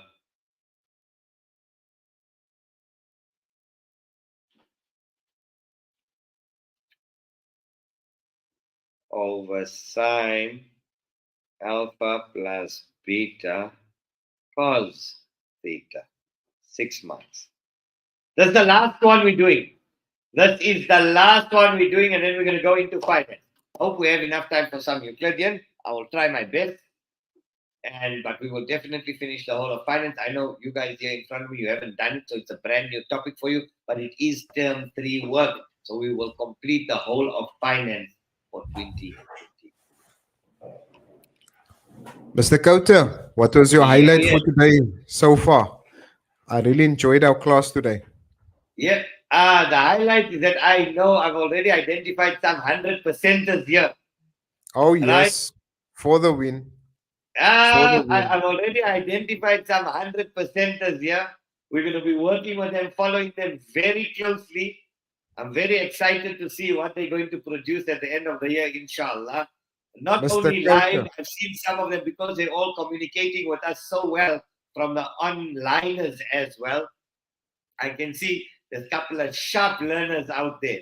And these are the ones that are, what we say, activated. You need to be activated. You must remember, your brain is like a SIM card.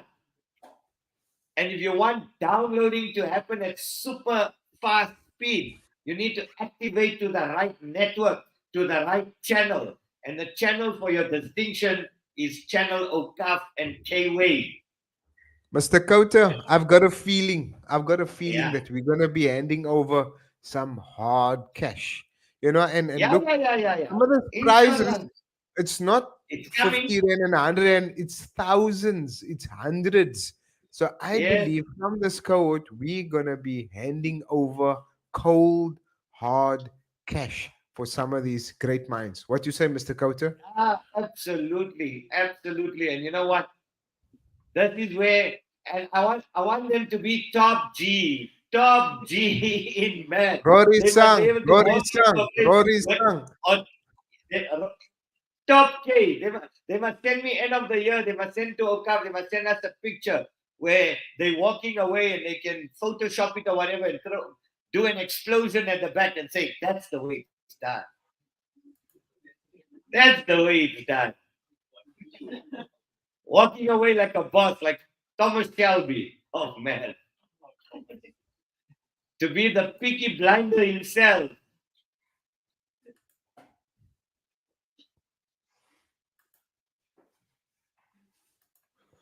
Bring the mola. Hey, Tabo, you can't be bottom G. Right, let's go.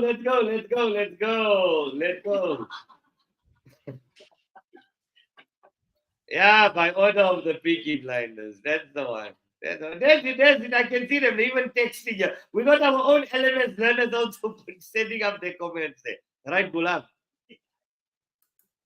Right, let's go. Right, watch here. That's what I want you to do. The minute you see a diagram like that, try and spell out as much information as you know, right? So that is angle theta, that's angle theta. We got 2 angles here. The third angle is 180 minus alpha plus beta. You must always fill out as many angles as you can. Right, so we got triangle 1, triangle 2. What's our aim, guys? What's our aim? Our aim is to rename the common side, which is MO. MO. Right, so let's go. In triangle number 2, so here's your answer. Triangle number 2, I'm going to be applying the sine rule. And you can answer it exactly like this in the exam. Say, triangle 2, I'm applying the sine rule. Write it out. Write it out. Don't worry. The more you write, the better for you. You know what you're doing. Triangle 2 sine rule. So OM over sine alpha. A sine over its opposite angle is equal to any other sine over sine of its opposite angle. 180 minus alpha plus beta. Let's reduce. Can you see where reduction comes in? You can reduce this. 180 minus will fall away. Therefore, OM over sine alpha is equal to X over 180 minus will fall away. It's positive, so you just left with sine alpha plus beta. I want OM on its own times sine alpha times sine alpha. OM on its own, we're isolating OM is X sine alpha over sine alpha plus beta. At this point in time, we go look at our question. We don't think we're right. We know we're right. It's part of our answer, right? Suleiman. Right. Next one. Now we're going to triangle number 1. That's where we're going to get the cos from. Because that's opposite, hypotenuse, adjacent. I need these two sides. So cos theta is equal to adjacent over hypotenuse. Right? So it's OM over LO. Right. I want LO. Now, I want LO. The question, what do I want? LO. So now, flip this side, flip that side. LO over OM equals 1 over cos theta times OM times OM. So LO equals OM over cos theta. But OM is not called OM. OM is not called OM. So therefore, here comes up your final answer. Here's your final answer coming up. Therefore, LO equals, instead of OM, X sine alpha over sine alpha plus beta. Cos is at the bottom, leave it at the bottom. Bam. Done. Boom, bam.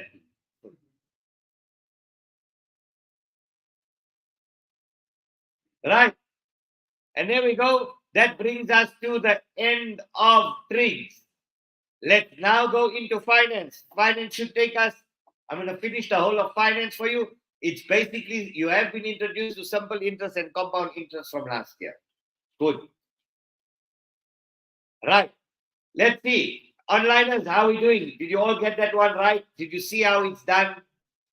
Please, we've done 3 good, solid examples. We did 3 solid examples. Make sure you learn them for the exams. Let's go. Okay, let's talk about finance. I'm going to give you the whole overview for finance. Finance for grade 11. You need to know simple interest. And you need, simple interest is also used for what we call hire purchase agreements. Then we have compound interest. And that we also use for inflation. And then we have converting nominal to effective interest rates.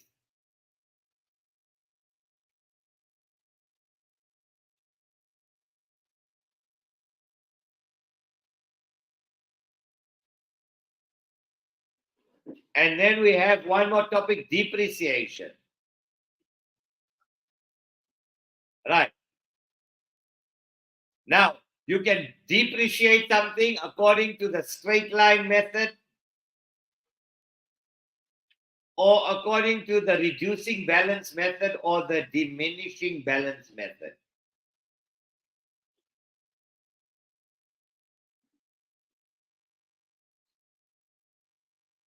Right. What are our formulas? Simple interest. We all know A equal P into 1 plus I times N. A is your final amount, P your principal amount, I your interest rate, N your number of years. Compound interest. A equal P into 1 plus I to the power N. Nominal to effective interest rates. 1 plus I effective is equal to 1 plus I nominal over your compoundings to the power your compounding. I'll explain to you when we get to this. Straight line depreciation, A equal P into 1 minus I times N. And diminishing balance method, A equal P into 1 minus I to the power N. And there we go. There's all your formulas on a mind map. Don't lose this. Let's start off with some examples. Let's start off with some examples.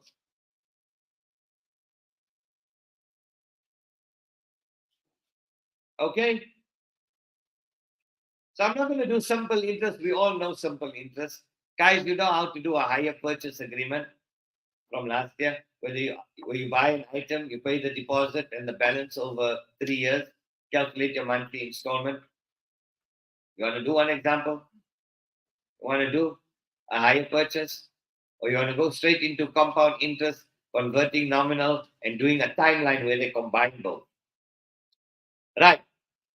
Now, for compound interest, things can be compounded monthly. They can be compounded daily. They can be compounded half yearly, every 6 months, or quarterly, every 3 months. So it's your same formula. You just do the adjustment. Monthly, it's the same formula plus I over 12 to the power 12 times N. Daily, it's how many days in a year? 365 to the power 365 times N. Half yearly, how many half years are there in a year? Not 6, 2. Plus I over 2 to the power 2 times N, your number of years. Every 3 months, quarterly. How many quarters in a year? 4. 4 quarters in a year. To the power 4 times N. There we go. Take this down. Take this down.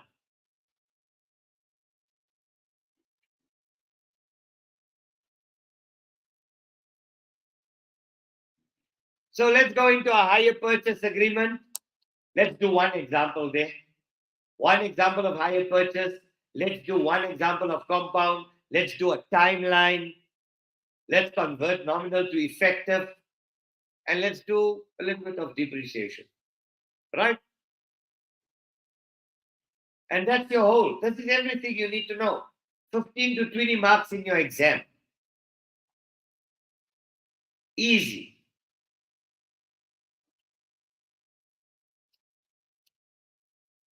How are we doing there, onliners?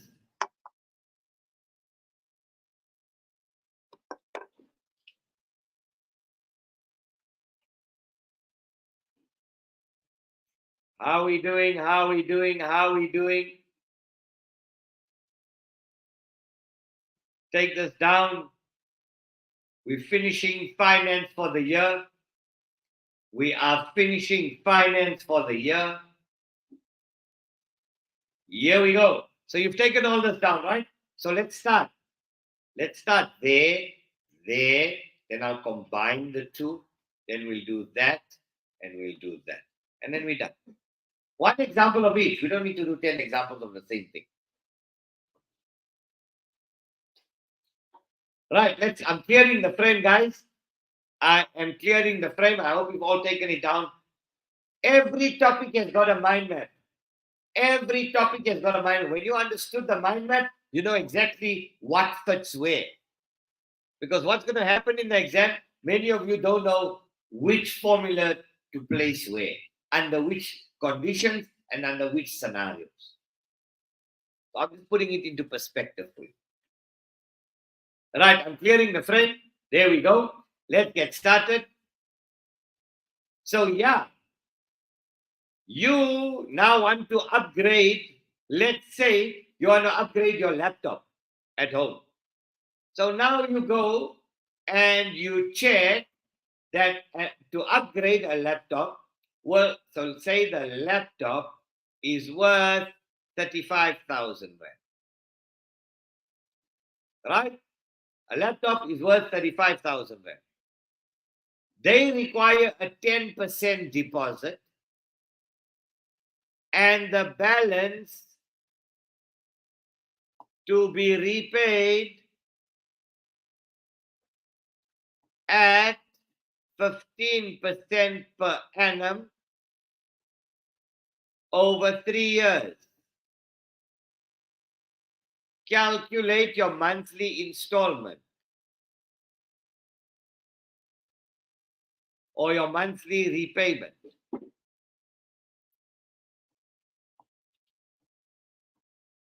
Right.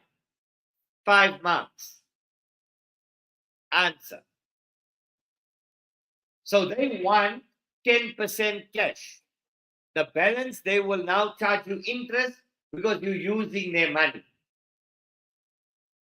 So here we go. We're going to take 35,000 rand and we're going to multiply it by 10%. So that by now we know that's 3,500. So we're now no longer borrowing 35,000. We're borrowing 35,000 minus 3,500 deposit. Because that's repaid cash. So 35 minus 35 is how much? 31.5, am I right? Now we need to calculate the interest on this. And because this is higher purchase, what is the simple interest or compound?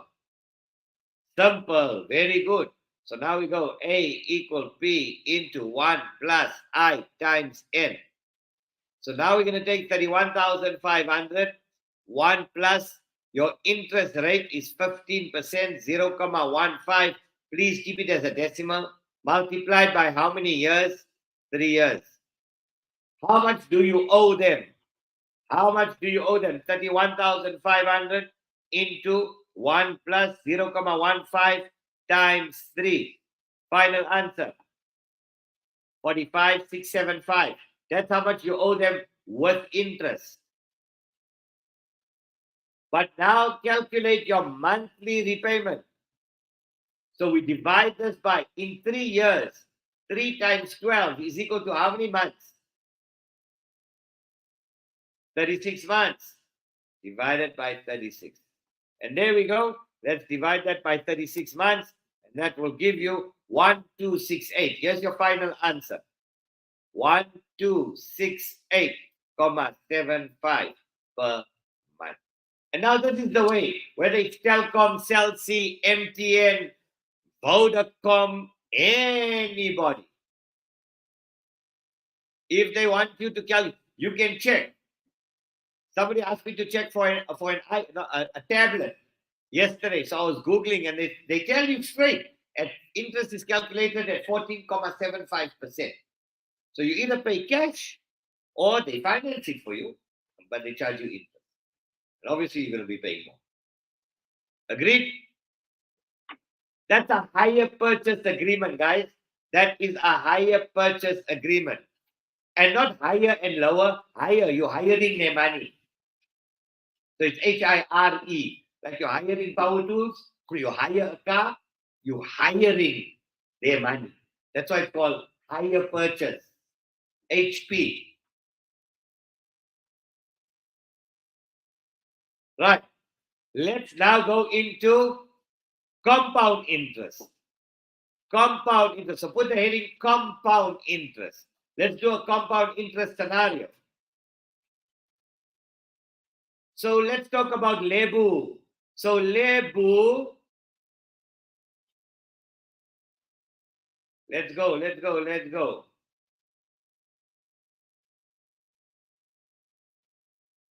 Right. Lebu invest 15,000 Rand into a savings account. AC is account. Those of you do accounting, you know you put AC, right? Some people will answer, sir, what does that A/C mean? A savings account. Earning 9.2% per annum per year, compounded monthly.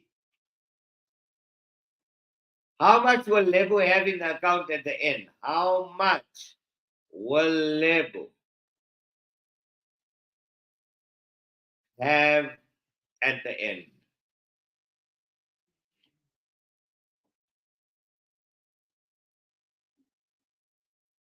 For how many years? Oh, at the end of, let's see, what she wants to invest in for how many years? 5 years. 5 years. There we go.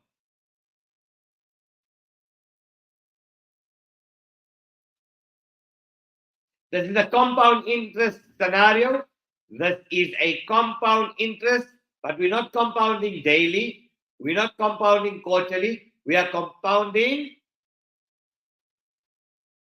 Right. So we go A equal P into 1 plus I to the power n, because they said compounded. So now we take 15,000 into 1 plus, what was the interest rate? 0.092. Remember, I said your interest rate must always be as a decimal. To the power n. How many years? 5 years. So there we go. We take 15,000, open brackets, 1.092, close brackets, to the power 5, 23,291 Rand, 87588. So she would have earned about 8,291 Rand over 5 years in interest.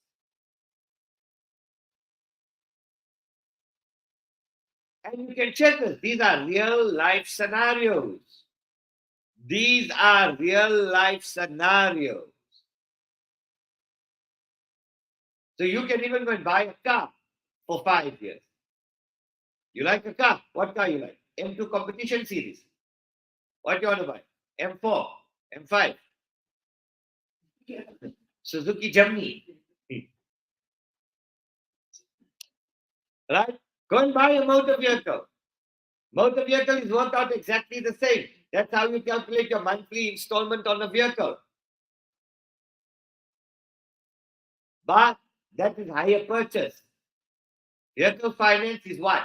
Higher purchase. So is it compound or, remember, home loans, you're taking it over 30 years, is compound. Higher purchase, motor vehicles, simple interest.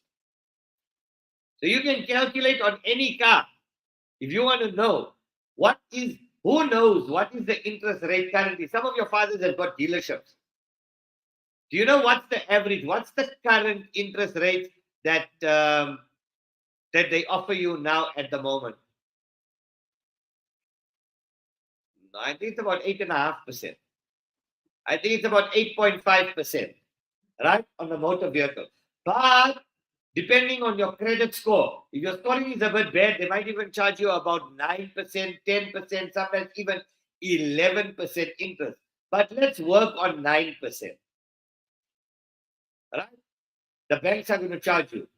So you see any vehicle, you see a nice Merc, even an A-class, an AMG or whatever, second hand, not brand new, you see one for about 359,000.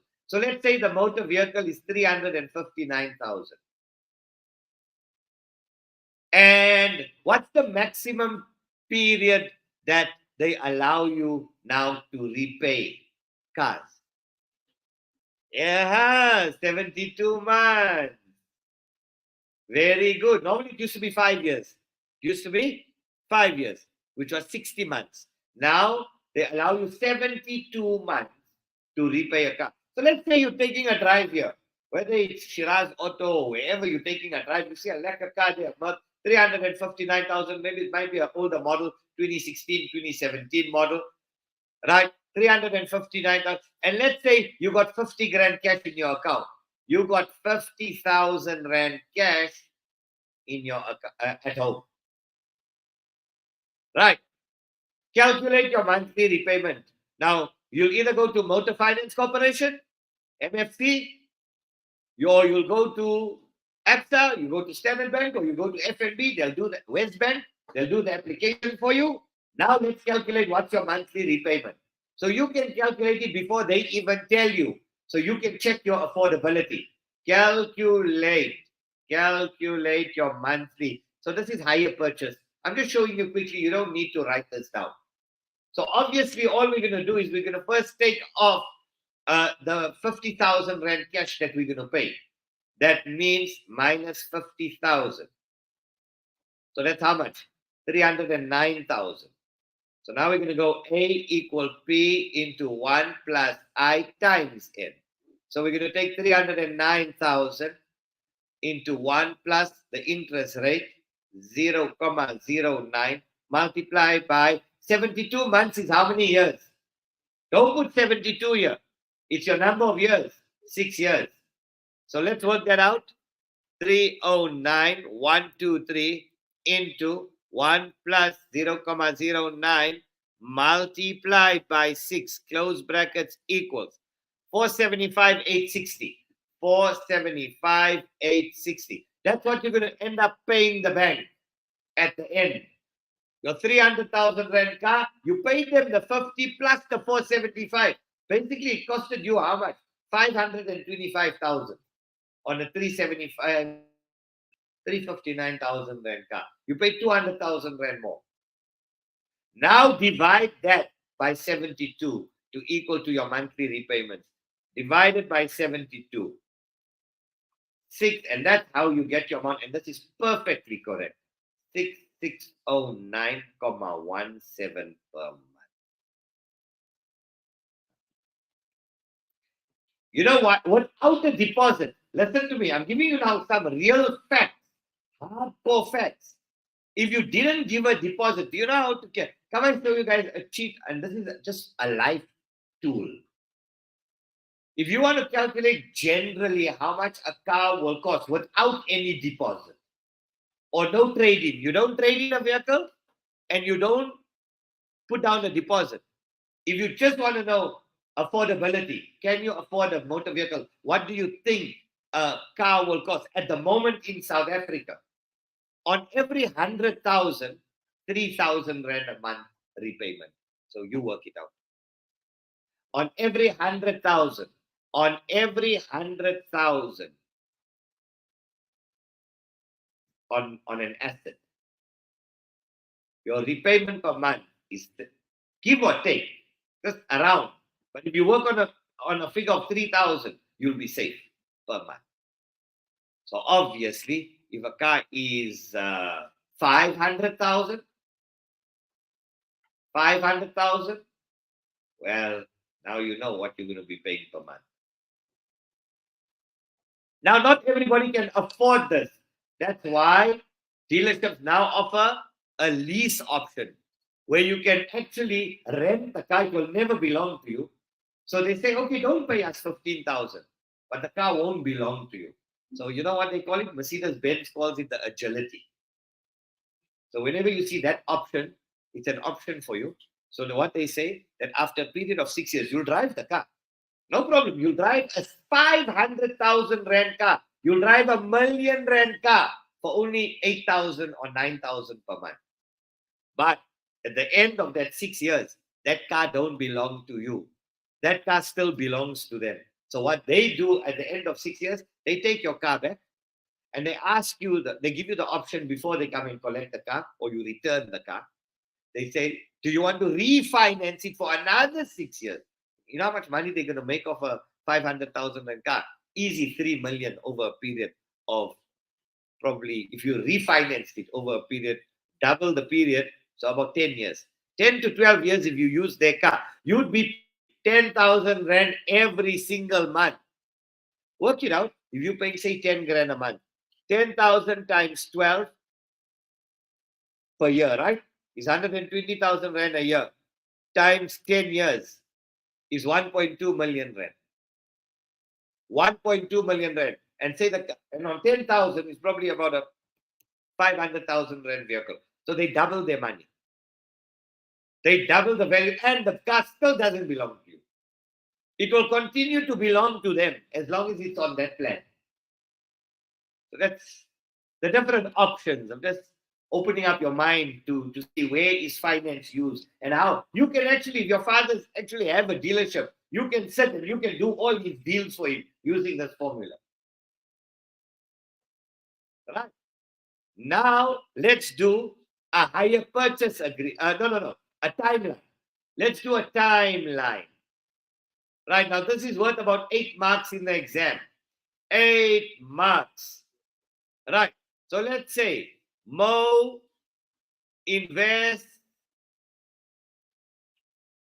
Let's say he's got extra cash. He puts 50,000 rand. 50,000 rand into a savings account. So anyway, right, into a savings account or an investment. Another word for savings account is investment into savings for a period of, let's say Mo is now 25 years old and he wants to leave that money when the day he's 50.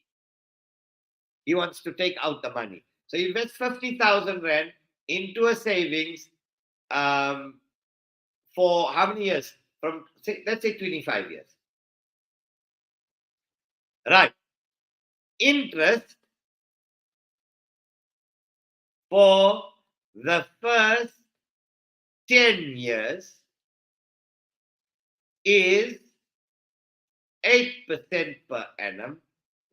SI, simple interest. Thereafter,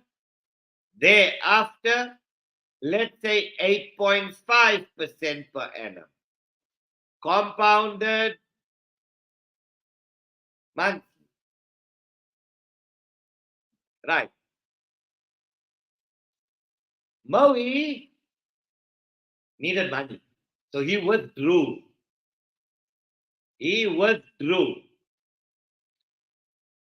15,000 rand. 13 years after his initial investment. Take this down, guys. How much will Maui have at the end after 25 years? How much will Maui have?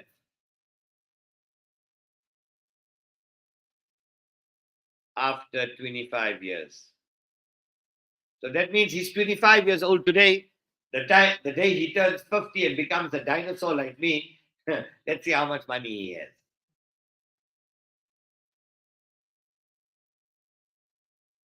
Onliners, we all good. It's 25 to 3. We got the last 25 minutes. And we're done. Relax. I have to show you, I want to finish this one, and then I want to show you how to convert nominal to effective interest rate. Duplication is easy. It's either simple or compound, and you just use the simple interest or the compound interest formula with a minus sign instead of a plus. Okay? Right, so what we do now, we draw a timeline. This is the way you do it in the exam. Put your pens up. Do you guys, were you ever introduced to drawing a timeline? Last year in finance, grade 10? Don't know. Okay, so here goes. Let's draw a timeline. So we do that. We do that. And That is the 25-year period. So he's at T0 now. Here's T25. Time now, time at 25 years time.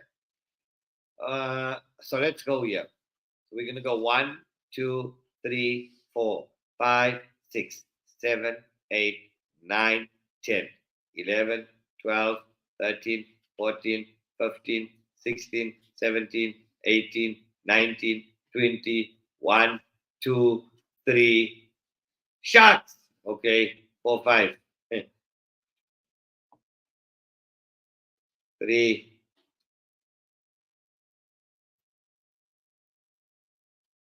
3, 4, oh, so short. 5. There's T25. Right, what? So now what you do, listen to me, guys. As you read, you write on here. As you read, you write on here. You do all your calculations on the timeline.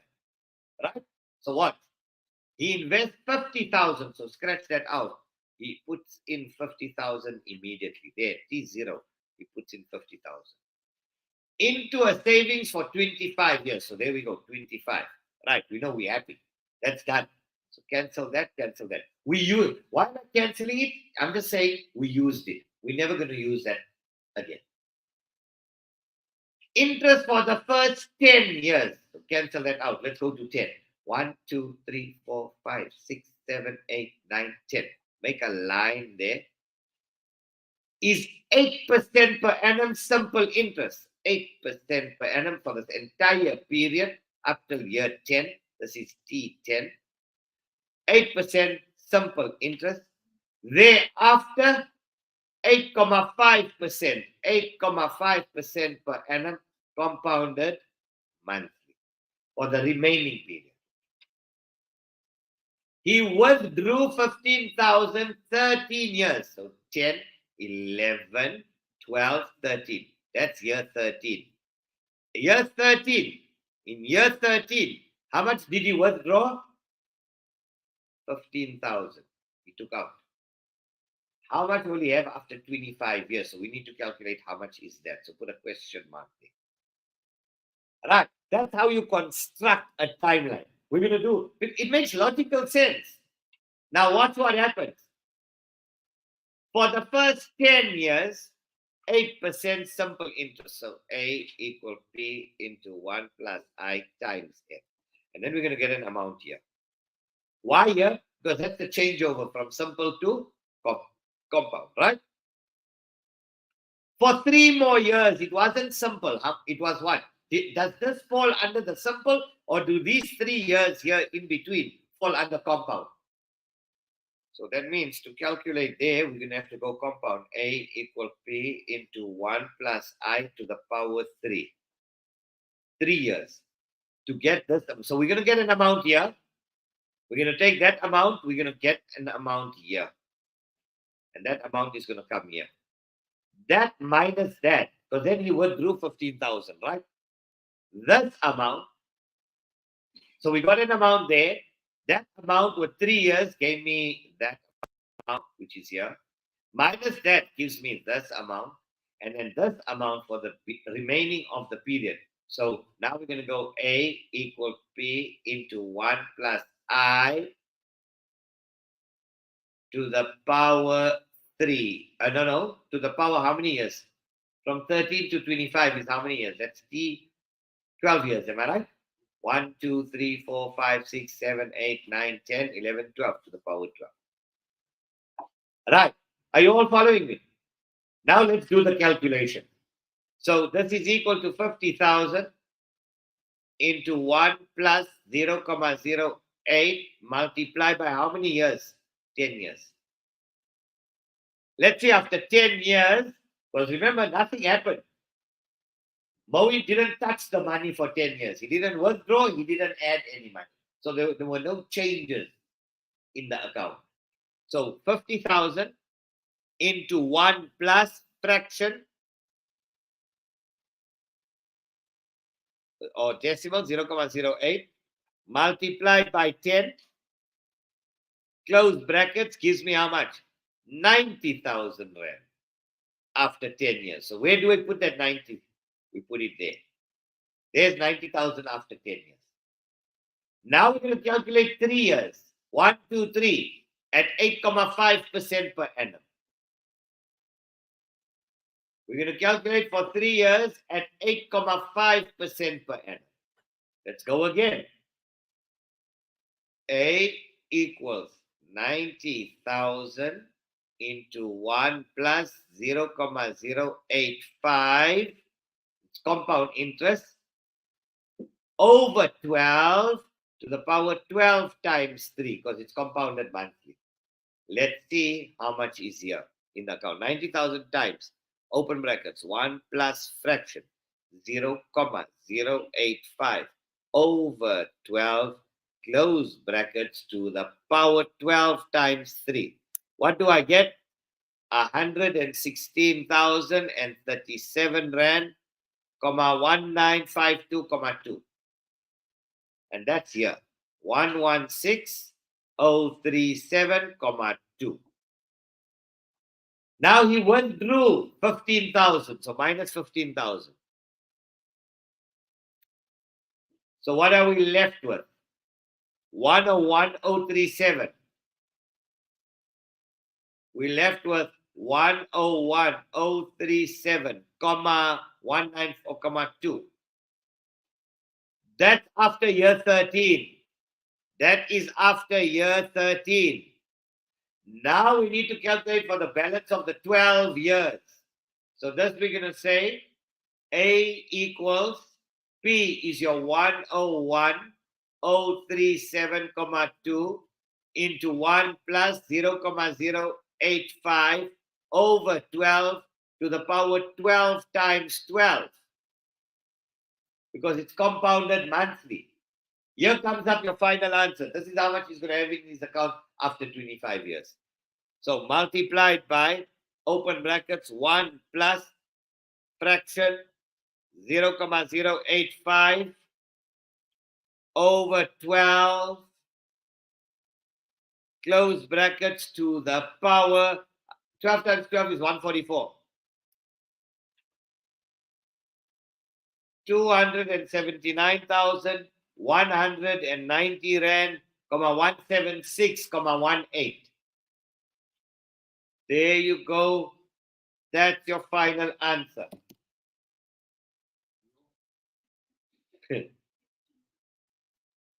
You do all your adjustments, you do all your calculations on the timer.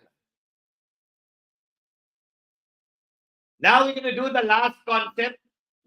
We're going to do the last concept. I know you guys are tired, your brains are fried.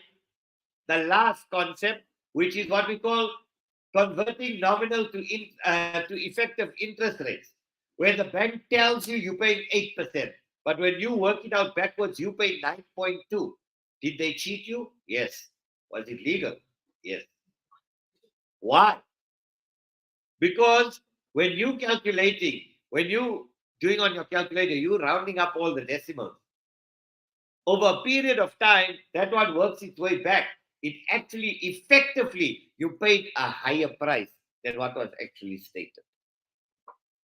Okay, so we're now going to do just how to convert nominal to effective interest rates. So put that as your last heading. Unfortunately, we don't have enough time for Euclidean today. We will definitely do Euclidean in the next workshop.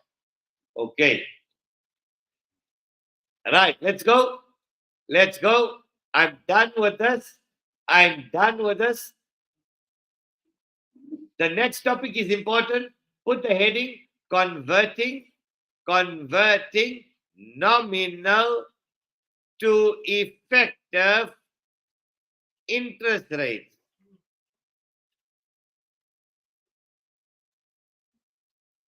So here's how the question will appear in the exam.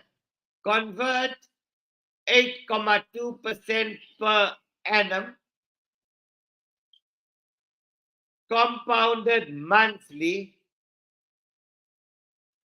to an effective interest rate. Excuse me. Let's go.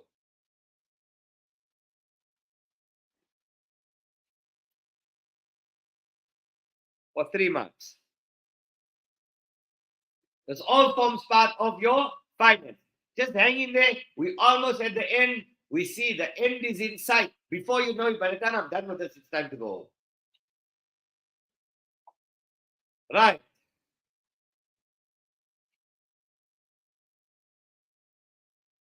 Too much maths for one day.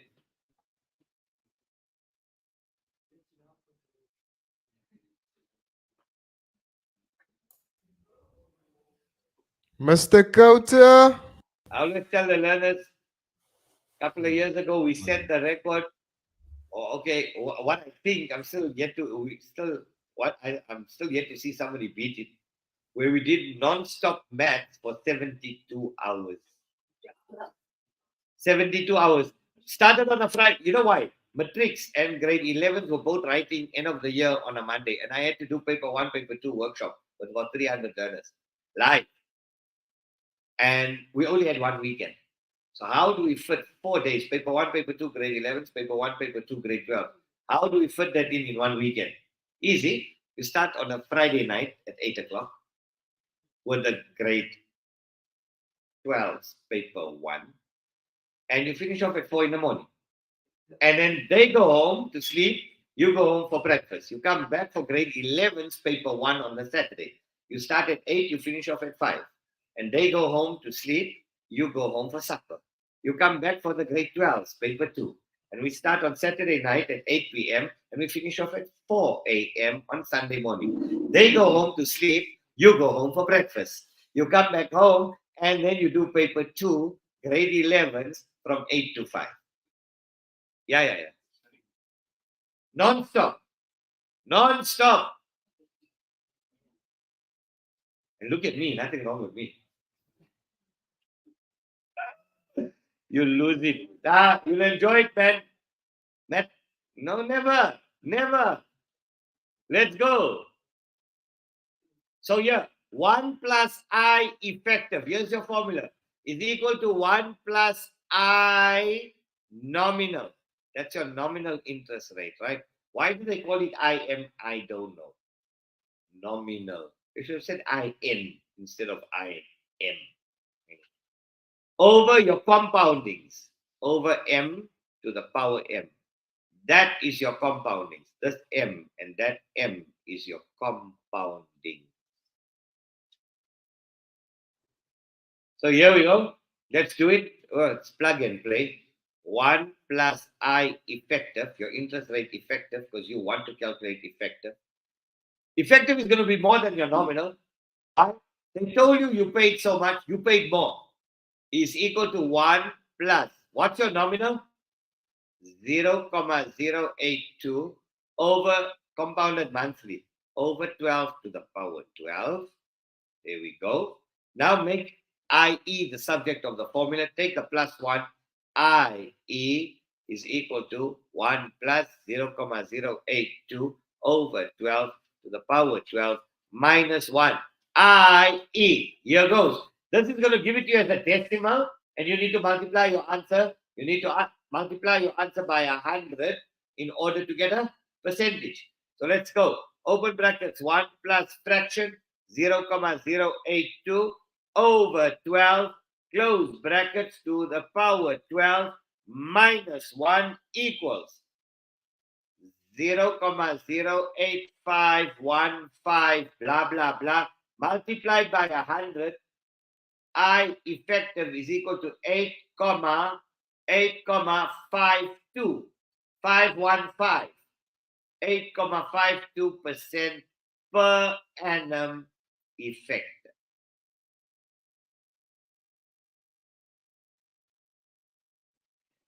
There's your answer. There's your answer.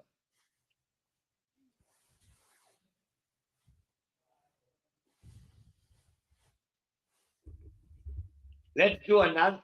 Now here it's converting nominal to effective. What if I say convert effective to nominal?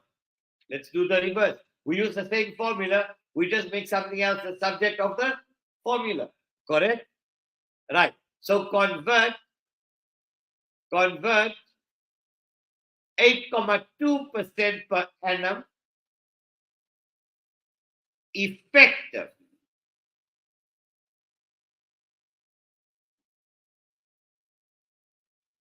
to a nominal interest rate, to a nominal interest rate compounded every 6 months. Compounded every 6 months for 4 months.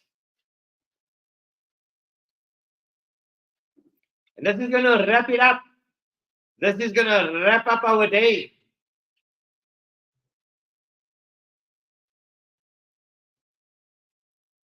Remember, for year end, we must still do number patterns, the linear pattern, quadratic number pattern, and arithmetic or geometric pattern, probability, Euclidean.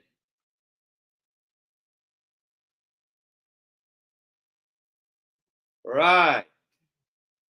So let's go. 1 plus I effective is equal to 1 plus I nominal over your compoundings to the power of your compounding. You might ask, must you put in the formula? Yes, you must. Now let's see how sharp are you guys. Let's do it. 1 plus your interest effective is equal to 1 plus your interest nominal over your compoundings. Now they're giving us our effective. Convert effective. So 1 plus 0,082 is equal to 1 plus. We want to find the nominal, so we're going to say IM over compoundings. Every 6 months is divided by 2 to the power 2. There we go. Right, work it out. Make IM the subject of the formula. Make IM the subject of the formula.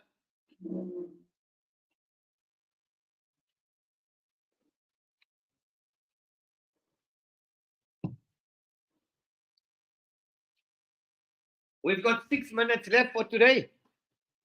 We're at the end, guys. Well done. I must say congratulations to all of you.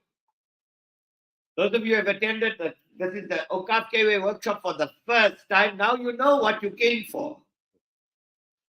This is boot camp for math. You've got to immerse yourself in the world of math for it to happen. You can't work 30 minutes here, 1 hour there, 5 minutes. No. Immerse yourself with numbers. You'll start seeing things. You'll start seeing things you never saw before in math. Will start clicking. Will start opening up. You can actually sit with somebody for 2 weeks or even 7 days non-stop, man, teaching you math, and you just get immersed in that world. You don't sleep. You just go, you eat, you go to bathroom, you come back, you're still working, and you work, and you work. It's like you're swimming deeper and deeper. Within a week or 2, you can become a professor. Really? You'll just want more and more and more and more. Like, where's this leading me? Where's this taking? Where's this? Why is it stopping here? Isn't there more to it? Isn't there more to it? And the deeper and deeper you go, the further and further you advance yourself and you open up your mind. All right, so let's go. 1,082, and here it's a square. So to get rid of the square, I'm going to find the square root of it. The opposite of square is square root. The plus 1 will come on the other side as minus 1. So that will be gone. Divide by 2. I'm going to multiply by 2. This side, I'm going to multiply this whole side by 2. Is equal to IM. So IM equals, you don't round up anywhere here. You work with these values on your calculator. So 2 open brackets. The square root of 1,082. Go to the side, minus 1, close brackets, equals. So now you got 0,08038 blah blah blah multiplied by 100, 8,038% per annum nominal. And that's how we converted 8,2% per annum compounded effective to a nominal interest rate compounded every 6 months. Every 3 months, we divide by 4 to the power 4. Daily, divide by 365 to the power 365. And there we go. So what? Let's check our onliners. I know it's the end of the day. I hope you guys had a marvelous day with us. Thank you all for joining. Thanks for that energy. You guys are an amazing group. Your book is all full. Don't worry, much more to come. End of the year, we got a 2-day workshop. Awqaf will send you the links and you guys can join. So either we're going to be doing it here or I might be beaming from somewhere else. That will all depend on what the demands are as it comes to the end of the year.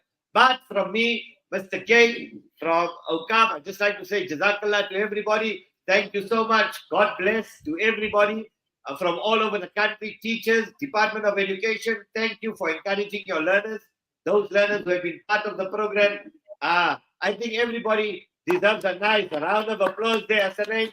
I think they've been absolutely amazing for the entire day. They've communicated. They've started. It's not easy to listen to one human being for so many hours. I don't know how you do it. I'd go mad if I had to watch myself for 8 or 10 hours. But alhamdulillah, as long as you guys have benefited, and yeah, we're looking forward to seeing great marks and results at the end of the year. From me, Mr. K, from the K-Way Institute, I'll hand over to Hasanain, and I'm over and out. Assalamu alaikum. Walaikum salam. So that was Mr. Khota and the energy of the K-Way Institute that has powered this Awqaf SA online grade 11 workshop. It's been a jam-packed, high-energy, jet-fueled session there by Mr. K. He's full of energy and he can still go on for a few more hours. So we really thank him. So thank you for joining. Thank you for your participation. You've been an awesome cohort. Please bear in mind that we will be hosting a grade 11 maths workshop. It will take place online via Awqaf SA's YouTube and Facebook platform. So look out for that. Subscribe to our YouTube platform. We will be live streaming it, and log on to the Awqaf website, awqafsa.org.za. Please let us know in the comments below on our timeline, or send us an email and let us know what you thought of the session. I'm going to be posting our email address. You can email us some feedback. Let us know what you thought of the session, what worked for you, what we can improve on it. I certainly had some fun today, and I learned lots from being with you. You've been a fantastic audience. Would like to thank the Department of Basic Education, Mr. Leonard Mudau, and his department for mobilizing lots of the participants that have joined in via centers across South Africa. Would like to thank the educators at the Lenasia Muslim schools where Mr. Khota was coming to you live. Would like to thank iSkills, and especially Mr. Khota from the K-Way Institute. And we'd like to extend a special warm word of thanks and appreciation to the team of Mobi Sound. They've been quite key in providing assistance for the technical coordination at Lenasia Muslim School. We thank you for your professional service. So that's it from me, Hasanain Abdullah. This video is available on YouTube, so you can refer back to this video. And from me, thank you so much. I'm going to be signing off over now. And take care. All the best. Good evening. And Assalamu alaikum wa rahmatullahi wa barakatuh. When we take care of each other, wonderful things happen. Children thrive, the elderly rejoice, and communities celebrate. Awqaf South Africa, a charitable Waqf organization, makes it easy to share the care. All donations are ploughed into Sharia-compliant investments, while the fruits support a wide variety of charitable causes. Visit awqafsa.org.za to discover how your Waqf can bless our community with a legacy of care.